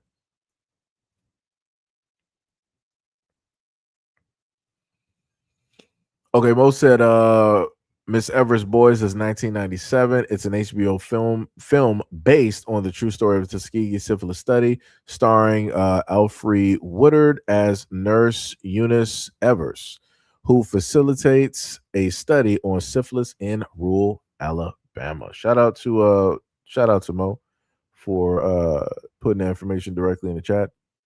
Much love, respect, and appreciation. Tippy said they lied about black people owning slaves when they was really buying families and friends. No, they did. You are correct on that, Tippy. Sham said the cruel part was how she got them to stay. She told them if they carry out the program research, they will provide burial services for free if they died. Yep. Shauna said, yep, because they thought that the black man and the black woman's blood was stronger than anything else. That's why they did it. They wanted to research and see. Shauna said the black men and women and what would affect them. Sham said it was crazy how she was okay with being in the middle ground of it, knowing that they had lied about the treatment and the diagnosis. She was well aware and of what was happening. Yep. Yo, Vince Brown, what is up? What is up? What is up? What is up? But yeah, that's diabolical. Like I said, that makes me look at a lot of things differently. When it deals with the medical field. Like I said, there's stories out there where black women have stated like, yo, this is how we've been treated directly in the medical field by way of, white medical professionals and whatnot or whatever, and experimented on and all this. Like I said, fully, I understand it. I can empathize and sympathize. But then we got this other side that nobody really brings up and talks about. Like I said, out of all of the stuff that people want to sit up there and bring up about black men, detrimental and this, that, you got an educated black woman in the rural South that decided to do this to 600 black men and untold numbers of other people that ended up being affected just because of this. Like I said, like that just, man, let me tell you, I had to sit up there and go find something to do. I had to go find something to do after sitting up there doing that video. Cause that's 1,000% crazy. But like I said before, I'm just waiting because usually it happens. It doesn't normally happen in a live stream most of the time. I'm waiting to see if I'm going to see, some of the classic women that pull up to the scene that normally want to rah back and forth with me on videos when I do. I want to see if they got something to say to justify this, to excuse this. I'm just waiting because I'm waiting for somebody to pull up a story. Like, oh, but black men been sitting up here doing this. Black men been doing. I'm waiting. I'm waiting because it normally happens. It normally happens. Like I said, crazy work, diabolical work. D Love said, absolutely. This is why I don't trust those medicines, especially the new ones, because of this right here. Yep. Shauna said, because they don't care about us, and black people that don't care about us, they don't give a darn about us. Yep. This man Machito, he was like, who out here sending these clowns to the nether realm? Mo Guns. That's who. LOL. Shout out to Mo. Man called him Mo Guns. Yeah, that's a nice moniker. That's a nifty name there. If only Mo was a gamer, that could be his Call of Duty name. But Mo was like, man, I'm too old for video games. I don't do that. We don't do that out here. Phenomenal. What is up? You said, remember, you were supposed to trust black individuals who are part of the pandemic medical development team. I mean, you did have somebody that tried to give a warning directly out there, but they hurried up and threw that to the side. Because I remember I did a story directly on that woman. They hurried up and threw that directly to the side and just kept it pushing. I'm like, it's interesting. I remember though. Shauna said, don't forget about Henrietta Lacks. They used her and then her family didn't even know about it. They used her for her blood for a lot of vaccines. Yep. I want to say I should have covered that in either a solo video or I might have did that in a live stream. I want to say. Ross said, missed most of the story. Please recap. Well, technically, the good part is Mo pretty much put information directly up there. So if you actually got the time, you can at the top of the screen. Great moderators here. Mo said that Miss Everest Boys 1997 is an HBO film based on a true story of Tuskegee syphilis study, starring Alfre Woodard as nurse Eunice Evers, who facilitates the study of syphilis in rural Alabama. This is basically the real world version of the female medical professional who was a part of the syphilis program, who helped to get 600 black men and infect them with syphilis. It's crazy how it was only done once. I'm like, 1997, that was far back. I'm like, somebody should redo that. You know, somebody should bring them back up since they want to make all of these movies out here now. You know? Sham said even the pandemic was being tested with the RH medicines using the RH genes and blood from black people. Shauna said, and they did not, and they still don't want to pay them. Yeah, they don't, and they probably never will. Just like with Henrietta Lacks, they'll never pay them either. Sham said they steal the blood and they keep it alive and multiply it for medicine. A lot of medicines today is our ancestors. That's facts. Mo said my gamer name used to be Boo Boo the Toilet. That's crazy. Yo, that man is crazy. Tippy said I cried watching that movie about Henrietta Lacks. Just demons. Yep. Ross said yes and thank you. No problem. No problem. No problem. But she was like, hey, yo, not Boo Boo the Toilet. It's crazy. Just said, yeah, and you definitely gave me some new research. Yeah, like I said, I forgot how I came upon that information. I think I might have watched or seen something in a video. I'm like, yo, let me go check this out. And ended up, I typed it in and just got a whole bunch of information. And I'm like, that to me, that is wild. But like I said, I know when this video goes up, it should go up around 6 o'clock. What is it right now? So it's about like 3:28. So when it goes directly up, I expect to get low views. What did I just see? Real quick, it said Wayne's brothers defend roast style as Floyd joke backlash grows. Of course. TikTok star charged in LA murder for hire plot targeting a boy band singer. Oh, that's crazy. Why am I not surprised? Why am I not surprised? That's diabolical. Like I said, it's a lot of news directly about here. It's a lot of news. News never sleeps. News never sleeps. Jen said, so she's no different than the other one who created the eugenics program. Wait, are you talking about like Margaret Sanger? I don't know why I started thinking about Aaron Rand. I forgot. I'll be getting a lot of these women confused because they're within the exact same thing. Hillary Clinton is right up there with Margaret Sanger and all these other ones directly up out there. Like I said, and I did videos and live streams directly on Margaret Sanger and a lot of her quotes and all of these other types of things. I think I might even threw Aaron Rad directly in there as well too. That woman, she wrote the book, like Atlas Shrugged, and they got movies and stuff based on a lot of stuff. Pretty interesting if people take the time to watch those. Quite a bit of stuff directly up in there. Some of the stuff is a bit rushed. The book is probably, of course, going to be better. It's a very thick book. But yeah. Most in per laughing at the name. Sham said, just imagine to save lives, our ancestors who are long gone are still being cannibalized. Yeah, that's crazy. Jen said, I think I seen that gamer tag before. That's crazy.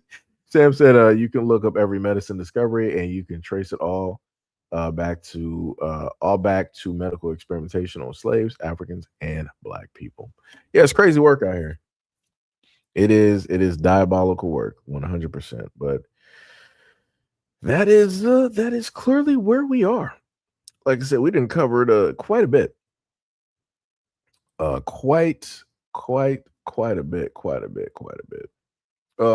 Also, shout out to the folks who pulled up to the scene dealing with one of the videos that I did. Let me see if I can actually pull up the picture just to change the topic. Oh, matter of fact, let me swap the topic real quick. let me swap this topic since I'm already directly on this whole area right here. This right here, because I was trying to figure out if I even wanted to even make this into a video. So this movie is coming directly out. I feel like this is in a sense a newer, shorter version of Color Purple. So let me just catch you up on what it is, just in case you didn't see the trailer.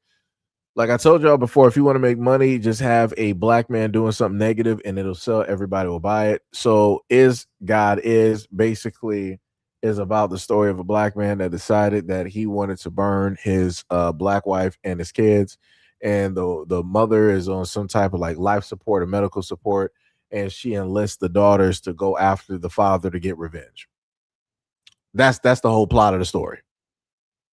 Like I said, I ain't never seen nothing like this in my life. I'm like, I guess since Tyler Perry ain't really moving and doing nothing right now, this is the type of trash that we got. Okay. Like I said, it never ceases to amaze me the type of nonsense that is out here. But oh wait, there's more. There's more. So the woman who came up with this is the woman here, right? So this is the woman right here, and we obviously know that she's not Black American. We can obviously tell, right? And color me surprised when I did a little bit of digging and I found out that her significant other is here. He looks like the discount version of the comedian from The Watchmen. If anybody knows what I'm talking about dealing with that actor. He's also on The Boys as well too. He was also on Supernatural. But that's pretty much what we see here. So we got a woman that's not Black American that decided to make a movie where a black man is a villain, and he decided to basically do this to the black women in his family. And now those black women are like, we're going to showcase our empowerment against black men by going out and getting revenge on what he did to us.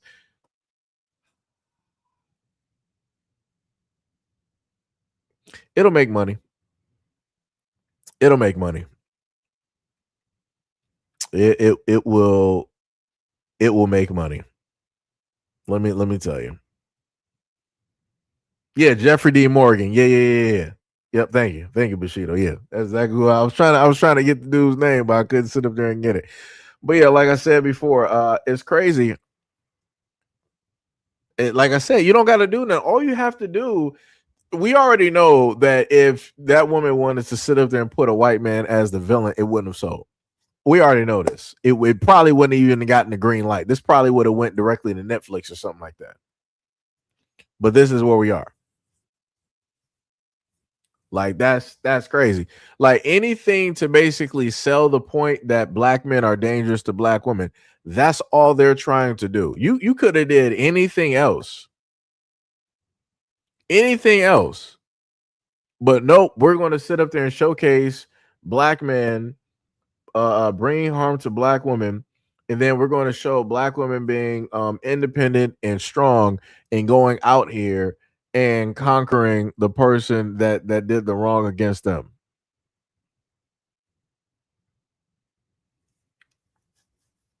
But I want people to notice this though. They will make movies showcasing black women getting vengeance against folks like that, but when it deals with other types of situations and scenarios, this is how they'll sit up there and put black women. Like I said, notice the difference, right? Let me go back, right? So when we got Is God Is, right? They got the burning car, which is maybe his car, the car that they're driving around in, and you see them basically looking all tough, hands balled up, like, yeah, we're about to sit up there and do this, right? We're about to get revenge, right?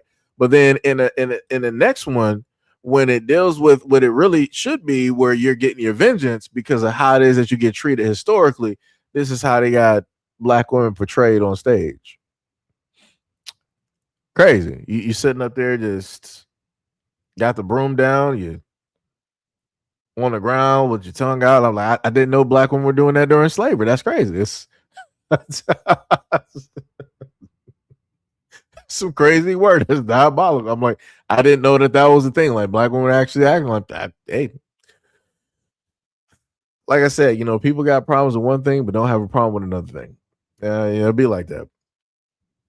It'd be like that. Hackman said, diabolical work. Yes, it is. And the craziest part is, I technically like this actress because she played in Marvel Monica Rambeau, aka Spectrum. Sorry. Like I said, black superhero powers are dope, but I didn't know that this is the play that she was a part of and what she was doing in that play. I'm like, that would have made me look at her different. Like I said, it's crazy how you never learn this when you first see the actor. You always learn this after. That's the craziest thing. 100%. Just said, yeah, he sure does look like dude from the Watchmen. Yep. D Love said she should have made that into her own country and use her own men for that garbage. Yeah, but you already know they're not going to do that. If they want to crucify black American men, they are not going to sit up there and do that. But you got people that were from the islands and they made a video about sacrificing black Americans. They do got video. They do got a movie out there. I forgot what that movie was, and I was supposed to do a video directly on it, but they do have that movie directly out there. So like I said, whatever they can make and theorize, that's what they will do. D Love said that we love our black men over here. Bars. No Diddy though. No Diddy. I'm just saying I understand what she's saying. It's crazy that you gotta sit up there sitting. It's crazy you gotta in a sense, you gotta say stuff now. D Love said this who be trying to speak for us. Bars. Hackman said modern day cases. Tippy said, well, back then black women didn't have a choice. Unfortunately, she had a choice for the role in this play not to be on her hands and knees. Look like she about to start twerking with her tongue out, looking at the slave master. Like the dude got a whole whip. This looks like a whole different type of film. If I didn't know it was a play, that looked like some stuff was about to say. It looked like some slave role play is about to happen, and I don't see a black man in sight to get blamed for this. Let me tell you. Mr. McCraw said that's her. Yeah, that is her. Monica. That is Monica Rambeau. That is Spectrum from the Marvel show that they had directly out there, and then she was also in the Marvels movie, and she was in something else as well too. Forgot what it was. Hackman said he talking about whitewashing. D Love said I know at SEIJIHITO. Yeah, like I said, it's stuff out here. It's wild work. Like I said, the stuff that I see every single day that I can't even show y'all, it would blow your minds. Y'all be like, yo, Seji, where do you be at? How do you sit up there? You guys already sit up there asking me like, yo, how do you find the stuff that you find? It just shows up. I kid you not. And even sometimes if it doesn't show up, I can look at a comment and my spider senses start tingling and I'll go directly to that. Like, where's that one? I had a comment directly up here. And the crazy part is the comment was from somebody who is quote unquote a black woman, but she's from London. And she was sitting up there talking about black American men. I'm like, you're an African in London. What do you know about black American men? Matter of fact, why are you even talking about black American men? Talk about the African men. Talk about the African men that are there in London or in the UK. Don't sit up there and speak on black American men at all because you don't know nothing about us. But like I said, whenever those women happen to speak, other women don't do their research to specifically find out who those women are. They're just going to go with it because, oh, That's a dark-skinned black woman. You know, she's beautiful. She already has a hard time. The world doesn't believe her. The world doesn't believe her. All this other type of stuff and yada, yada, yada. And we already know how black men deem and see and look directly at dark-skinned black women and rah, rah. Man, let me tell you. Let me tell you. Let me tell you something. Crazy work out here. It's diabolical. What's even more diabolical is this as well, too. So shout out to the Pan-Africans because this is y'all fault. I just want to say that right now to all of the Pan-Africans, this is y'all fault. I need y'all to make me understand, what do Africans have to do with Juneteenth? Why do I see anything talking about some fufu, some agusi, some okra soup? First of all, we got okras here in the United States. I'm not even sure what's happening here. And then talking about some jollof rice, and this is for Juneteenth. What's happening? What's happening? Pan-Africans, what is happening? The freedoms that took place in these United States where Black Americans were celebrating their freedoms. What does that have to do with Africa? This is what I keep saying. This is the Essence Festival all over again. This is what I keep talking about. These people cannot come up or make anything themselves, so they have to coattail ride directly on whatever wave Black Americans established in order to make themselves float. This is what I be talking about. Pan-Africans. Pan-Africans, Pan-Africans, Pan-Africans. This is your fault. This is your fault. Like, this is crazy.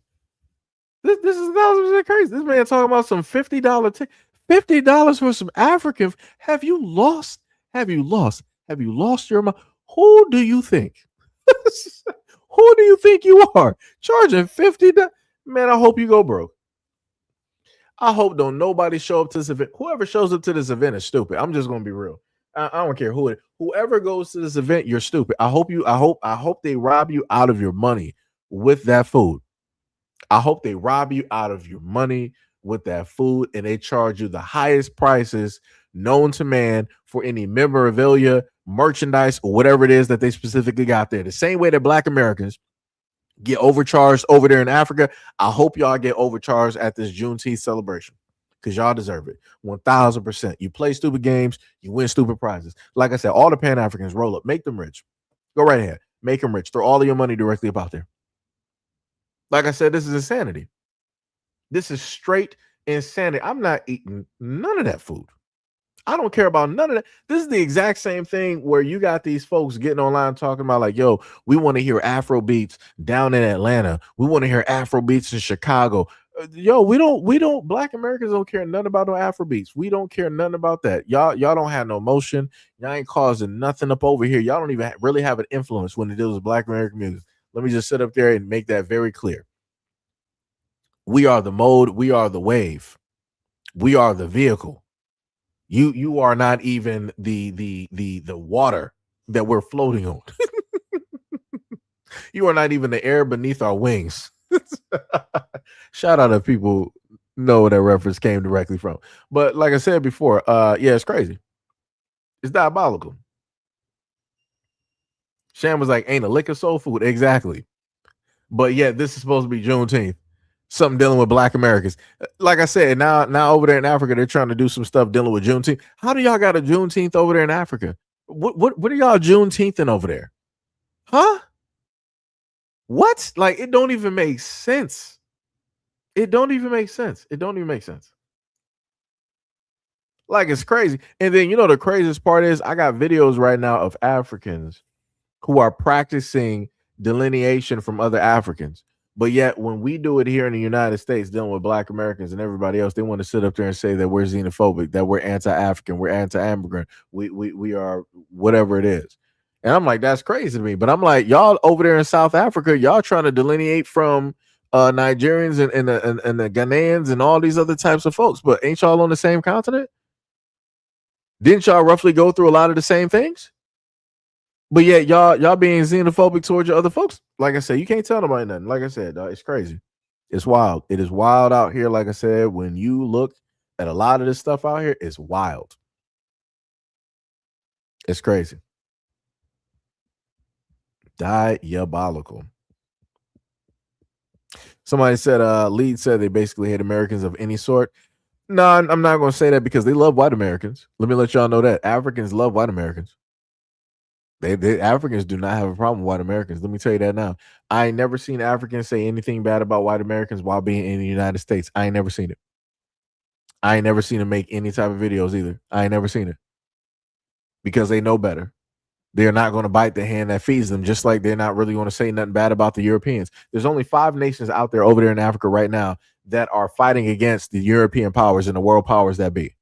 The rest of Africa is like, we're with the white man. It's crazy. It's diabolical. This man always like, we didn't cook bushmeat or those disgusting sides here in Texas. That's bars. Texas got good food. Lead said, y'all Americans. She also said, just like any other American, and that is better than and cause what are you even talking about? You said especially when somebody looks like you. What are you even talking about? You're completely just going somewhere. Are you African? Where are you from? You're either Pan-African or African. Where are you specifically from, since you want to enter directly in this conversation? Where are you from? What is this? Lead artist? Where are you from? You're either Pan-African or African, or half and half. Where are you from? Because it's crazy to me that for the longest time that Black Americans have basically been talking about who it is that they are, and all of a sudden you said, I'll leave then. Hey, that's on you. I like I said, I was asking. Like I said, once the questions start coming directly in, people like, I'll leave. I bet you will. Because you want to sit up there and start talking crazy, talking about Black Americans, think they better than da da da, and y'all really have a feel, y'all got some type of sentiments, negative sentiments about people who look just no, we ain't doing none of that. We're not doing that. Like I said, a lot of y'all that want Black Americans to sit up there and do all this cozying up to Africans, y'all not pointing out the fact that the disrespect the Africans give. Africans are already disrespectful to other Africans, so you think that they got the type of heart to basically split that to the side and be like, hey, we got love for the Black. No, they don't. No, they don't.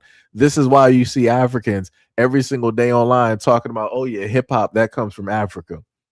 Poetry, Africa. R&B and soul, Africa. Soul food, Africa. The way that y'all dress, Africa. The way that you style your hair, Africa. The way that you walk and talk and your ebonics and your slang, Africa. They're trying to claim every single thing. All of a sudden, everybody's like, oh yeah, just be African Black Americans. What? Where'd that come from?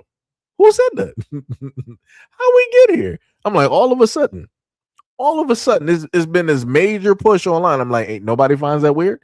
Out of all of this 10 to 20 years that the internet has been up, been up as it is right now, dealing with social media. You never heard Africans trying to go full force like they are right now, making videos and talking about Black Americans are really African and all this. You never heard all of these other voices sitting up here trying to tell Black Americans, oh, you guys are really African. You're not actually from here. You guys are from da da da. You just don't know where it is. All of a sudden, every group on this planet knows more about Black Americans than Black Americans know about themselves, and nobody finds that to be weird. But it's only weird when Black Americans question how it is that everybody's in this conversation. Okay. All right. It's crazy. Diabolical. That is 100% diabolical. Oh, Pink was like, speaking of Africa, I literally just sent you a video on IG. Let me can I sign in? That'd be the problem that I'd be having some of the times with the sign-ins. Let me tell you something. All right, let me see. Let me go to messages. Something I haven't done in a very long time. Yeah, I ain't been back here in a minute. Let me tell you something. Woo, that's a field of videos too. Oh man, yeah, I'm gonna have to turn these. I'm gonna have to make this into long form content. Yep. Well, we got 1, 2, 3, 4, 5, 6, 7, 8. I think is that? No, I think we got 7. 7, I think. You said one of them is talking. You said speaking about Africa. Let me see something real quick.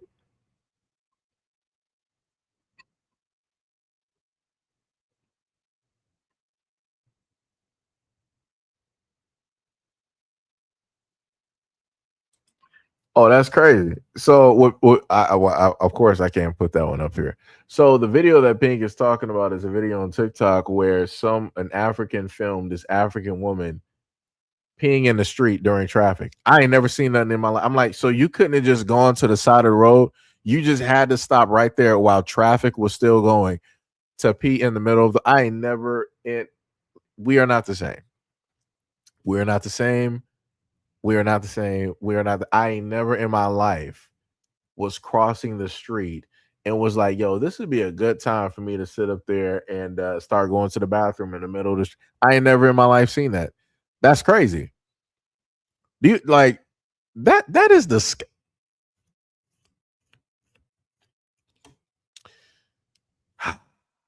We're not the same. I don't care what nobody has to say. Like I said, if I got to make a compilation video and I got to throw that up on some other platform to prove that we are not the same, I just might have to sit up and do that because I'm tired. Shout out to Pink for sending that video, but I'm tired. Let me tell you something. Yo, May, what is up? You said I'm 60 years old and Juneteenth was never a thing until recently. Yeah, it wasn't. Technically, I remember sort of like talks about it back when I was in middle school. And again, that's up north. I know down south at certain places, like it's been a thing for a long time, right? Up north, pretty much just caught up, directly on it and whatnot. But I remember hearing about it in middle school and and stuff like that. But it didn't get as large up until the powers that be decided that they wanted to monetize it. And at that point, it's pretty much done. So I think during the Biden administration, they made it like an official holiday or whatever it was. And I'm like, yeah, no, we didn't need you to recognize it. We didn't need you to recognize it. Like I said, you're trying to give Happy Meal toys to a problem that requires surgery. That doesn't make any type of sense. That's not going to take away the pain. That's not going to be like, hey, well, I'll give you this Happy Meal toy, even though you got like a large gash going directly through your chest. That'll suffice. It'll get rid of the pain. Just focus on the toy. No, it's not how that works. It's not how it works. Like I said, and then on top of that, when they dealt with Juneteenth, what they decided to do is pile up a whole bunch of other stuff amongst and during Juneteenth in order to basically cloud the importance or the celebration of it. Like I said, it's crazy where it don't matter what it is that Black Americans have, they will find some type of way to put other things in the mix. D Love say, yeah, I think I saw that video, and she also used the bathroom on her flip flops and got back in the car. Yeah, that's crazy. That is diabolical. Yo, Sonny, what is up? What is up? What is up? What is up? Mo said it was a thing here in Texas only. Yep. Sonny said she learned that behavior at a hippo sanctuary. It is crazy. As soon as you talked about hippos, I know what you're talking about. That's crazy. That's funny. Link said we've been having Juneteenth in Milwaukee since the 70s, one of the longest and biggest celebrations of Juneteenth. Mo said Juneteenth, short for June 19th, marks the day when federal troops arrived in Galveston, Texas in 1865 to take control of the state and ensure that all enslaved people will be free. And Mo said it is big here in Texas. McCann said in Texas, the slaves that you said in Texas, the slaves that 2 years late. Oh, yeah. I get what you're saying. Yeah. Dippy said, yeah, honestly, I never celebrated Juneteenth. I never heard about it growing up just a couple of years ago. I heard about it. Sorry. D Love said at the African woman in straight McNasty bars. You was writing that Sonny, yeah. That is crazy. Like I said, shout out to Peace in that video. Shout out to Peace in that video. Like how y'all be spotting some of these videos is wild. I'm like, I don't know what algorithm y'all got.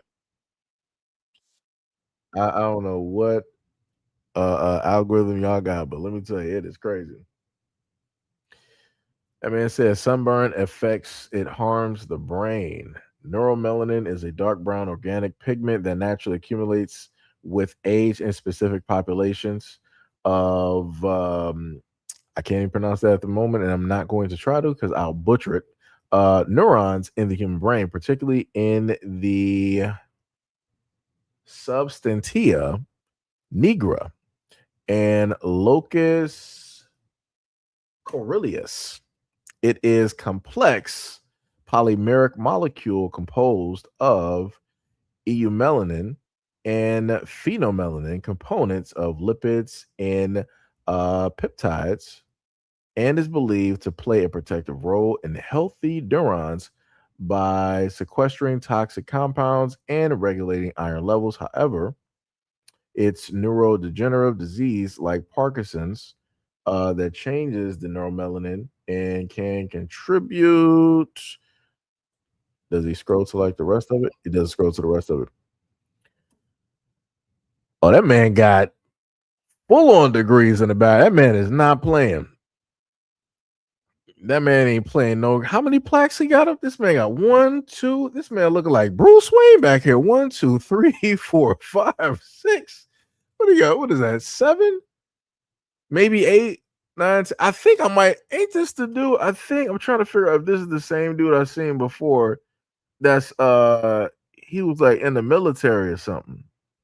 I think that yeah. This is him. Cause I'm like, this dude look real familiar. Shout out to Pink for sending these videos right here. I ain't seen this dude's content in a minute. I'm gonna take some time and watch through those videos. I'm going to have to watch through those videos. I ain't seen that man's content in a minute. Let me tell you, like I said, these algorithms out here is crazy. It is died. But I was looking, I'm like, yo, this man looking like Bruce Wayne. I'm like, this man looking real familiar right now. I'm like, I know who he is. Let me see. D Love says she was going like a racehorse. If you go out the car, go into an establishment and use it. Mo said, and it's not on the 13th, it is on the 19th. Sonny said, I wonder how the gold minerals got in the ground. D Love said, I just peeped that at Mo. I was trying to block seeing that food. Sonny said they're trying to science-fi crazy old black man syndrome. No. I think what he was trying to explain in the video on why it is that other people are going crazy, in a sense, because they don't have that certain type of like melanin directly within them. Like I said, there's a lot of things about melanin that are unanswered that scientists still are trying to search and find out, directly about. Tibby said a black version of Bruce Wayne. Pink said at SEIJI, I literally put in the word hygiene and true American and a bunch of stuff. I believe it. Let me tell you, TikTok can take you from one place to another. I would 100% believe it. Trust me. I'd have seen it. The other reason I'm not really on IG is because for whatever reason, my algorithm is completely something else. That stuff is questionable. I'm like, this is not my algorithm. I don't know what this is. I'm like, yeah, I'm off IG. I can't do it. So I'm like, I can't even do it. I don't even have the wherewithal to try to sway an algorithm back into a certain place. Because I don't even know how I got there in the first place. But yeah. They got a lot of questionable stuff up there. Yo, Phenomenal, what is up? You said he needs to get one of those degrees to Cheyenne. Oh, that's crazy. You talking about Miss Bryant? That's crazy. That's diabolical. I mean, but like she said, she got that for like 2 years. It was technically an accredited school, and then they just shut down. Like I said, it's whatever. It's whatever. My main thing is like I wonder if people were going to give her a hard time, like they decided to give Dr. Umar, because everybody wants to give Dr. Umar, all types of problems. But anyways, that is pretty much it for the live stream. We've been going for about a good 4 hours and 23 minutes. Want to sit up there and give a shout out to everybody who pulled directly up and was a part of the conversation. And also, we got a video coming up at 6, so be prepared for that. Shout out to all the new members. Much love, respect, and appreciation to the moderators for doing the Lord's work, both seen and unseen, and being here with me for the longest time possible. Shout out for anybody who might have donated directly in the chat. I might not have been able to see it, but shout out to you. Much love, respect, and appreciation. Shout out to the other members directly out there. Shout out to anybody who is a part of the patronage as well. Shout out to anybody who also dropped and gave a dono directly to the Cash App. Much love, respect, and appreciation. And again, for anybody that is still here, we will have videos directly set up for the 6 o'clock. So be directly on the lookout for that, just in case the algorithm is not moving how it's supposed to move, also along with the notifications. So again, much love, respect, and appreciation. And we will have more videos coming soon directly to you guys. Let me see. Tip C, new name up there, said bye guys. Ty said Juneteenth has nothing to do with Africa or Africans. That is bars. Passport, what is up? You said why are you Jamaican is an African? Wait, what? Have the same look and promotion card. Oh, you said why Jamaicans and Africans have the same type of promotional cards. I got you. Mo said the price of pure commercially available synthetic melanin for research, and it cut off his comment. Pink said hit the like button. That's bars. D Love said thank you, SEIJIHITO. No problem. Much love and appreciation. Shauna said shout out to you. Much love and thank you. Shout out to you as well too. Tibby said and Amazon gadgets cooling misting fans and Hello Kitty. Oh, this woman just Tibby just throwing stuff directly in the comment section. Phenomenal said peace, brethren. Peace to all. Much love, respect, and appreciation. Go get y'all some food. Enjoy y'all day. The rest of y'all week. I forgot what today is. It is Wednesday. Yeah, enjoy y'all Wednesday. I'm letting y'all out early. It's 4:02. Still got a lot of days. I'm sorry. I was gonna say a lot of days left. I mean, technically do. You got a lot of hours left. Order some food. Uber Eats.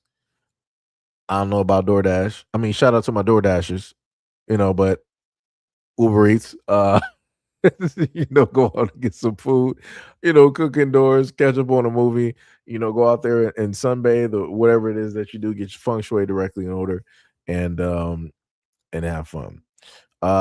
Somebody said, are you Dr. Umar Johnson?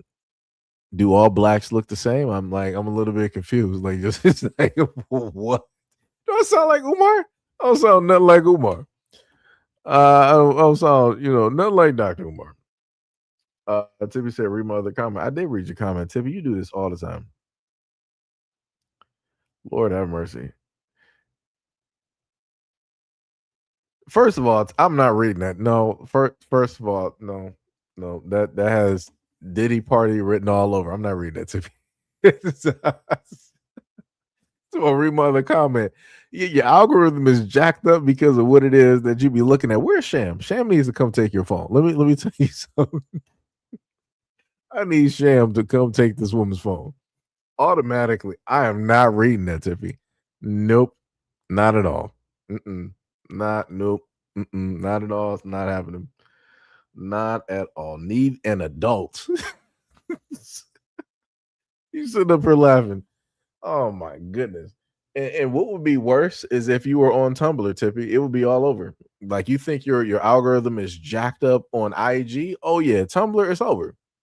All it takes is just you just looking at two things directly up there, or you make a mistake and hit a like button. It's over. Give it about a few hours to a day. Your algorithm is cooked. It is cooked. Sham was like, Tippy, I told you about being on the white man's internet. Oh my God, this woman. This is why you can't take it. Be your own people. You can't take nobody nowhere.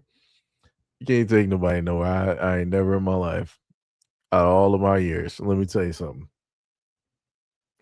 Lunch was like, hit the Cash App, hit the Cash App, hit the Cash. So my brother Umar, oh man. Sham was like, okay, keep playing with fire, Tippy. And when you Tippy is hilarious. Let me tell you something. Oh my goodness. Can't take folks nowhere. Always, that's the one thing I love about these live streams. You're always going to hit areas where you're going to be laughing. Let me tell you, always going to hit areas where you be laughing. But anyways, minus Tippy's experiments on IG. Again, much love, respect, and appreciation. And I'm trying to give Tippy, trying to see what she's about to write. Let me tell you something. What was it? The eyeball said tethers. Oh yeah. Talking about the Juneteenth Gala Pan African. Yeah, 100%. Why did I let Tippy spend more time writing? Oh my god. All right, Tippy, that's it. That's it for you. All right, Tippy, we're gonna have to shut it down now. We're gonna have to this one. All right, we're gonna have to close it down. We're gonna close it down, Tiffany. This one right here. All right. So I will talk to you guys later in another live stream or video. Please make sure to have your bell notifications directly on, because I know that everybody is now hooked up to the Discord to give notifications and different stuff of that nature. But make sure to hit the like button.